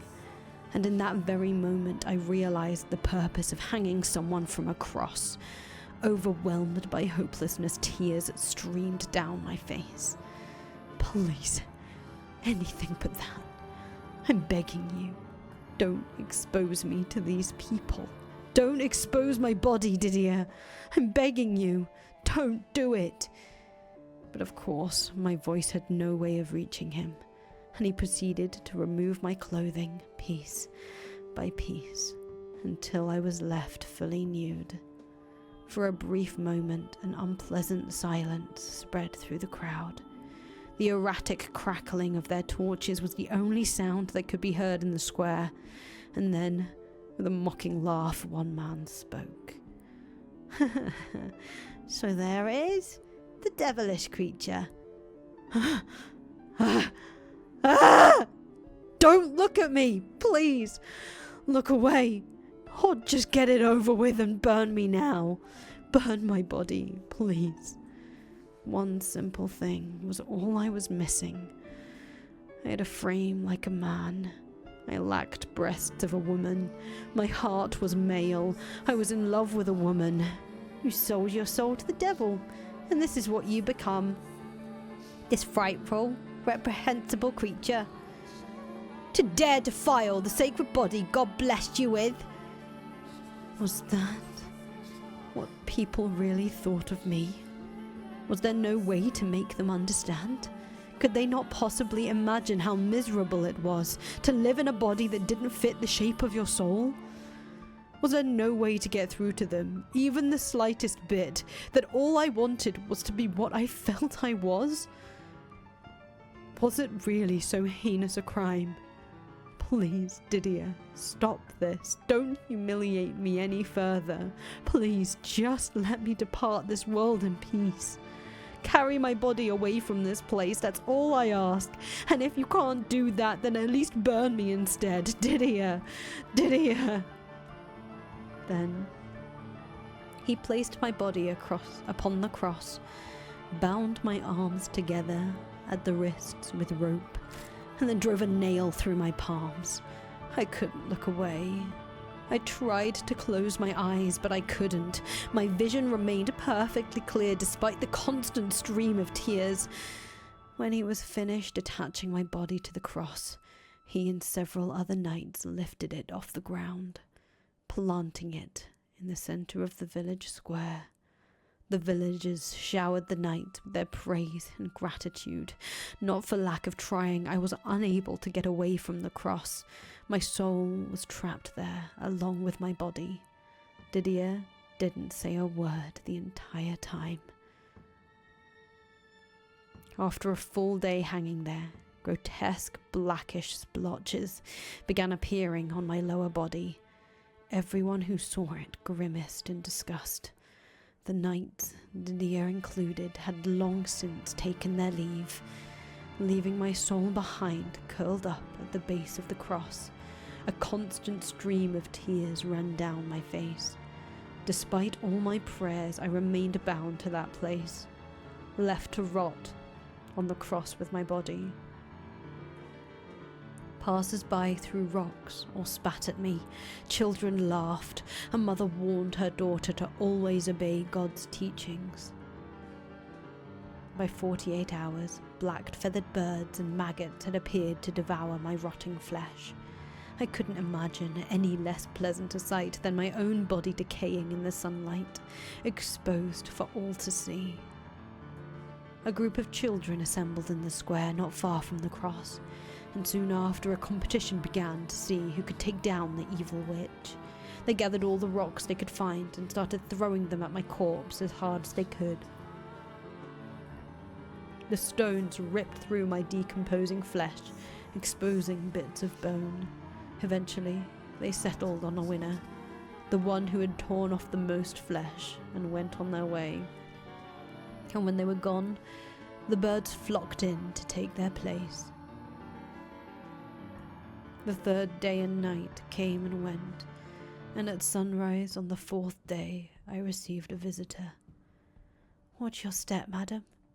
The crucifix is this way."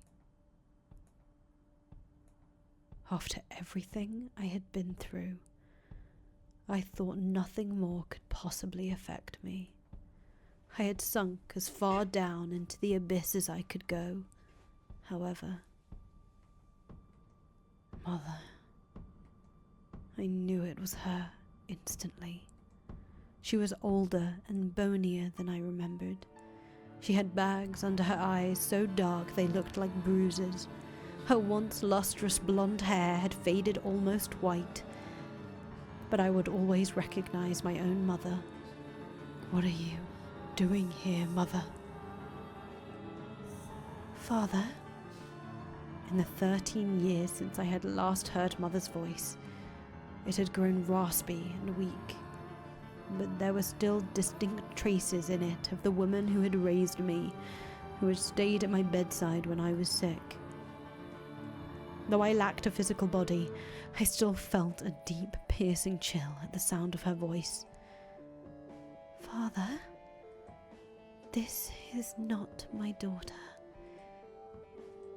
I did not birth this accursed thing. No. I am her victim. For years I suffered at the hands of this witch. She stole my daughter away from me, tormenting me, endlessly tormenting me, trying to ruin me.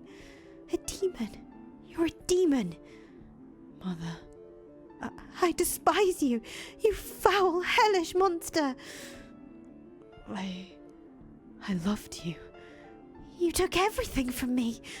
I could never bring myself to hate my birth mother. I feel nothing but revulsion for you. I loved you. An eternity in the fires of hell would be too good for you. I often disagreed with the things you said and did, but I still remember the feeling of your hand in mine.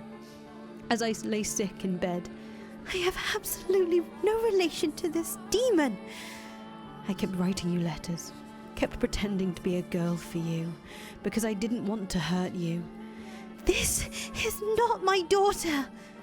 I couldn't stand doing it. Whenever I sat down to write one, I came out a horrible wreck, even worse off than before. But even so, send this monster straight to hell. I didn't want to break you, Mother. I didn't want to push you any further off the edge. Quickly, set me free of this accursed thing. But I suppose I still did end up breaking you. Please be at peace, madam. The Lord has heard your prayers. He wants you to cast the demon into the cleansing fires. He wants you to show him that, as you say, you have no relation to this unholy thrall. Gladly, gladly! I'll gladly send this vile creature to the deepest pits of hell with my own 2 hands.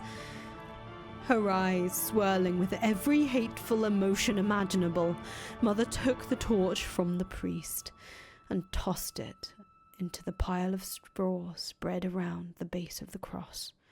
The flame crackled as it spread upward, consuming my body and filling the square with the putrid stench of burning flesh.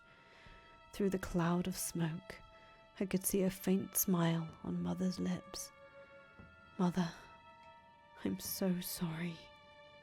You had to give birth to me. When the inferno had devoured everything and the cross itself came crumbling down, my soul was finally released from that place. Or rather, I suppose it more shattered. The things I saw, the things I was made to watch were harrowing. Morgana had been right. The anguish that came after knowing happiness was much greater than anything I had felt before. It eroded my spirit, drained me of the willpower to bear the sight of the world after death, but rather than give in to hatred like Morgana had, I despaired of myself. I didn't curse or bear a grudge against anyone. I prayed for my own extinguishment. My soul began to crumble, neither ascending to heaven nor falling to hell, but fading into darkness everlasting. My fingers were the first to go, then my eyes, then my mouth. All sound vanished into nothingness. My beating heart and all the emotions that had once taken root within it scattered like leaves upon the wind. My soul completely, wholly decomposed. I couldn't stand to allow my soul to return to the living world, no matter what it might take residence in. Some length of time later, I began to hear a sound, muffled and indistinct. No longer human in form, I had no ears to speak of, but the sound gradually increased in volume. It was a voice. Where are you, Michael? What are you doing? I'm still praying. I'm still wishing for you to appear before me, forever and ever and ever, and ever and ever and ever. I've been praying for so long. I don't even know how long it's been. Before you left, you said you were going to pray too. You said you hoped we could meet again in another life. I'm not misremembering, am I? Michael, come back to me soon. As if drawn in by the sound of that voice, bit by bit I began regaining some of what I had lost. But it took an incredibly long time. My body and soul had been ground to dust. I had rejected myself, scattering it into the void. It would take several lifetimes to find and reassemble all those pieces. Michael, all I can remember about you is your name, your glossy, glassy white skin, your fiery red eyes and your snow-coloured hair. Nothing else. I had thought in my mind, my body, my spirit and my heart had all been eradicated. But every time I heard that voice, I thought I must return. Well, thought is perhaps inaccurate.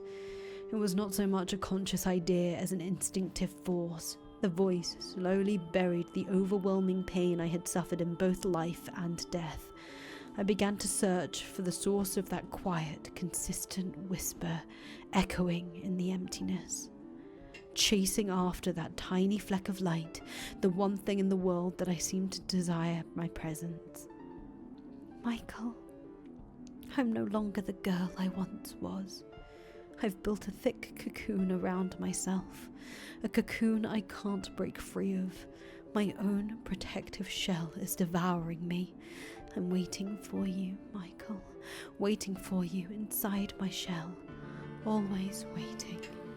Will you be able to recognize the person I've become? Please, Michael, get me out of here. At long last, I found the ray of light I sought, and I had an absolute certainty that if I followed it, I would reach the source of the voice. I had to find them. I had to set them free. I desperately had to give back to them what they had given to me, and that sense of purpose is what set me back into motion. But the void was so expansive, so endlessly deep, that reaching the end of the trail of light was no easy task. Struggling to follow it to its source wore my barely held together soul thin, until it crumbled apart once more. Again and again I lost myself. I can't account for much of my time chasing after that light. The gaps in my memory are large and frequent. Nevertheless, after countless cycles of breaking down and reassembling myself, after hundreds of years of wandering, I finally found my way back to that mansion.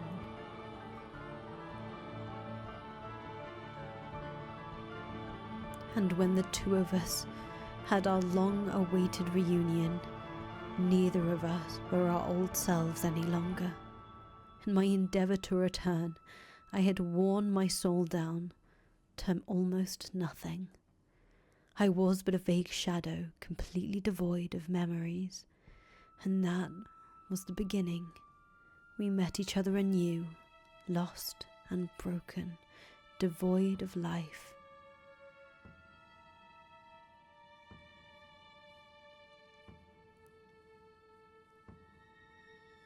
The darkness here reminds me of my time in the void, of the despair that filled my shattered soul as it sunk into the endless abyss, of the emptiness I felt as my body crumbled and faded into nothing.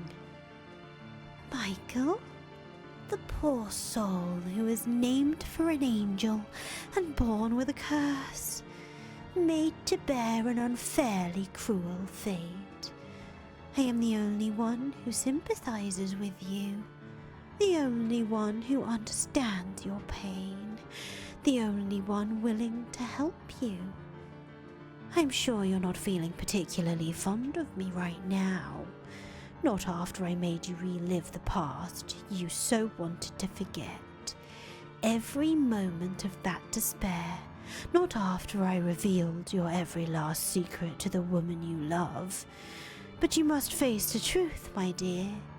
You put your life, your very soul on the line for this woman, and even she would not accept you.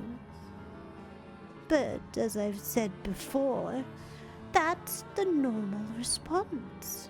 She's no worse than anyone else for it. You simply aren't something people can accept.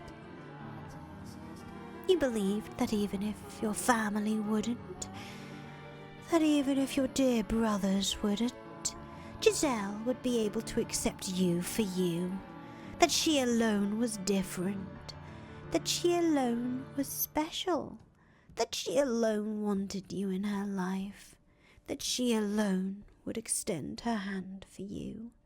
You never doubted that, did you? But Michael, hope exists to be crushed. And the stronger you cling to that hope, the more you have to lose. You can hear that, can't you? Her mocking you, scorning you, rejecting everything that defines you. the revulsion in her voice. This is the woman you fought so hard to get back. Listen to it, my dear. Focus on her voice.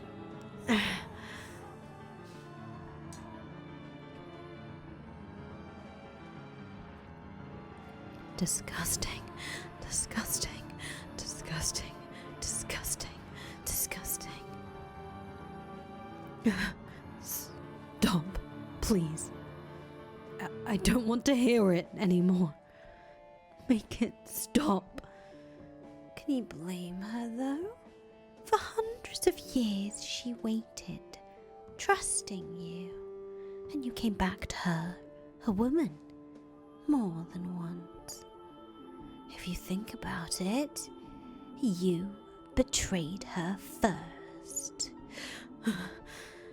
No! Stop! Don't. I didn't. Tell me, what was it like? How did it feel to be born and live as a woman? You spent your life insisting you weren't a woman, and yet your soul chose a female body to return in. All those gaps in your memory were from your lives as the white-haired girl. First, there was the kind, mild-mannered, flaxen-haired boy. You, a woman, and he, a man, were joined in love.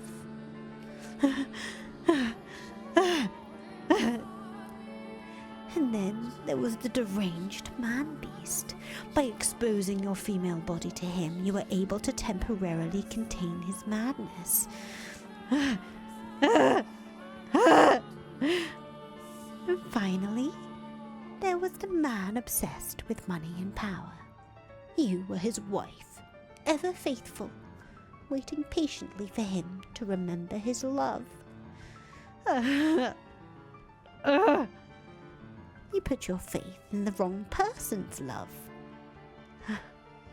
How can you expect her not to be disgusted? She was forced to watch the man, again and again, the man she loved, reborn as a woman and had relations with other men.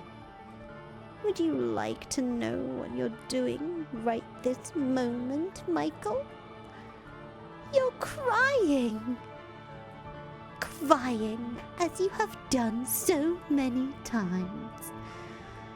Those tears, they wash away your dignity. Would you also like to know how you look right now, Michael?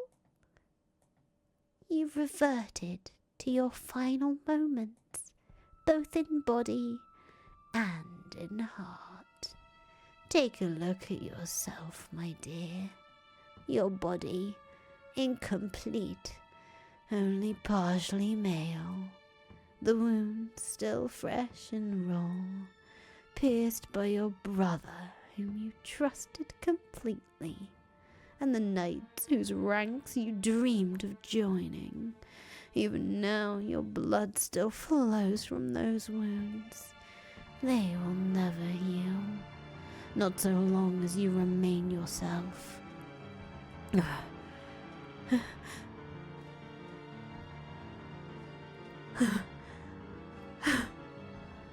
It's not pleasant, is it? It hurts quite a bit, doesn't it? I did not inflict those wounds on you, though. They are your own, and no one can erase them. You've lost everything, Michael. Tell me, what do you have left? You were robbed of your pride, your dignity, your life, your identity, your very existence. And the love you thought you still had? Well, she's gone and left you behind, too. And you still refuse to curse anyone? Why do you not take what you deserve from those who stole everything from you? You have every right to vengeance, and I'm offering you the means to have it. Curse them, my dear. I cannot curse anyone. You disappoint me, Michael. But if that's what you want, if you won't join me in my hatred, then so be it. I will accept. We are not as similar as I once thought. And as much as it pains me to do so, I will release you. I will even wish for your reconstruction into the body you desire. You shall descend into the mortal realm as a human man, never to set foot in this cursed mansion again. Imagine it. After waiting for so long, you finally will be able to obtain the body you so desperately seek. To have a wife and create a family, happy, all of your own. Wouldn't that just be lovely? I'll make that wish for you, my dear. You can have that life. All you have to do is walk out the door. It's that easy. Just let go. Let it all go, Michael. I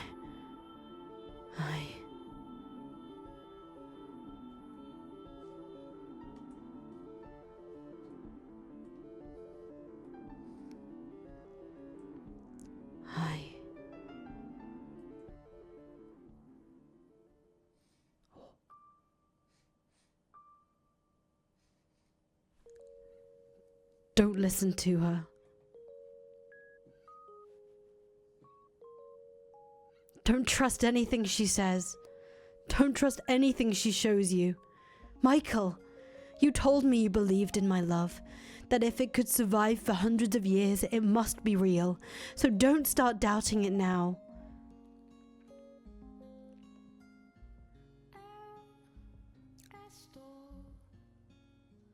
Open your eyes, Michael, and look at me.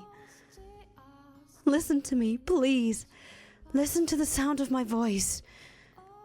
Michael, will you listen to what I really think? How I actually feel? I would never, ever push you away. Do you remember what I said, Michael? When you broke through the cocoon I had built around myself? I said that I would never come to hate you. I still stand by that. My feelings haven't changed in the slightest. It doesn't matter what kind of past you had, or what kind of secrets you kept. I still love you. You accepted me, Michael. I spent hundreds of years trapped in this place, watching as tragedy after tragedy befell its residents, slowly losing my grip on myself until I had been twisted so far I could tell them like stories with a cold smile on my face. And despite what I had become, you still took my hand. You still said you loved me. No matter what horrors you've experienced, I will always and forever take your hand. Michael. Giselle. Please have faith in me, Michael. Don't believe what some illusion says. Believe me. Believe the real me. You have it backwards, Giselle. The truth is, I never once doubted you. What? I never doubted your love. Michael, I despised myself. I hated that I was so weak I couldn't even bear being rejected by a phantasm made to look like you. I didn't want you to see me like that. I didn't want you to know I was so weak, to see my past, to see me now, a pitiful, unsightly mess. I couldn't stand the thought of you seeing any of that. If only in your memories, if only for you, I wanted to be gallant, to be a man. I wanted to be the man who never cried, who never showed weakness, and who died trying to protect you. I didn't want you to know that I was so weak, that I was such a sad, frail person, and not even a real man. Michael, I didn't want you to see that. Morgana was telling the truth. I opened the door to our past in order to bring you back, but that wasn't the whole story. I kept details about myself out, things that would make me look bad. There's no one as shameful and reprehensible as me. No, Michael. There's no one in this world as admirable as you. You remained true to yourself to the end. No matter how bad things got, day after day you fought all alone, despite being put through hell. Yet you chose not to curse those responsible. Only once did you ever consider cursing someone, your father. I remember that day very well. I was too stupid to realize at the time, but you did that for me. The one time you ever wanted to curse someone was for me. Give yourself a little more credit. You did, perhaps, come off as a bit inscrutable, but deep down you're truer to yourself than anyone. Your motivation simple and pure, your heart full of kindness. Know that you're a wonderful, admirable man, Michael. Be proud of who you are. That doesn't change how much suffering I put you through, Giselle. I was the white-haired girl. The girl in the portrait was me. It was all me. I came back more than once, showing up a woman, then disappearing again, hurting you, completely unaware, pushing you away, leaving nothing but tragedy in my wake. I'll never forgive myself for what I did to you. Have faith in yourself, Michael. Follow your heart. I know it was a secret you didn't want revealed, but for me, I couldn't be happier to know the truth, because it shows just how incredibly much you love me. And not only in life, the hundreds of years I spent trapped in this mansion, you spent searching for me. In that vast, empty, hopeless void, you heard my voice. Your love guided you to me. When you had lost everything, your love for me still lived on. Even as it tore you apart, you kept fighting to make it back to me. A few blanks in your memory don't account for how someone so fiercely determined could suddenly become a completely different person. But Giselle, how am I supposed to believe that? How am I supposed to believe that wasn't me, when everything about us is exactly the same? You are not the white-haired girl, Michael. Have faith in your own heart and the things you stand for. Have faith in your true self, in the person you are, the shape of your soul. You were never the white-haired girl, and you never will be. Remember, when you first arrived at the mansion, Michael, I took your hand, and together we watched dozens of different lives play out. Were your memories anywhere among them? It wasn't behind those doors that you found yourself, but in the remnants of the months we shared here. Was the white-haired girl anywhere in your memories? You are Michael, no one else. But that doesn't change what my body. I know you, Michael. I know who you are deep down. I love you from the bottom of my heart, and I want you to understand that, to know how I feel. Though we only shared our love for a month in life, it was enough for me to wait hundreds of years for your return. And you fought with everything you had to make it back to me, to get me out of here. You are the greatest man I have ever known.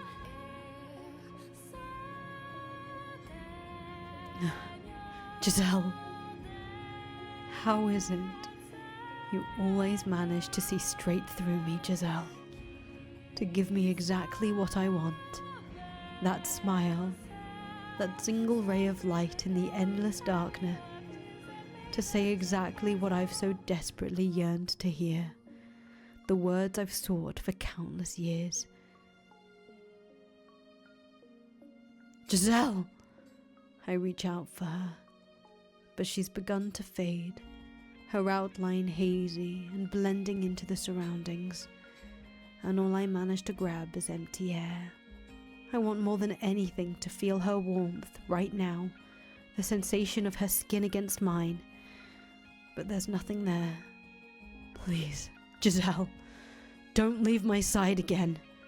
Don't worry, I'm right here with you. I'm not going anywhere. Giselle, put your hands on my shoulders. Wrap your arms around me. I can't. I want to, so much, but I can't feel you there at all. You can, Michael. I promise. Close your eyes.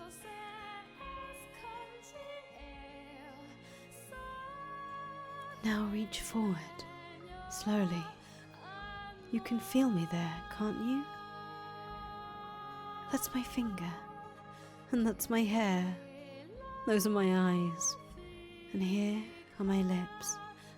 Here's my heart, where I keep all the feelings you gave back to me, and my love for you. In body and in spirit, I am all yours.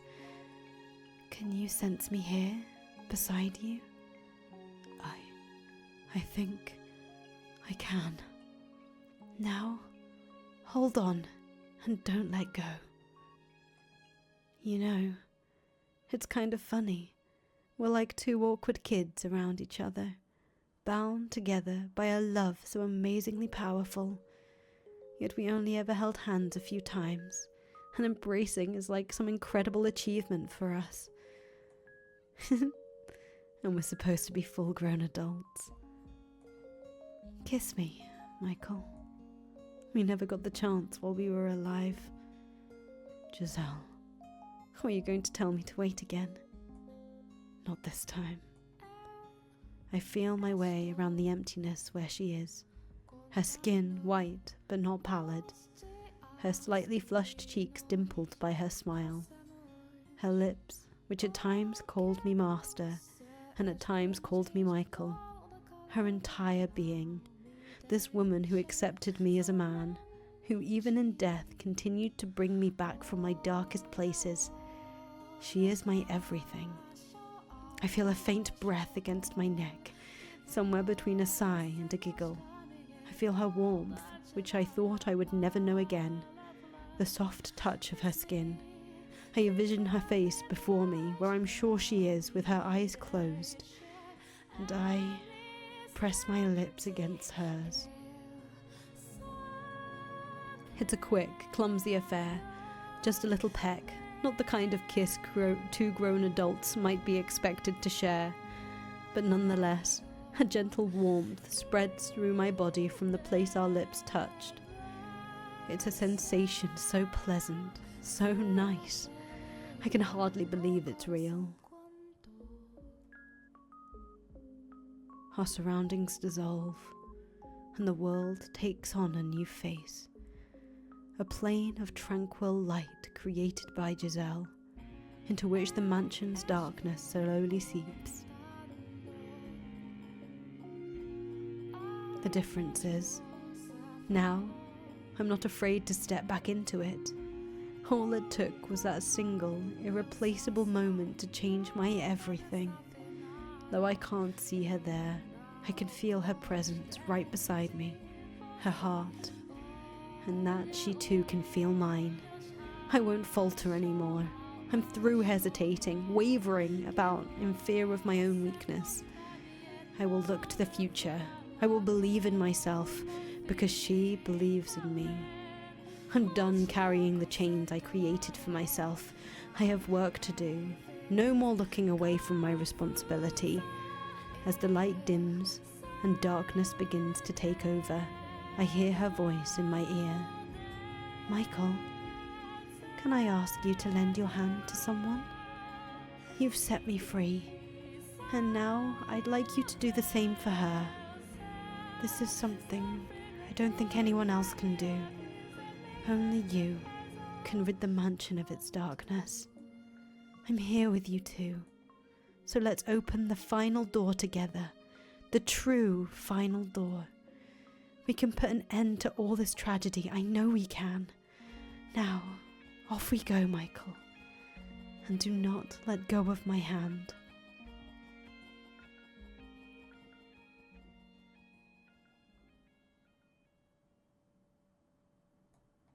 Giselle. Reality fades back into view. I'm looking at neither the endless eroding darkness nor the visions of my past, but the sea of blood spreading in all directions. I'm standing at the top of the observation tower, outside the door. I've returned, back in Morgana's world, her bitter, hate-filled, curse-fueled world. To tell you the truth, I didn't see that coming. This is my mansion, my domain.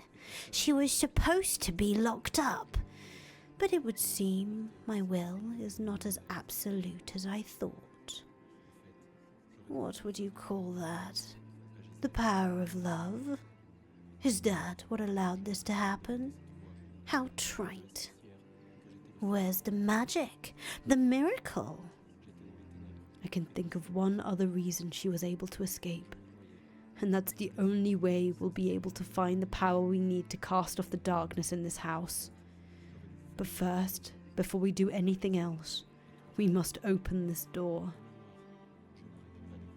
Whatever nonsense that woman filled your head with, it certainly seems to have put some fight into those eyes. Well, good for you, my dear. A little confidence boost doesn't erase the fact that you were on the ground, crawling through the filth like a worm, tears streaming down your face as you tried to ignore what lay before you. A little self-esteem isn't going to make you any less helpless when you step through that door. But that won't stop me from trying. I'm done acting like you're some inevitability, some force of nature. It's time for me to take a stand, Morgana. The air around the door has a distinct chill to it as I place my hand against the wood surface. My arms, once bloody and lacerated, are now whole again. I can feel my entire body, everything back in its rightful place. I take in a breath, lift my head, focus my gaze on the door, and push it open. Resting on the back of my hand, I can feel another palm, soft and warm.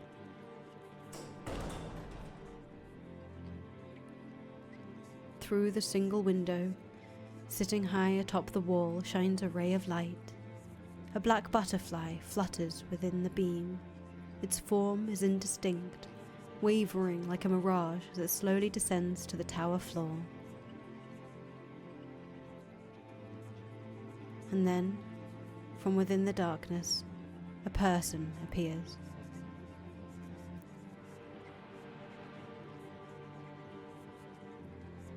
Is that you, Morgana? How does it feel to finally meet the real thing, my dear? I knew you were young, but you really are still a child. Having heard her tale, I know she died still a girl, and I know how she came to bear so much hatred for the world. But knowing and seeing are two very different things. The sight of her bony, adolescent body is a painful reminder that she never had a chance to know happiness, to know adulthood before being robbed of her life. I'd assumed monster would be your first reaction, with a face and a body like this. How very sweet of you, Michael. So tell me, what exactly do you mean to do now that you're here? Your ultimate goal was, as I understand it, to take Giselle back. But she's no longer here for me to return to you. She broke out of my cage, and exhausted what remained of her soul to show herself to you. I cannot perceive even a trace of her presence any longer, so I presume her soul shattered, dissipated into nothing? No. She's right here, beside me. Is that so? You seem to believe as much anyway, which only makes your presence here a bigger mystery. Ah, I know. You want revenge. I made you miserable while you were alive, and I continued to torment you in death. You entrusted me with Giselle's life, and I used her for my own ends. You must despise me. Hatred fills you. You want to curse me, to kill me. My death would well mean the end of all this. Shall I grant you that wish? She flicks a finger. And the next second, a long sword clatters to the floor at my feet. Take the blade in your hands, and like the knight of old who executed the witch, pierce my heart with it. Do now what should have happened then. You always wanted to be a knight, didn't you? Go on, pick it up. Show me your revulsion, my dear. Morgana, I do have a reason for being here. I came to save you. Did you hit your head on the way up? You came to save who? I spent so long trying to look away when I should have been trying to look deeper. To tell you the truth, your constant chattering in the darkness evoked more than annoyance in me. I empathized with your loneliness. I bear no hatred for you. It was my despair that brought you back to life, so that makes it my responsibility to end this. My own wish has given me all the redemption I need, my dear. Or should I be expecting another self-righteous lecture about how hatred does you no good? Brilliant, Michael, brilliant. Do you have any idea how absurdly presumptuous you're being? Trying to force your idea of redemption onto someone who has no interest in it. If the tale you showed me was the whole truth, then I would have said you could revile those heartless men as much as you pleased. But I refuse to believe that's the whole story. The men I saw beyond the first 3 doors had genuine concerns and worries. They felt things, real human emotions, even if those things ultimately led them down a path of destruction. Wanting to do something nice for the one you care about, being disgusted at the things you've done, hiding your urges from those around you. You certainly couldn't call them good men, but they were real men with real conflicts. So you're saying I'm lying? Well, I can't say I blame you. Who would believe the word of a witch? I don't think you falsified your account, Morgana. The tragedy, no, the grisly reality you described, I don't doubt any of that happened. You wouldn't be here otherwise. But I've learned something in my years. Reality exists from more than one perspective. That doesn't change what happened. That a two-faced young man deceived me. The beast severed my arm, and the greedy, power-hungry lord used me for his own personal gain. Events by themselves do not tell the whole story. Only when you take into account their circumstances and what they thought and felt, their perspectives, only then can you say you've reached the truth. Your point being? Are you going to march down to where their souls are and ask them for their perspective? Don't waste your breath. They'll only tell you what benefits them the most. Then we do it our way. We open the door to your past. And if I refuse? This is my domain, my world. It operates in accordance to my will. The door won't open unless I allow it to. Were you aware, Morgana, that I recovered my first memory in front of a mirror? You what? The same mirror Giselle used to practice her smile. And in all those hundreds of years, bits of her memory came to reside within it. every time she stood before that mirror, she had me in her heart.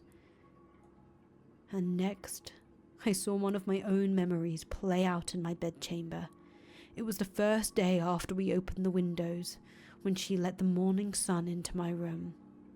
That day was a turning point in my life. And why are you telling me this?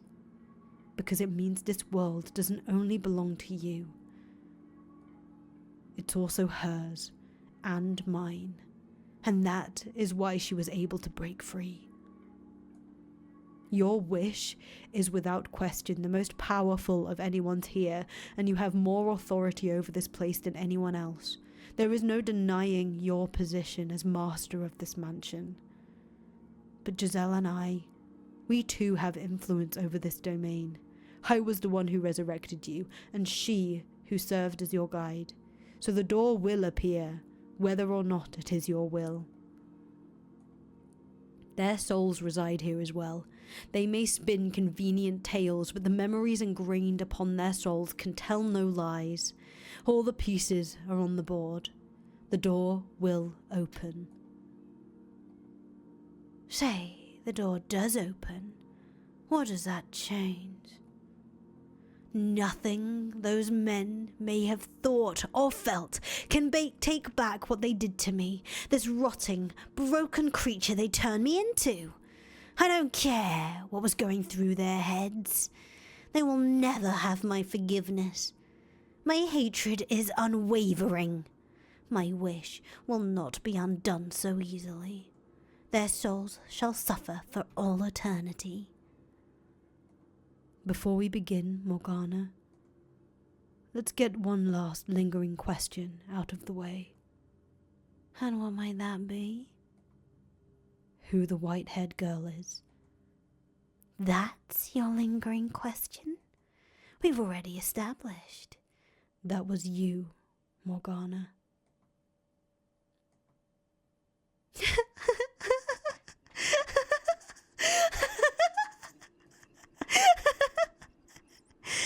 So in a desperate plea to deny you came back as a woman, you're now trying to make me into her. That is perhaps the most ridiculous thing I've ever heard. That was you, my dear. Don't avert your eyes. You must face reality. I'm not averting my eyes, and I'm not in denial. I have faith. Faith that I only ever made it back to this mansion once, when I awoke in the rocking chair beside the fireplace. Nevertheless, that hardly justifies accusing me of being that foolish girl. How could you possibly think I was her? Never have I not been present in these walls.